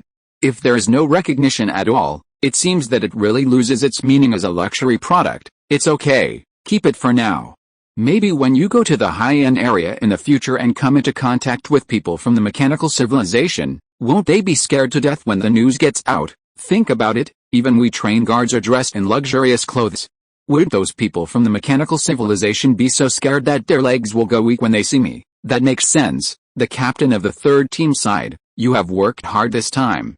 I heard what Zenki said. Actually, it's not that hard, Ozzy said happily. The captain of the third team said unhappily, I mean your kidneys have worked hard. It's the fucking Doomsday. Why can't you have a party? Doesn't this fit the Doomsday atmosphere? Doomsday party? Does it sound like it fits the Doomsday atmosphere completely? Just add a prefix, right? Then what about the train with Doomsday? Doomsday Train? Ozzy laughed again. It fits the Doomsday atmosphere very well. Doesn't Chen Mang have a Doomsday marriage certificate? There's even a small heart tattoo on the back of his hand. Oh, by the way, what about Chen Mang? I haven't asked him if he has researched any special effects for that small heart tattoo. He went back to live with his wife a long time ago. I want to go next time too. You can't. Only confidants are qualified to act with Master Mang. Your qualifications are still a little lacking. Apart from anything else, you haven't done anything meritorious. There's no chance for me to do meritorious service either. You have to find an opportunity yourself. Back in the valley in the Kunlun Mountains, you all crushed the train tickets and went back, but I was the only one who jumped. Before the operation, President AI said that this operation was an exploration, and if you encounter danger, you must immediately crush your ticket and go back. Look, this is the difference between you and me. Opportunities are earned by yourself, not by waiting. Ozzy wrapped himself in a bath towel, leaning back in a chair quite comfortably, sticking the burnt cigarette in his hand into the can of Coke beside him, and put his legs on the bed and said with a smile, Master Mang said in person that I am his confidant in the adventure map this time, if I remember correctly. Even the pig train captain hasn't been said that, right, and I had a party with Master Mang. This makes us closer. Didn't Master Mang get 4 more map chips this time? During this period of time, I will get the first pass of these 4 maps. In the future, what is the status of our team in the train? Do we need to say it? What good mechas and good weapons, won't they all come to our team? The captain of the third team looked at Ozzy with some envy. It's good to follow Master Mang from the beginning, eh? No. Ozzy looked at the captain of Team 3 with a serious expression. You're wrong. Although I followed Master Mang at the beginning, my current position is not only due to my qualifications, but also to my abilities. I completed the first clearance of the 2 maps on the train at the extreme difficulty level. There are 4 maps left. Can you go and get one? My mental strength is mainly higher, and my overall physical fitness is not as good as yours. Hey, you're wrong again. My overall physical fitness was only slightly higher than Lao Zhu's at the beginning. I earned it at the cost of my life. When I completed the first clearance of the extreme difficulty level of Resident Evil, my overall physical fitness was not as high as yours now. That's not an excuse. As long as you have my determination, the determination to succeed even at the cost of your life, you will never be like this. Master Mang doesn't even know your name. Ask Shan Maozi, he knows. I've died so many times in the Resident Evil maps that I can't even count them myself. I've died so many times that I still have a psychological trauma when I see an elevator. I always feel like a monster will jump out of the elevator shaft and land on the top of the elevator. When I went to the extreme difficulty Dragon Castle map, I hadn't even passed the normal difficulty. I just had a determination to die if I didn't pass it. That's the spirit. Let me ask you, do you dare to go to the extreme difficulty when you haven't even passed the normal difficulty? The captain of Team 3 was silent for a long time, then looked up at Baozi with a complicated expression. Brother Bao, I admire you very much for this. I really don't have the courage, but I figured it out. Starting tomorrow, I will learn from you as much as possible. I will first complete the normal difficulty of all maps, and strive to reach your position on the train as soon as possible. Hey, you're wrong again. You've set your goal too high. Your first task now is to let Master Mang know your name. You said you're not as good as Uncle Lee. At least Master Mang knows that the pig farmer is called Uncle Lee. It's the same as a nobody for you to be the captain of Team 3, okay? Baozi stood up with a satisfied look on his face, patting the captain of Team 3 on the shoulder. I'm exhausted from the map. I'm going to rest now. We'll go down the map together tomorrow. He finally found that feeling he'd had when Mangai was showing off with that dwarf man in the map. It felt so good. Going to sleep, going to sleep. The members of Team 1 also smiled and greeted each other, then walked towards the bathroom, arm in arm. The remaining 3 teams glanced at each other, each seeing envy in their eyes. The members of Team 1 had higher status and treatment than them, largely because Brother Bao was stronger. If their captain could be a little stronger, then they could do the same. Why the hell are you all looking at me? The captain of Team 3 said with a scowl. Everyone in Team 1 has cleared the extreme difficulty Resident Evil map. Look at what you've done. Don't even bother sleeping. Follow me to the combat training virtual space. HU, Uncle Lee, busy in breeding carriage number 15, suddenly sneezed. He instinctively wanted to wipe his mouth with his hand, but after seeing his glove stained with sticky liquid, he raised his arm and wiped the slime with his sleeve before muttering. Quite a cold? Or is someone talking behind my back? Inside the carriage, there were 7 or 8 refrigerators. Some were filled with oil for farming, with automatic watering systems using spray nozzles, while others housed various livestock. He was currently chaining the zombies Zhang Yi had handed over to one of the refrigerator's pillars. These zombies were quite easy to keep. They ate everything except corpses. They were pure omnivores. He was currently using a clamp to stuff a red heart nut into a zombie's mouth. He had accidentally fed the zombie a red heart nut a few days ago, but he noticed that the zombie's nearly rotten body was actually showing signs of standing up. A possibility suddenly struck him. Perhaps, with a combination of red heart nuts and a breeding carriage, zombies could reproduce? This had become his latest research project. While it didn't require any research, as the manager of the breeding carriage, he needed to find something worthwhile to do in order to fulfill his life's purpose. Raising livestock alone felt like a waste of time. Uncle Lee, the young man who lent his hand, said with a complicated expression, you use all the star coupons you earn every day to buy cigarettes and red heart nuts. You really don't plan to save them to buy other things. What to buy? A refrigerator. There are so many refrigerators in the breeding carriage. Haven't you been sleeping in the refrigerator these days? Wouldn't it be better to squeeze in? You kid don't understand it all. If my research succeeds, what after it succeeds, we will. Uncle Lee's eyes suddenly lit up. We can build a zombie breeding machine. In this way, we can obtain a large amount of zombie flesh and blood. It's equivalent to building a monster spawning cage in the train. Yes, the probability of killing zombies and dropping good things is very low, but as long as the number is large enough, the probability is not a problem, and we can sell flesh and blood to the flesh train. Isn't this a major project worthy of research? Huh? The boy was slightly stunned, supporting his chin with one hand, his eyes flashing. Train monster spawning cage? Wait, Uncle Lee, your idea is a bit too fantastic. It would be great if it can really be done. Level 1 zombies are mediocre, but what about higher level zombies? Large, high level zombie spawners. If we really make this thing, Uncle Lee, you'll have to upgrade. But then, a sticky sensation on his chin jolted him back to reality. He quickly removed his gloves and dove under the shower head to shower himself. HMPH, Uncle Lee snorted proudly, looking away from the boy and getting back to his work. Yeah, that's my idea. Let's start with level 1 zombies and, once we're successful, we'll move on to the higher level zombies. I've even come up with a name for it. Let's call it Uncle Lee's Monster Spawner. The idea for the monster spawner was new to him.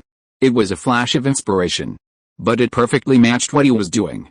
His philosophy in life was that when you feel lost and directionless, just pick something to work on. Don't worry about how it will turn out in the future. Don't worry about whether it will ever bear fruit. Just do it. Just focus on it. As you keep doing it, you will find that the answers will naturally surface. Chapter 195. It's dawn, the rain has stopped, and my mother is getting married. Uncle Lee, who had determined his direction, now worked more attentively and vigorously. He picked up another red heart nut with a clamp and forced it into the mouth of the zombie tied to the pillar, and poked it hard a few times to ensure that it could be inserted into its esophagus. In fact, it is the fastest to directly make a hole in the stomach. But Ozzy specifically told him not to destroy the integrity of the zombie, because Master Mang needs it. This is the only way for now. Everyone will have a bright future on the train, and Uncle Lee is no exception. One day, he will let Master Mang remember his name forever. Even if he is responsible for the humble job of the breeding car, he can still do a lot of things in this position. This is his ability. Do you really have to wear these? In the refrigerator of guard car number 7. Mijia covered her chest with her hands, feeling a little embarrassed, and whispered, I feel like a croupier in this outfit. What are you talking about? Shan Maozi's face became serious. Baby looks best in this. It has a kind of, cute style. Really? A trace of suspicion flashed in Mijia's eyes, and then she hesitated and said, I just heard what Zenki said. Did you really not go to play? I really didn't go. Shan Maozi raised 3 fingers and said seriously, I can guarantee this with my life, and Brother Bao can testify for me. I mean that next time you have to play with everyone. Why? Otherwise it will seem that you are not sociable, and you seem to be pretending to be noble. Even if people don't say it, they may whisper about you behind your back. That won't happen. Shan Maozi smiled and shook his head. You can rest assured about this. Mengyu and Brother Bao are not that kind of people. This will definitely not happen. I'll tell you the truth, there is indeed a physiological reaction, but I really don't want to play. It's not that I restrain myself, but I think this kind of thing requires a bit of emotion. When I kiss you, I can feel your body melting into mine. That feeling of being loved makes me feel full of energy every day, even if it's the end of the world. Sex without feelings is like chewing wax in my eyes. Bobcat, that's so nice of you. You too, baby. So, can you wear this dress now? Are you still thinking about the dealer? No, I want to challenge my weakness. Okay then. Soon, time passed, and it was the next day. Daybreak, the rain stopped, and Mom was getting married. Inside the train, Chen Mang glanced at the news on the train radio, his face complex, and he didn't say a word. The news was a little too absurd, and he didn't know how to respond, so he could only reply silently. Are you inviting me to your mother's wedding? Yes. Erden's mother was getting married. It was the AI on the Kangong that Erden named Mom. The next moment, Erden's anxious voice came over the train radio. Brother, your joke doesn't make me laugh at all. We have a big problem right now. My mom, no, there's a little problem with the AI on my train. I went to an adventure map a few days ago. I accidentally entered that adventure map while mining and didn't have time to tell you. It's an adventure map called Eternal Prison. Then I failed to exit the map, and the train was cursed. The curse's effect is that your AI will be in estrus for the next 3 days, and then my mom has been in estrus ever since she came out of the map. Chen Mang was really at a loss for words. He just stared silently at the access card lying quietly in a drawer beside him. The name of the Eternal Prison adventure map sounded so familiar. Special item, dungeon access card. Item effect, when in the Eternal Prison adventure map, this card can open the door to a dungeon within the map. This special item, He had exchanged for a Murphy Stone a few days ago. Even the Neon City entrance ticket was purchased in exchange for Murphy Stone. I wonder if the owner of the ticket would be upset to learn that the ticket, which had remained in his possession for so long without responding, had flashed red within a few days. But there was no need to be sad. If the original owner hadn't traded the ticket with him and entered on his own, he would likely have only been able to play around briefly and wouldn't have been able to unlock as many opportunities as he did. First, lack of transportation was a major problem. A city this large would require you to slowly navigate on foot. And this time, Arden happened to have an access card for the adventure map he was heading to. While he had no idea what the dungeon would hold, access cards generally unlocked hidden quests or rewards, like the hidden reward in the Earth Core nuclear bomb lab. Then he grabbed the train radio. AI is in heat. How does AI go in heat? My AI displayed a series of codes on the control panel screen, and she wants me to press those codes on the virtual keyboard on the screen to achieve the effect of venting energy. What a peculiar way to get in heat. Who says it's not? Then why don't you press it? How could I press it? She is my family support in the Doomsday. Then what? Then she kept acting very uncomfortable. She won't press the button to self-destruct immediately. Right, no, after all, I'm not an A-level potential train. My AI is not that smart, and has no human thinking logic at all.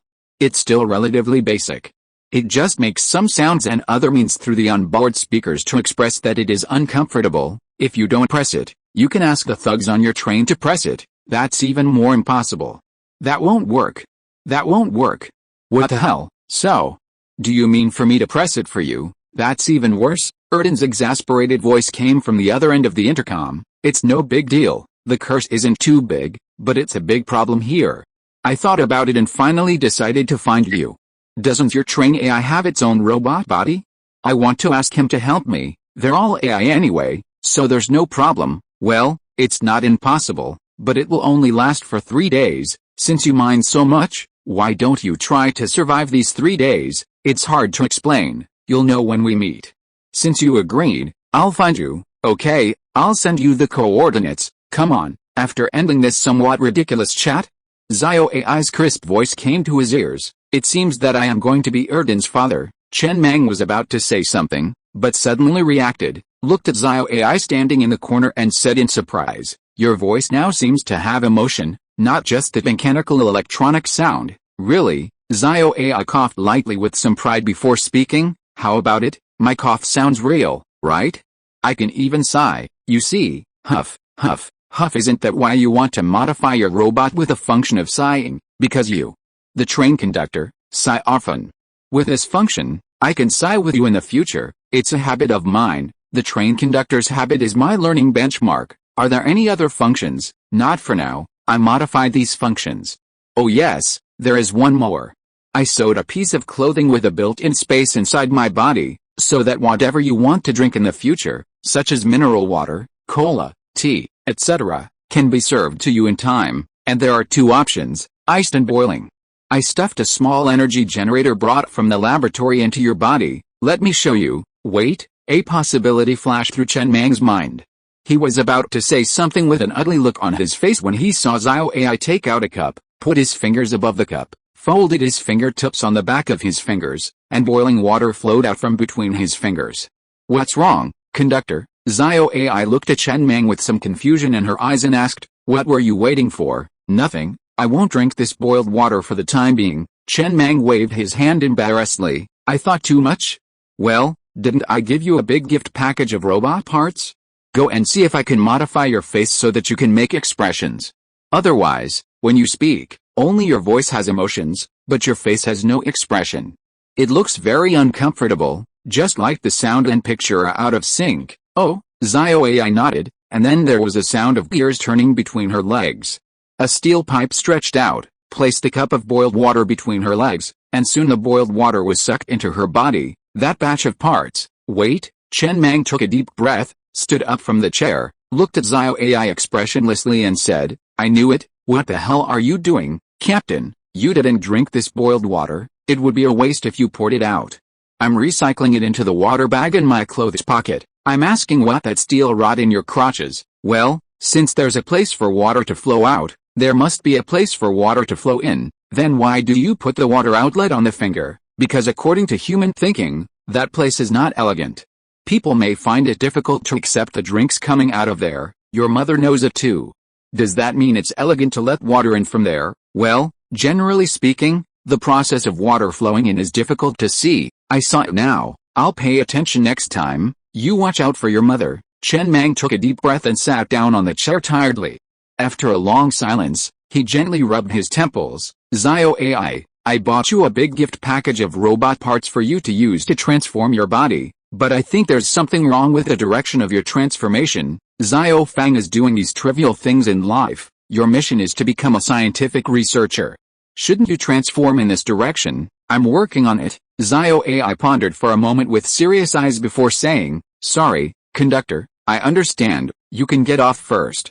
Dismantle your water pouring system as soon as possible. You don't need to do these things. The cigarette lighter system shouldn't be used, right? Zio AI tentatively raised her left index finger. As she folded her fingertip over the back of her finger, a flame suddenly erupted. This is modified to light your cigarette, conductor. What bullshit? Chen Mang pointed at Zio AI's nose with a smirk, and was about to curse when a thought suddenly occurred to him. He paused, pondering for a moment before speaking.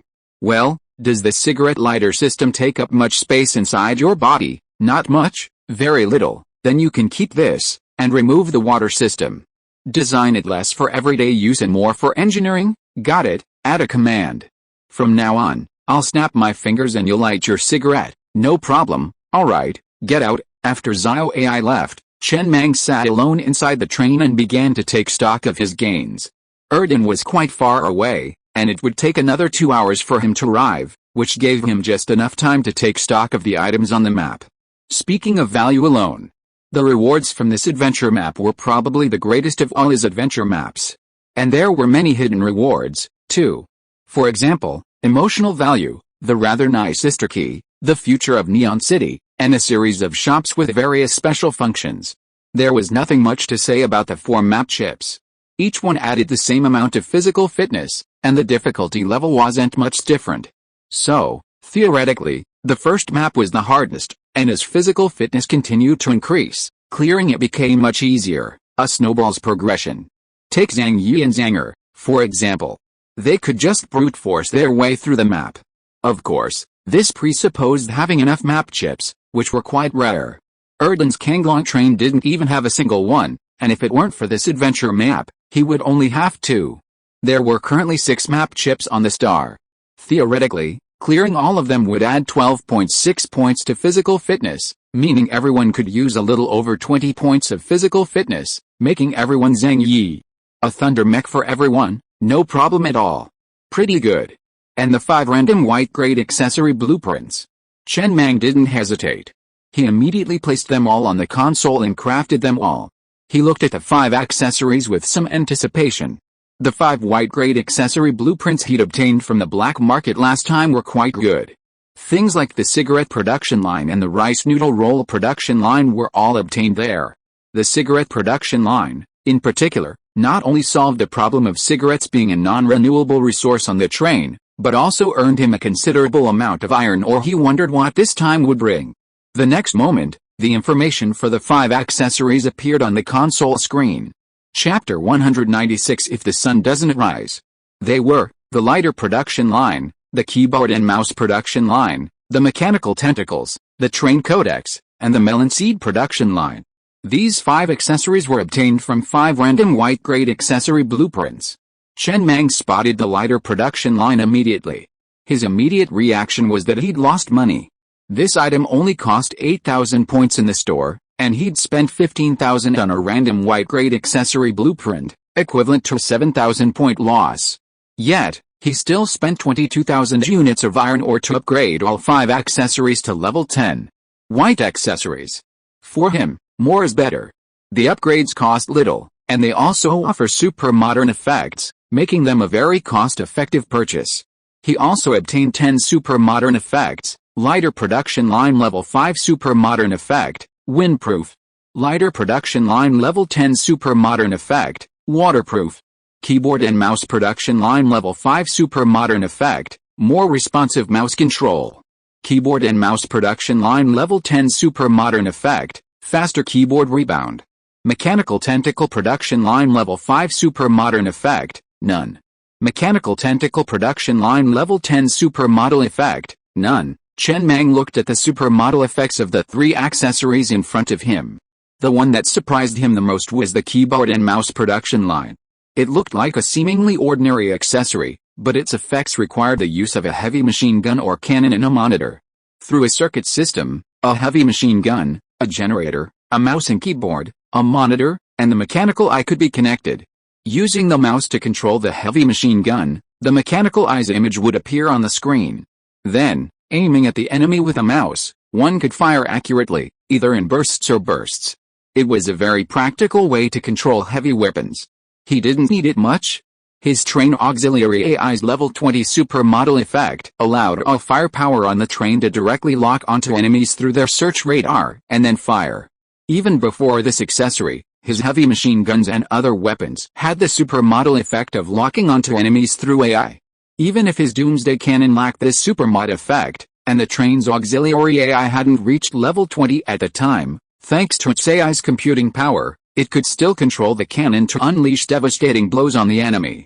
Of course, it wouldn't be as precise as locking onto an enemy, and the enemy's control panel wouldn't display the locked-on message. But for some trains without this function, this accessory would be very practical. It wouldn't require a thug to operate the heavy machine gun, and its accuracy would be greatly improved. Chen Mang pondered for a moment. While he felt he probably wouldn't have a chance to use it for now, it didn't matter. He might need it later.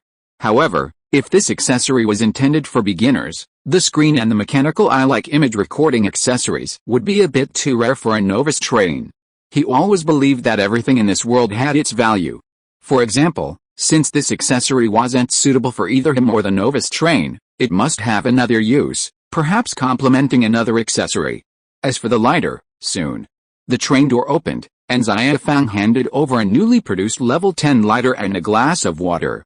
How bizarre. A level 10 lighter? He could understand the windproofness, but the waterproofness was a bit puzzling.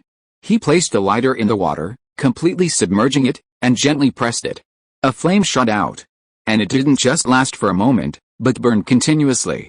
Awesome. After seeing this, Chen Mang felt that this lighter was worth 100 units of iron ore. This item could be very useful in many special situations, and the windproofness must be completely windproof.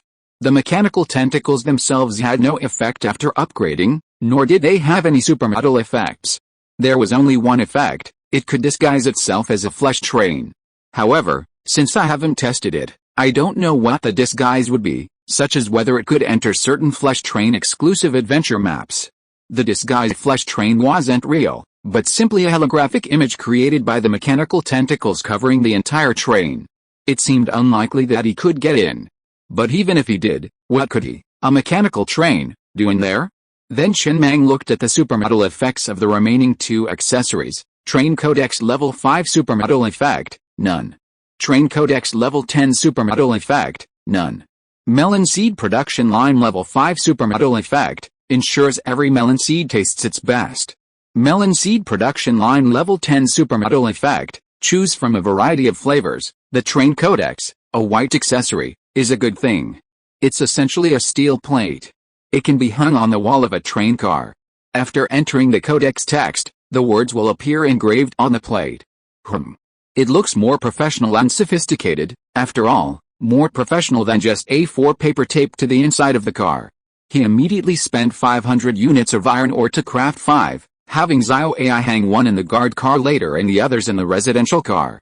With a recent increase in population, he also crafted dozens of mechanical eyes and installed them in the refrigerators in the residential cars to ensure Zio AI would be immediately notified of any unusual activity. As for the melon seed production line, it was a purely practical product. Unlike cola tea leaves, which have some special effects, this accessory is purely for enjoyment. 100 units of iron ore can produce 1 kilogram of sunflower seeds, ensuring that every seed tastes the best. He really likes this supermodel effect. 2 of the foods he hates most are clams and sunflower seeds. It's not that they taste bad, in fact, he thinks they taste quite good. It's just that eating them feels like playing Minesweeper. No one knows if the next one will be full of sand or bitterness. It's like playing Russian roulette. It's all about gambling. Not bad, Chen Mang leaned back in his chair, looking away from the 5 white-grade accessories. They were all quite useful, and he liked them. As for the rest of this harvest, 3 Doomsday marriage certificates. Needless to say, put this in a drawer and use it when a couple appears on the train. Preferably one in the honeymoon phase, as many couples are truly in love during that phase. Custom screen production line blueprint. Crafted with 12,000 units of iron ore and upgraded to level 10, it grants 2 supermetal effects. Custom screen production line blueprint level 5 supermetal effect, glasses-free 3D immersive experience. Custom screen production line blueprint level 10 supermetal effect, none.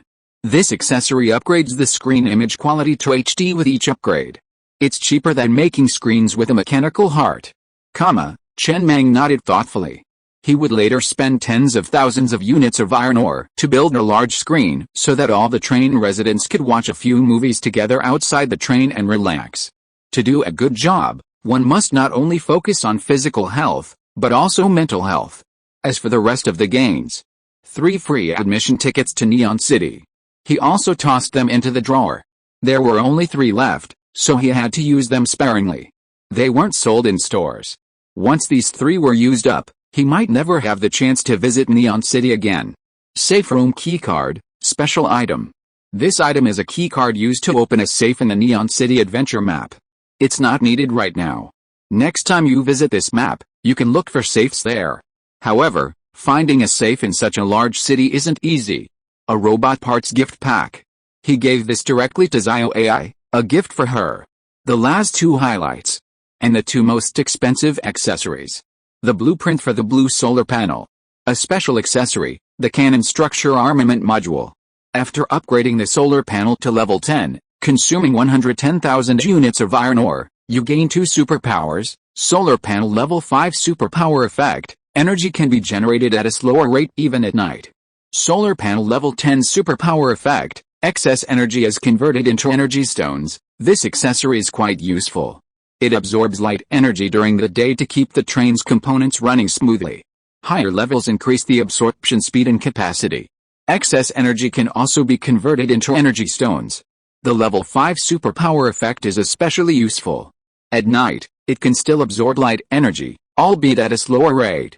Very good, Chen Mang smiled as he looked at the information on the control panel screen. The level 10 solar panels used during daytime hours were almost fully utilized, and all the train components were operating normally during the day, accounting for 50% of their total energy consumption. This included food, central air conditioning, search radar, oxygen generator, mechanical eyes, and other components that needed to be constantly powered. With the addition of over 1,900 survivors, his daily iron ore consumption was now around 6,000 units. This saved him 3,000 units of iron ore per day, which meant he could produce 6 level 1 energy stones daily. The investment paid off in less than a month. This component could be upgraded to completely cover the train's daily consumption. This would significantly reduce the pressure on the train's iron ore supply. Even if something unexpected happened and no iron ore could be mined for 10 days or half a month, as long as the sun rose as usual, the train could still maintain basic operation. If the sun didn't rise at all, there was no need to worry about it. That would be a true apocalypse, a situation where even with a train, survival would be difficult. As for the last special accessory, the gun armament module, it's currently unavailable, requiring a level 8 train. He bought it solely because of a simple statement in the product information: it significantly increases the gun's power. That's why he placed the order. That's all he's gained from this Neon City adventure map. Huh? Chen Mang reclined in his chair and let out a long sigh. There wasn't much else for him to do for now. He just had to wait for Erden to arrive.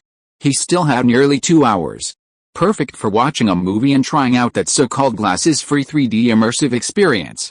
He immediately spent 900 units of iron ore to create a large screen, which he had Zio AI place inside the train. I finished watching them all. He rummaged through the drawers. He'd already seen most of the movies and variety shows he'd looted from his last trip to the city. There was nothing left to watch. It seemed he'd need to go back to the city soon to collect some daily necessities and entertainment. The last one, he found a romance film and, after a moment's hesitation, chose to play it. He normally wouldn't watch romance films. It wasn't that he disliked them. He just found them a bit boring. But he had no other options, and he didn't want to rewatch a movie he'd already seen, so he finally compromised. Wow, the movie had just begun when Chen Mang couldn't help but exclaim in amazement. The naked eye 3D effect was truly impressive, giving people an immersive feeling. Of course, the effect wasn't as realistic as the combat training virtual space, or even far inferior, but compared to a regular screen, it was already quite good. "Captain Pig, are you looking for me?" In the residential car, a relatively handsome and somewhat handsome boy approached Lao Tzu and asked cautiously. "Yes," Old Pig smiled and looked at the boy in front of him. "Last time when we were checking your background, didn't you say you were a novelist? I read the beginning of your new novel. It's very interesting and many residents like it too. You won't have to mine anymore. Here." He waved his hand. Xiao Li beside him stepped forward and handed him a mouse, keyboard, and a screen similar to the size of a laptop. "From now on, you will be responsible for writing novels 20,000 words a day. For every 4,000 words above 20,000 words, you will get an extra star ticket. Don't write nonsense. Rebuilding a civilization requires not only improving its combat power, but also passing on its cultural and entertainment products. You are now shouldering this task. It's a huge responsibility. Good luck." The boy was slightly stunned. He looked at the keyboard and screen in front of him and said tentatively, "Captain Pig, the computers I used before all needed a mainframe. This computer without a mainframe is high-tech." Of course, Old Pig smiled and said, "This screen is connected to President AI. President AI is the mainframe. Your future job will be to be responsible for this. Any questions?" The boy hesitated for a while and then continued, "Do you need to insert some values into the novel? For example, about Mr. Mang, tisk." Lao Tzu patted the boy's shoulder. "Not for now. You just need to write a story that is interesting enough. Interesting is the most important thing. Go ahead." Then Lao Tzu looked at the boy's back and sighed lightly, then strode towards his own private room in guard car number 7. He still had work to do, and this job was a bit tricky. If you are listening to this novel on a channel other than Fanfic World, it means it was downloaded and re-uploaded without effort. We warmly invite you to visit our channel, Fanfic World. There you will find the original version of this story and many other novels of various genres. We look forward to seeing you dive into a world of incredible novels. Chapter 197 Team 1, Get the Fuck Down Here. Number 7, Old Pig sat at his desk, feeling a bit of a headache. On the screen was Ozzy narrating what had happened in the Neon City adventure map. He was now acting as a sort of historian. He wrote the textbooks for the children, and the teachers were responsible for their explanations. Of course, textbooks had to be embellished.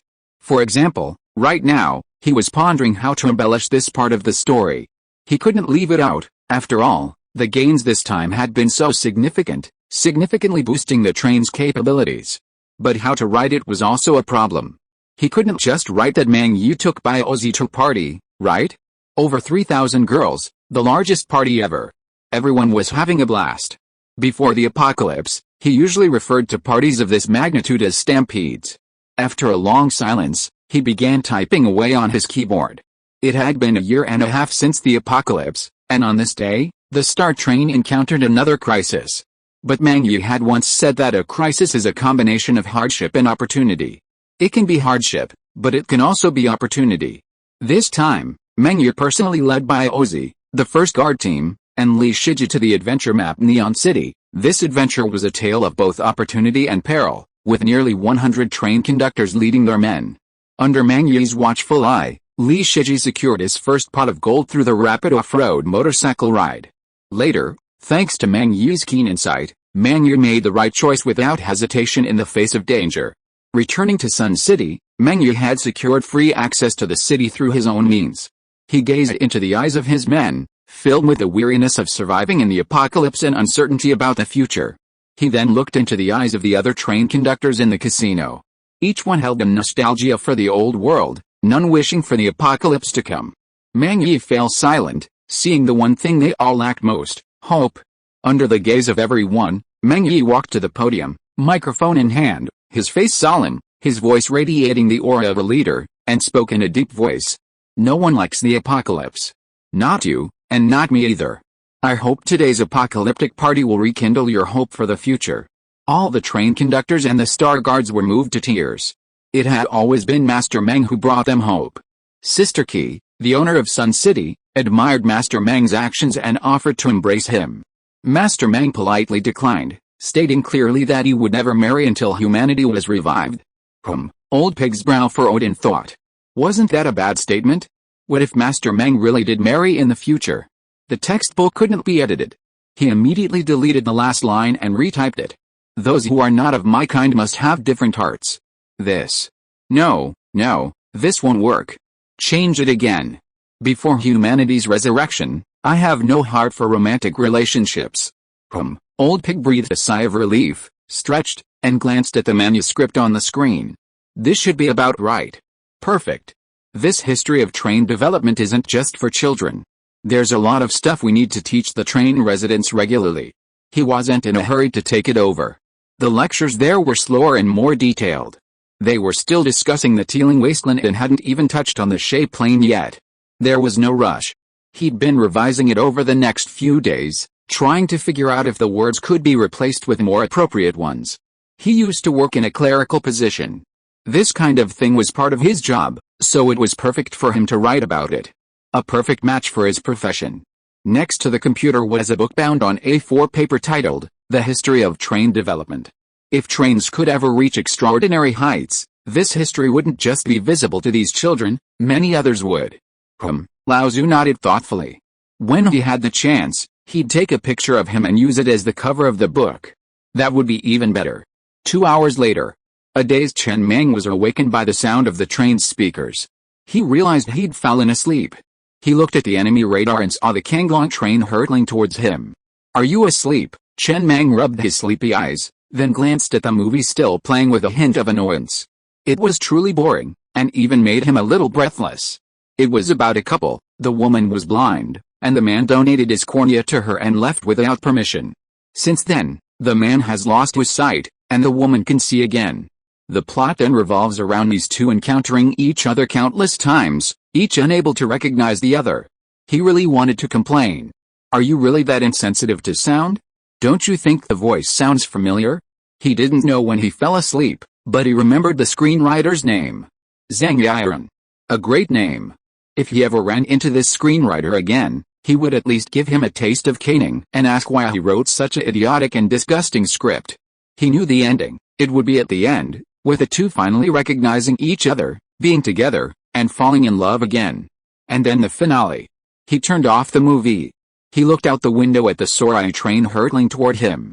2 more cars and a few more machine guns. Chen Mang observed the rapidly approaching train.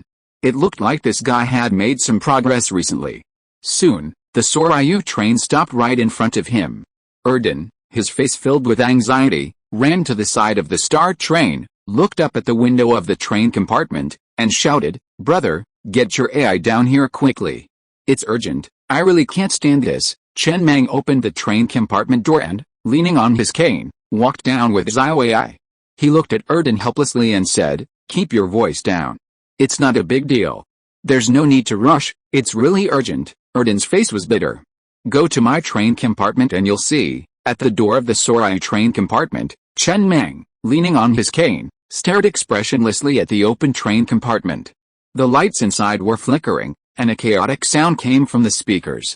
Son. Chen Mang was silent for a moment before speaking. "Why isn't it an electronic voice? I found some recordings of my mother before she died and fed them into the AI, giving it a voice similar to my mother's." "Hurry up, brother, it's a bit hellish." He waved his hand. "Zio AI, hurry up and get it done. It's giving me a headache just looking at it." 10 minutes later. "Huh?" Erden breathed a sigh of relief, wiping the cold sweat from his forehead. He looked at Chen Mang with a face full of helplessness and embarrassment and said bitterly, "Brother, excuse me, I've also encountered some nonsense. Alice. That adventure map is a bit too outrageous." Chen Mang shook his head, took out a cigarette and tossed it into his mouth. He snapped his fingers and said casually, "Tell me about your adventure map of the Eternal Prison." Erden nodded. Just as he was about to speak, he saw Xiao AI walk over to Chen Mang, extend a finger, and then a flame appeared on the tip of her finger and ignited the cigarette in Chen Mang's mouth. The words came to his lips but he didn't utter them. He just stared blankly at the scene. "What is this?" "Oh," Chen Mang smiled and waved his hand, "some small gadgets, not worth mentioning." Continue to talk about your story of the eternal prison. Oh, Erden scratched the back of his head before continuing. Although I like to go to adventure maps, this is an accident. There is no city in the zombie basin. I have been mining these days.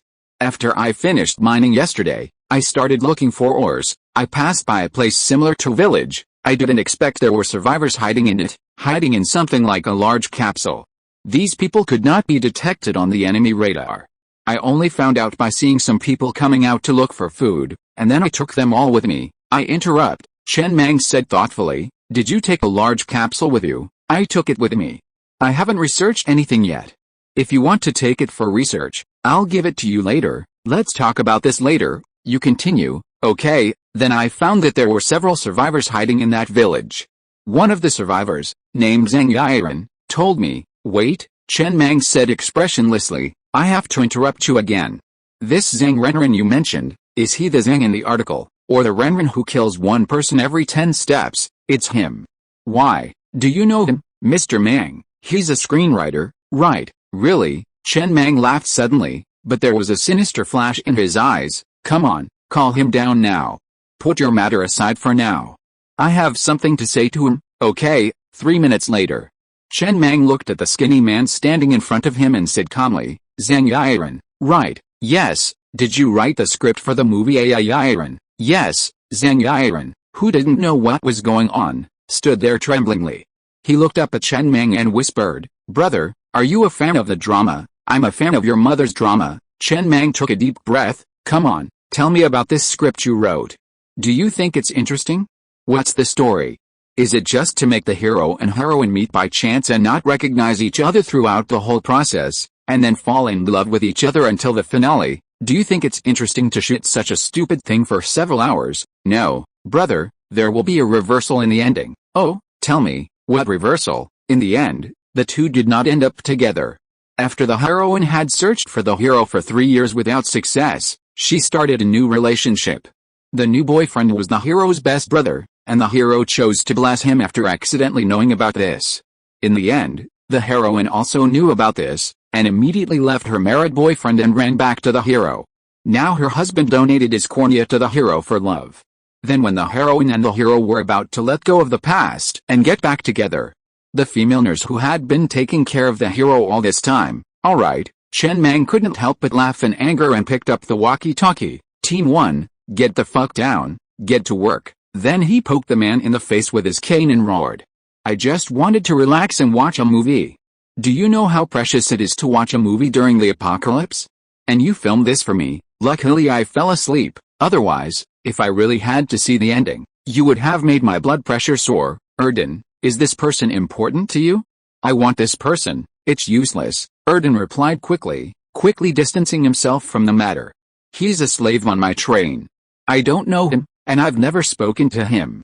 Master Mang, if you need him, just take him away. This was the first time he'd seen Master Mang so angry. Mainly, he felt furious just listening to it. What kind of crap are you filming?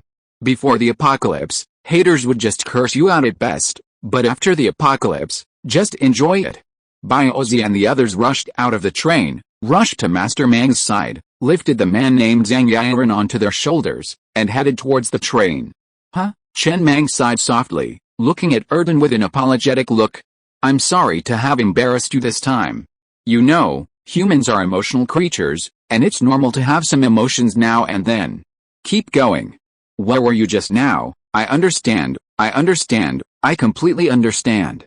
I was just saying that I met a few survivors when I passed by that village, including Zhang Yiren. And then Zhang Yiren told me. Just then, Zhang Yiren's terrified, heartbreaking roar reached his ears. Brother, I'm just a screenwriter. This can't be entirely my fault. The director made a lot of changes to my script. The director is on the train too, so he bears at least half the blame. Brother, interrupt me again.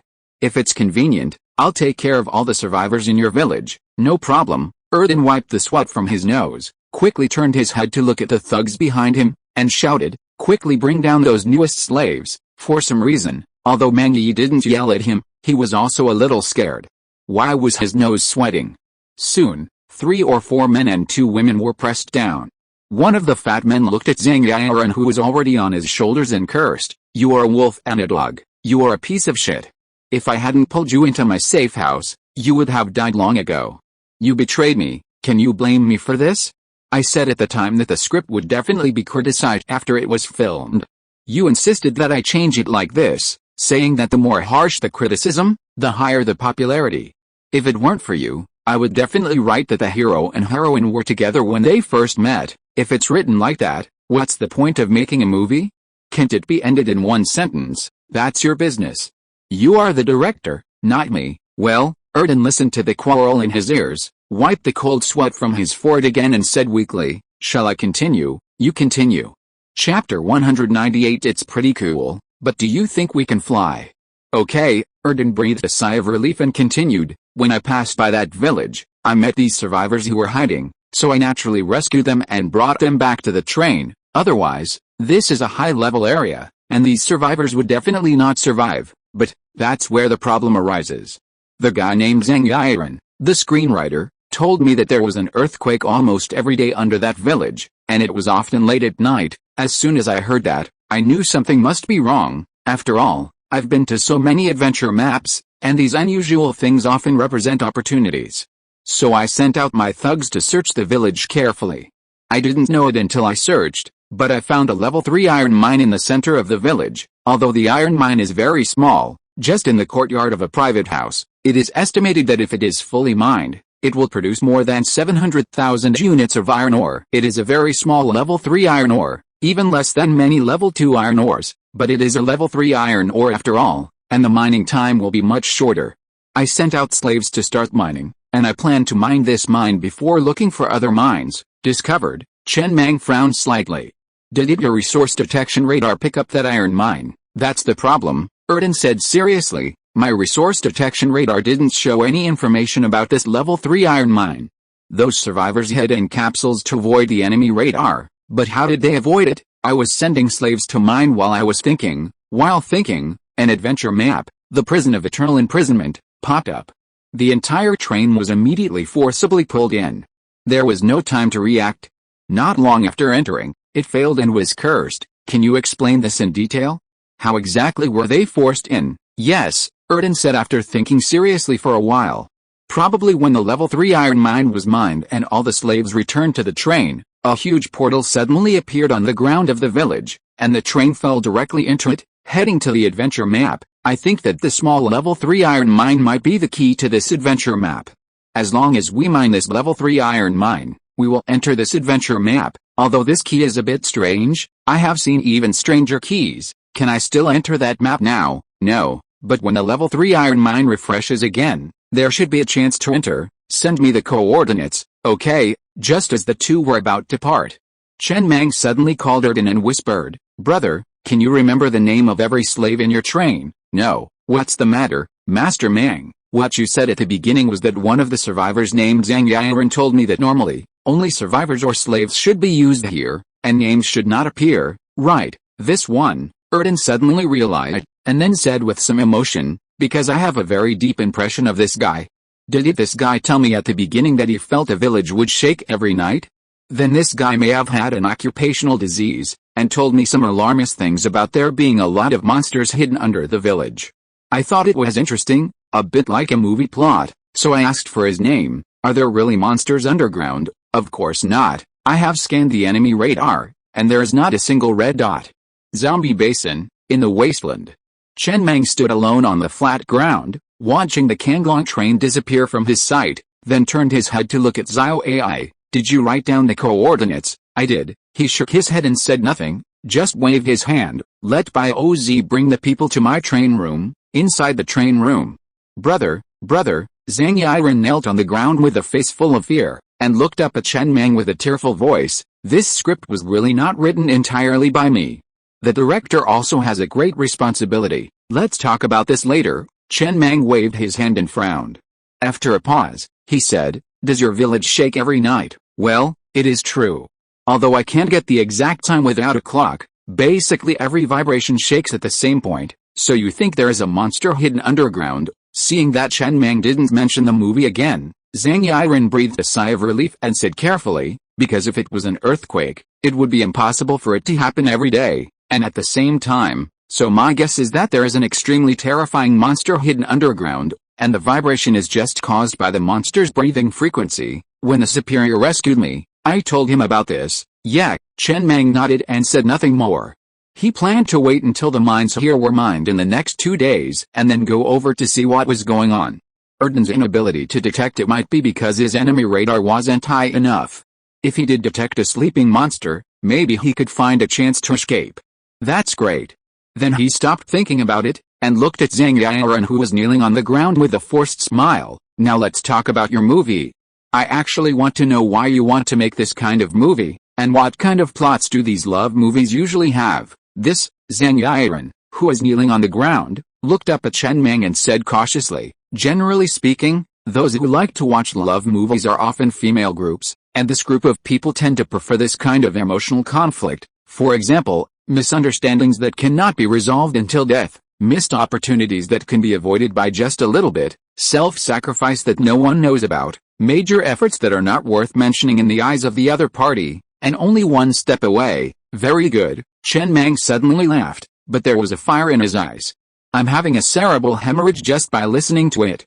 Take them away and kill them all. Yes. Bai Ozi, who was standing aside, grabbed Zhang Yiren's collar with a cold face and dragged him out of the train room. Brother, Zhang Yiren, his eyes filled with fear and his legs completely limp to the ground, screamed heartbreakingly, don't blame me, I was just trying to make a living. The market chose this, and I just followed the market. Alright, I'll give you a chance to make amends. Aren't those guys your directors? I'll give you a few days to remake this movie for me.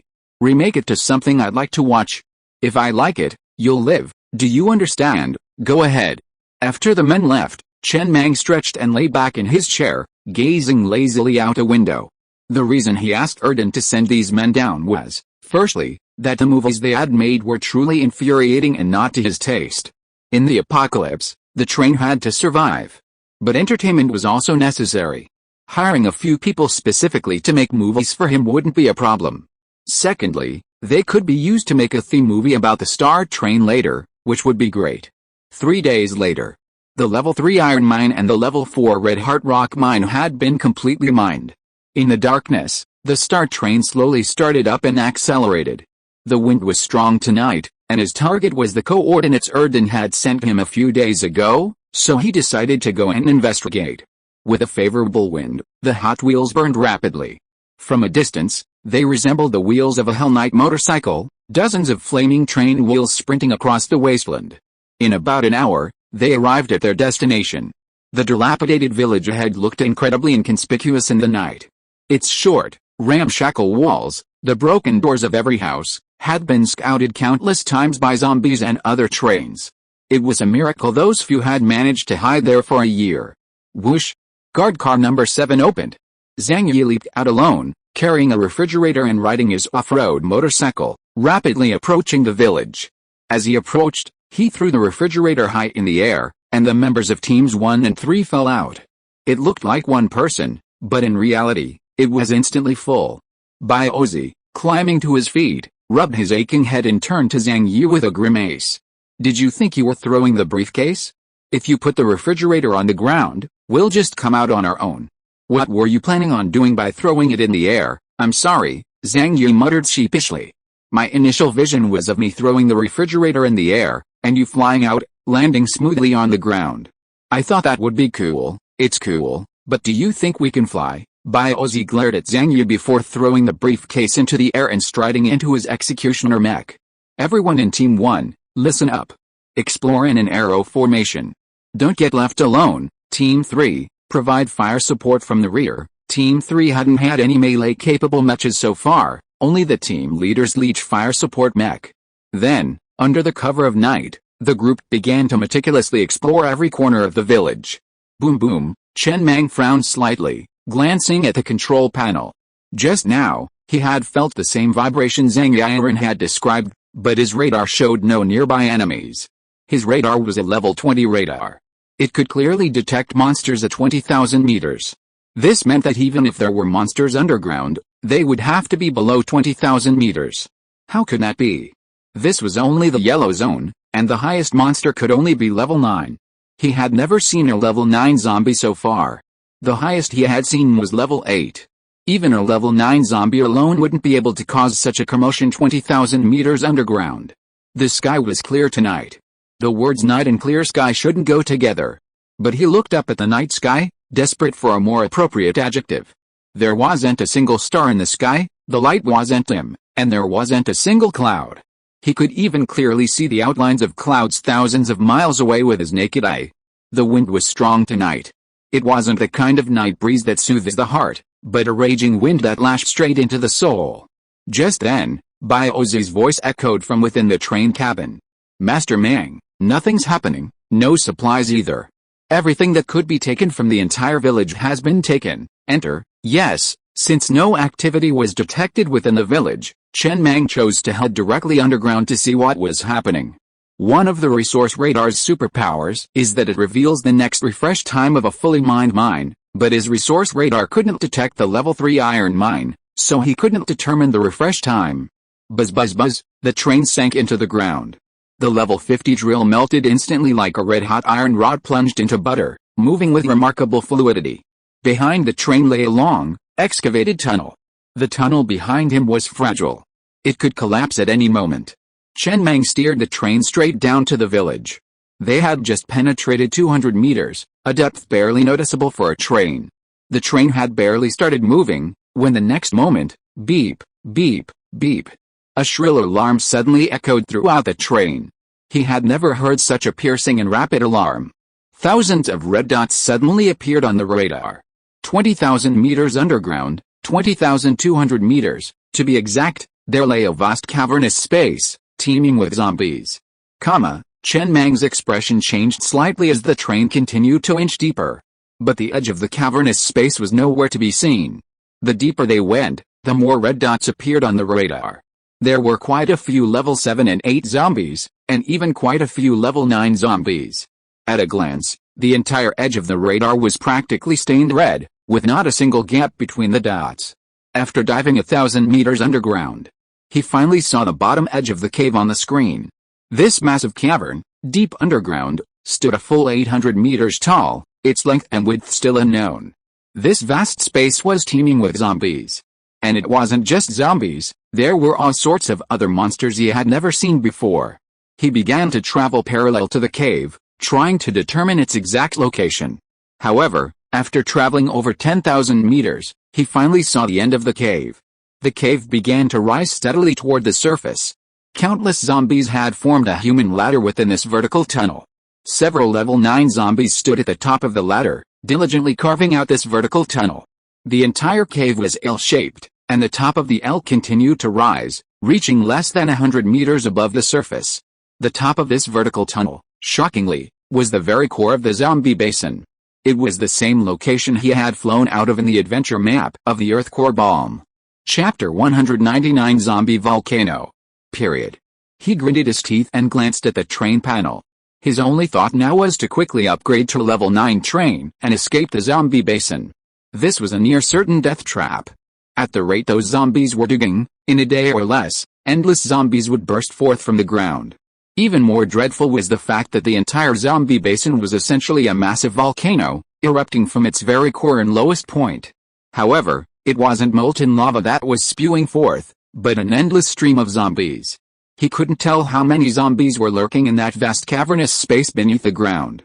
His radar screen was completely red. He saw dozens of level 9 zombies alone, and even more level 9 monsters he had never seen before. With so many zombies pouring out, every train in the zombie basin, without exception, would be left without a single survivor. The tunnel, running perpendicular to the ground, was lined on both sides with thick steel plates, laid by the zombies as a human ladder. These plates blocked detection from radar. But it couldn't isolate him. His enemy detection radar was a full level 20, and the steel plates were completely incapable of shielding him. He had to flee. Chen Mang quickly made up his mind. There was no way back to the shape lanes. He had to immediately upgrade the train to level 9 and escape to the advanced blue zone. He looked at the train panel and saw the upgrade requirements for the level 8 train. Upgrade requirements. 1. All vehicle components must be crafted, 100,000 units of level 2 iron ore must be consumed, and all carriage components must be at least level 160 with 5 supermetal effects, He met all these requirements perfectly. The train panel showed that the train still had 1.9 million units of iron ore. However, it was clear that while the resources were sufficient for a level 8 train, they were definitely insufficient for a level 9 train. No way. He quickly rejected the idea in his mind. Level 10 was a huge hurdle. Entering the advanced zone so rashly without full preparation would be fraught with danger, even if he did. If he could upgrade the train's armor to level 9, he could survive this crisis. Chen Mang looked at the carriage's steel armor with a grimace. The Star had 15 carriages and 1 locomotive. Upgrading each carriage's armor from level 8 to level 9 cost 500,000. This meant 8 million units of iron ore. He was short a full 6 million. This shortfall couldn't be made up in a single day, unless he could find a level 4 iron mine. With everyone working together, he could potentially mine 6 million units of iron ore within 24 hours. But level 4 iron ore wasn't easy to come by. His train's armor level was already among the highest among all trains, and upgrading its defensive components was incredibly resource-intensive. The several level 8 trains he'd encountered last time only had level 7 energy shields, and many level 9 trains only had level 8 or 7 shields. Chen Mang steered the train out of the ground, closed his eyes, leaned back in his chair, and gradually relaxed his expression, trying to maintain a calm state of mind as he began to ponder every detail of the train. A minute later, he opened his eyes and gazed out the window at the howling wind. He lit a cigarette. Smoke lingered on the train roof, lingering for a long time. He had found a solution. First, spread the word. There were many level 9 trains in the zombie basin. All of them had high attack and low defense. Although they lacked level 9 armor, they were capable of killing level 9 zombies. He could kill them, too. But he didn't have enough copper. He could gather all the trains together, and have them give the majority of their copper to the trains capable of killing level 9 zombies. They would be responsible for clearing out the level 9 zombies, while everyone would work together to fend off the remaining level 8 and level 7 zombies. Even the lower level zombies, no matter how many there were, would only be able to pin the trains in place, unable to breach their defenses. This was the most ideal solution. With this solution, most trains would survive. The second, last resort, if no one listened, would be to try to accumulate 8 million units of iron ore during this crisis. The fastest way, of course, was to plunder other trains. As long as he could plunder 8 million units of iron ore, he wasn't sure if the other trains could survive, but he was certain he could survive this crisis. A moment later, he steered the train away from here quickly, beginning a rapid return journey, heading towards the open pit level 2 iron mine he'd encountered on their way here. Although it was only a level 2 mine, he couldn't afford to worry about that now. Whatever he could dig was valuable. He then sent a pinned message on the train radio. Star Train, I've detected the largest zombie outbreak in history imminent in the zombie basin. Within a day or more, countless zombies will erupt from the center of the basin like a volcano. The zombie population could reach hundreds of thousands, even close to 1 million. There's no exact number, but dozens of level 9 zombies have been detected alone. This is a massive disaster that will affect all trains. All trains must unite to avert this disaster. I hope to gain the support of all level 9 trains. I possess the ability to kill level 9 zombies. As long as we kill all the level 9 zombies, the remaining zombies, though numerous, won't be able to cause much damage to the remaining trains. I don't have enough copper, and neither do the other level 9 trains. I hope all the trains will gather together quickly and hand over their copper to those of us capable of killing level 9 zombies. We will be at the forefront. After sending this message, Chen Mang sighed softly. This was too idealistic. First, it would be difficult for him to prove the zombie outbreak. The radars of the other trains wouldn't be able to detect them. Unless he was willing to open the doors of his train compartment and let every train inside to view the radar screens.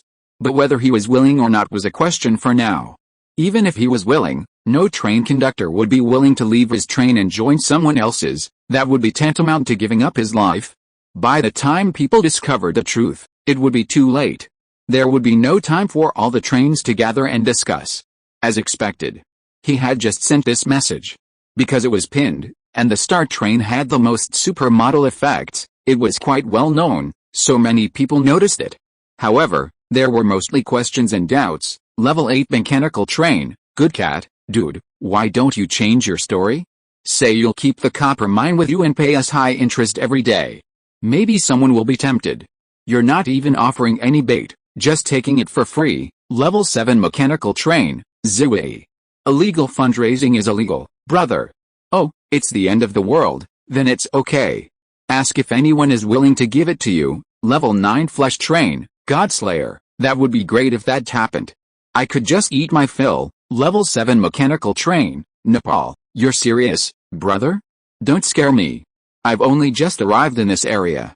With so many level 9 zombies, wouldn't a level 7 train like me be doomed? Level 8 mechanical train, Tiger out of the mountain. I feel like what this guy said has to be fake. After all, the time limit is only 1 day. If it's fake, this guy's reputation will be completely ruined. No one will buy from him anymore. He wouldn't lie so blatantly just for a little copper ore, that's what my mind tells me, but my heart tells me I hope this guy's lying. Level 9 mechanical train, unique, star, send me your coordinates. If what you said is true, you should have the courage to meet me and talk. Level 8 mechanical train, SpongeBob. I believe this guy, but copper ore is difficult to mine. Even if it's true, you should be exchanging something with us. How can you just take it for free? Our copper ore didn't just fall from the sky. Chen Mang had already parked the train next to the level 2 iron mine he had encountered on the way here. All the residents had already disembarked and started mining. They had worked all day and it was time for a break, but now they obviously didn't have time to think about anything else. He glanced at the train radio. It was already buzzing with all kinds of emotions. There were doubters, fearers, doubters, helpless voices, and even a few mocking voices. He was silent for a moment before transmitting a coordinate over the train radio. Star train, time is running out. There are 11 level 9 trains in the zombie basin. I hope the conductors of all 11 trains can reach these coordinates as quickly as possible. We don't have much time left. Then he looked at a component inside the train. Space still. This was the only purple grade component on the star train, and the only craftable component once the train reached level 7. He had simply crafted it, not upgraded it. Its effect was to freeze all living creatures within the train, except the conductor, for half an hour. Whether monsters, livestock, or outsiders, all were frozen. In other words, every train above level 7 had this component. Under its influence, no one dared to board other trains. However, he could then project the information from the enemy radar onto the screen. The coordinates he provided were those at the core of the zombie basin. Without level 9 armor, he wasn't eager to confront these level 9 trains directly. At least before they could talk it out. If they had other ideas, he'd be in trouble. The train's special skill, Absolute Defense, had a 10-day cooldown period, and it was still cooling down, with nearly 3 days left. Perhaps these level 9 trains had experienced more. Or perhaps they were just more timid. He saw that nearly half of the level 9 trains were responding over their radios. For safety's sake, none of them approached the coordinates, instead spreading out as much as possible to give each other time to react and send trusted personnel to communicate. In fact, if Chen Mang's train were under level 7, they could have just conducted face-to-face communication in the combat training virtual space. 2 hours later, several level 9 trains had already announced they had arrived at the coordinates. Chen Mang had already ordered all residents back to the trains and continued their drive toward the coordinates. They stopped 15 kilometers from the coordinates, and Zio AI jumped out of the train alone, ready to meet them alone. As long as they were within range of the enemy radar, Zio AI could maintain contact with the robots. Anyone else going would be in danger, and there's a good chance they wouldn't return. Zio AI was the best choice. Even if something went wrong, it would only damage one robot. Zio AI's main body wouldn't die. Buzz, with a roar of the throttle, Zio AI sped towards the coordinate point on her off-road motorcycle. Chen Mang glanced at his radar. 2 level 9 trains were parked within its range. He carefully examined their equipment and, as expected, their weaponry was of high quality. There were even purple weapons. One train had upgraded all 3 Doomsday cannons to level 10, requiring 6 Murphy stones. The Doomsday cannon is a blue-grade accessory, and its maximum upgrade limit is level 8. At level 10, it gains 2 super mod effects that have its cost. A level 10 Doomsday cannon is currently the most powerful of all accessories. It's powerful enough, yet its cost is minimal. This requires a level 10 upgrade. A level 8 upgrade would be less impressive. Furthermore, The Jebel energy shields on both level 9 trains were all level 8. The train radio was still buzzing with activity. Many people had actually begun to believe him, especially after seeing so many level 9 trains responding. There were two main voices. The first was pure fear, an outburst of emotion, completely lost for words. The second was that it was okay to hand over the copper ore, but it couldn't be taken for free, it needed to be exchanged for other resources. Furthermore, the supplies dropped by the zombies needed to be divided equally. It was impossible for all the copper ore to be given to you, and all the dropped supplies to be yours, with you taking all the good stuff. When Zio AI arrived at the coordinate point on his off-road motorcycle, 6 men were already standing there, wearing different clothes, representing different trains. No nonsense. Zio AI stopped the motorcycle and took out a screen from his arms, which recorded the scene on the search radar screen. You can't detect it because the level of your search radar is not enough. The video is here, there is no doubt about this. What the star means is that everyone should try to join forces and gather all the trains together. All the copper mines on the low-level trains should be handed over to us. We will kill the level 9 zombies, and the rest of the people will deal with the rest of the zombies. Otherwise, everyone will die. Zio AI said it fluently. His main body was on the train control panel, so Chen Mang could communicate with him seamlessly. What he said now was what Chen Mang meant. Chapter 200. I'll take this share. Everyone is doomed to die. The 6 men looked at each other, as if they had already discussed something before Zio AI came, and they couldn't help laughing. No. A burly man wearing a down jacket with a sweater inside stood up. Well, Mr. Robot, I think you have misunderstood one thing. We believe that this crisis is real, and we absolutely believe that your enemy searching radar is higher level than ours, but, in this crisis, none of us will die. Only your star will die. After all, we are all level 9 trains and can leave the zombie basin at any time. We are not locked here. Why should we risk our lives with your star? It's you who are anxious, not us. Of course, we are not the heartless ones. If you want to take the lead in gathering us together, we can listen to you and form a temporary alliance to collect the copper ores from all low-level trains. However, the star needs to take out Murphy Stone in exchange. That's right. A man in a dark green military coat behind him also stood up and said seriously, our train captain means the same thing. Since your star has so many supermetal effects, there must be a lot of Murphy Stone. Right, there are 6 of us here, 100 Murphy Stones each. We will help you with this matter. After all, at the critical moment of death, you won't be stingy with some Murphy Stones, right? Don't rush to refuse. Use the intercom to ask your train conductor. I know you can't make the decision. Zio AI paused for half a minute, and spoke again after receiving all the information from Chen Mang. The level 10 train is a hurdle. I remember that the blue area is different from other areas. Once you enter the level 9 train, you can no longer return to the lower level areas. If you could enter the high level area so easily, you wouldn't have stayed in the zombie basin for so long. I guess you are not ready to upgrade to the level 10 train. Rashly entering the blue area is also a dead end. What's more, there are so many level 9 zombies and hundreds of thousands of zombies. It is both a danger and an opportunity. As long as you can get through it smoothly, you can drop a lot of rewards. When the time comes, everyone will share them equally, which will greatly speed up the development of the train. This matter is not just about the star train, it also concerns you. You are saving yourselves. No. The man in the down jacket shook his head and said firmly, our train conductor said it very clearly. Without Murphy Stone, there is no deal. He would rather go to the blue area to gamble than help you for free. Free? Zio AI's eyes flashed with a hint of coldness, and he laughed. Isn't he helping you too? Whoever takes the lead pays. You want to be the boss, but you don't want to contribute anything. Why do you, the star, always want to take advantage of everything? At this moment, another man approached from a distance, his voice thick with dissatisfaction. Let me put it bluntly, this crisis is truly yours, the star. You're begging us, understand? Without these level 9 trains like us, don't you have a clue whether the star will survive? If you don't want to contribute anything, get out. When you come back to beg us, the price won't be the same. Zio AI paused for a moment, taking in Chen Mang's message again, before heading towards the off-road motorcycle. Our conductor has refused to cooperate. See you again. Want to leave? A glint of resentment flashed in the man in the military coat's eyes. He immediately pulled a rifle from his chest, aimed at Zio AI, and was about to fire when Zio AI suddenly stopped and turned quickly, holding two Gatling guns, the barrels of which were spinning rapidly. The next moment, bang, bang, bang, Zio AI's two Gatling guns roared, a barrage of energy bullets like a metallic storm. In the blink of an eye, they engulfed all 7 men. Without hesitation, he opened fire. 3 seconds later, the gunfire subsided. Zio AI opened his belly armor and stuffed both Gatling guns into his pockets.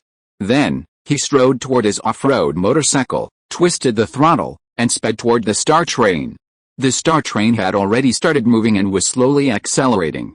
Hurry, hurry, Uncle Lee, standing at the rear of the last car, opened the armor from the top and let it drop to the ground, creating a slope.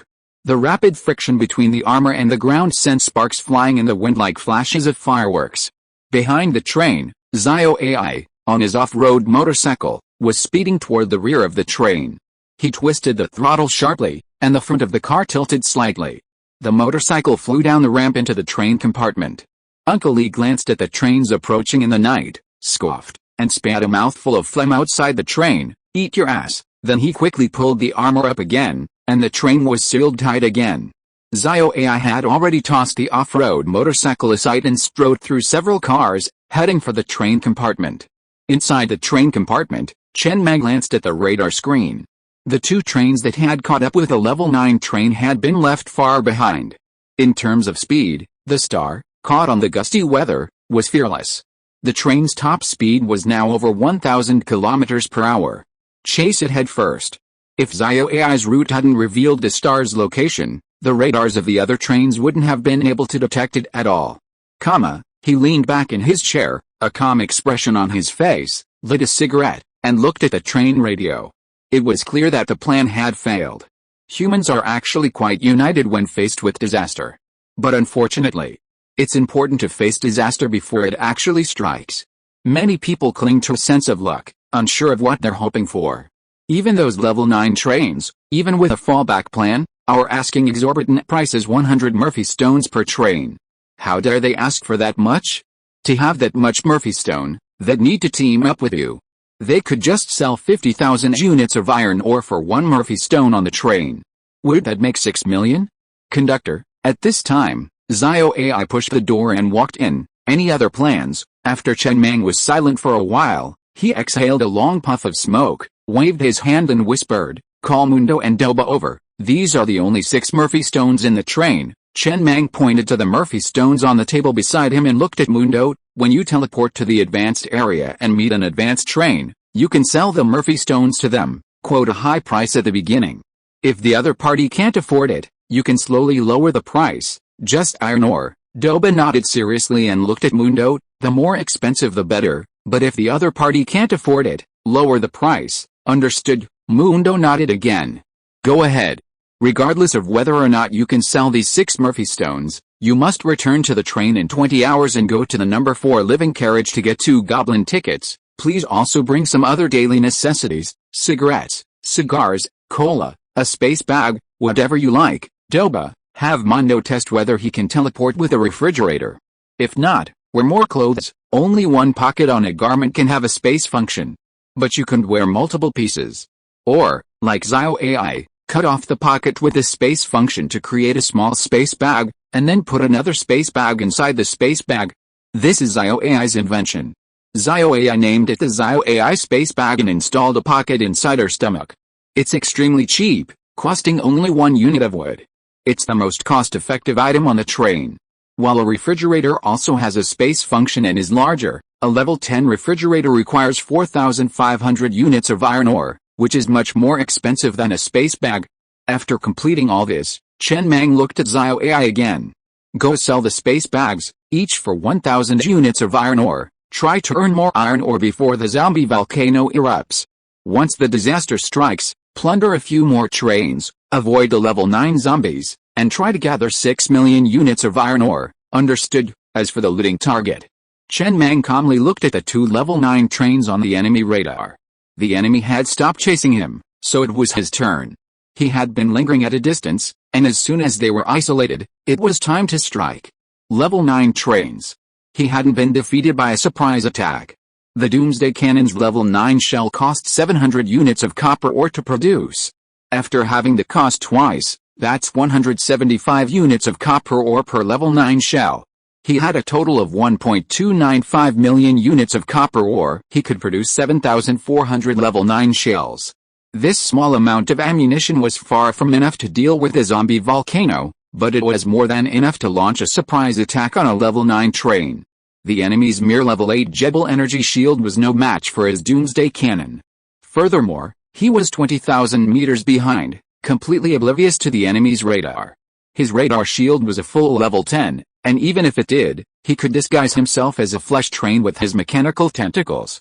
From a distance, he could lock onto the level 9 train with his Doomsday cannon, delivering a devastating blow in an instant. Then it was time to capture it. If reason wouldn't listen, then it was time for him to teach physics. It had to be either sugar-coated or cannonballs. Meanwhile, in the combat training virtual space, 9 level 9 mechanical train captains stood on a stage, holding a small meeting. "What are you doing?" a middle-aged man frowned. "Although I know that the talks may fail, aren't you guys breaking down too quickly? I haven't even arrived yet, and you guys are already breaking down?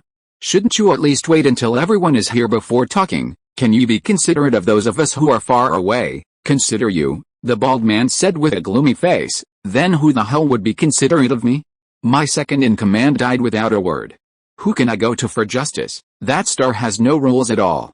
They just kill people when the talks fail. Even if you cooperate with such people, they will turn against you in the future. Then what should we do now?" The middle-aged man looked at the man and said in a deep voice, "We know the situation well. If the blue area was so easy to go to, we would have gone there long ago and would not have stayed here for so long. We stayed in the zombie basin because we can't go. We can rely on the fact that the star doesn't know about this as a bargaining chip, but if the talks break down completely, we'll all die. The method proposed by the star is indeed the only way for everyone to survive. All trains must gather together to have a chance of survival. The copper ore in the hands of other trains must also be collected, otherwise it will not be enough. How much Murphy stone do you want? 100 per car, so much? Did we set it at 50 per car at the beginning? Didn't I give him room to lower the price? He didn't even bargain and directly rejected it." The middle-aged man was silent for a long while before gritting his teeth. "In that case, there's only one way. Wait to death. In this zombie volcano crisis, if the star can't carry out his plan, he will die. He doesn't know for the time being that we can't leave the zombie basin. Let's pretend to be calm. When he can't help but come to us for help again, we will lower the price then. He won't have any room to refuse. At this time, it's a test of who has the stronger psychological quality. His radar can tell when the zombie volcano will erupt, but we don't. Those who can see the fuse of the gunpowder tend to be even more restless. From that perspective, we have the advantage." "That's fine with me," the bald man said expressionlessly.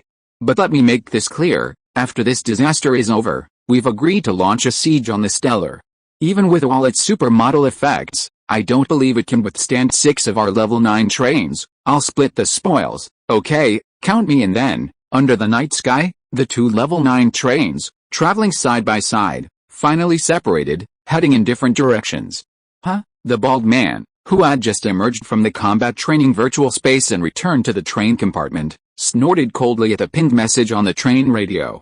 "They're selling space bags now, 1,000 units of iron ore each? That's a real treat." He was even tempted. It was clear that the star was planning to quickly earn iron ore and upgrade to a level 9 train to escape the zombie basin. He actually hoped that the star could gather enough resources for that upgrade. He found it amusing to imagine the star's expression when it realized that even at level 9, it couldn't leave the zombie basin. He didn't buy it. Although he wanted it too much, he knew that the star would no longer be able to sell it to him. But it didn't matter. When the star came to him for help, all these would be his. He had the attitude of asking for help. But the most important thing now was to re-elect a second-in-command. His second-in-command had just been killed. Just then, beep, beep. The alarm suddenly blared inside the train. End of this chapter. Thank you so much for reading until the end. Don't forget to give it a like. Looking for more exclusive content and immediate access? Subscribe to our Patreon. Remember, every like, subscription or donation encourages us to continue. Thank you all. See you in the next video.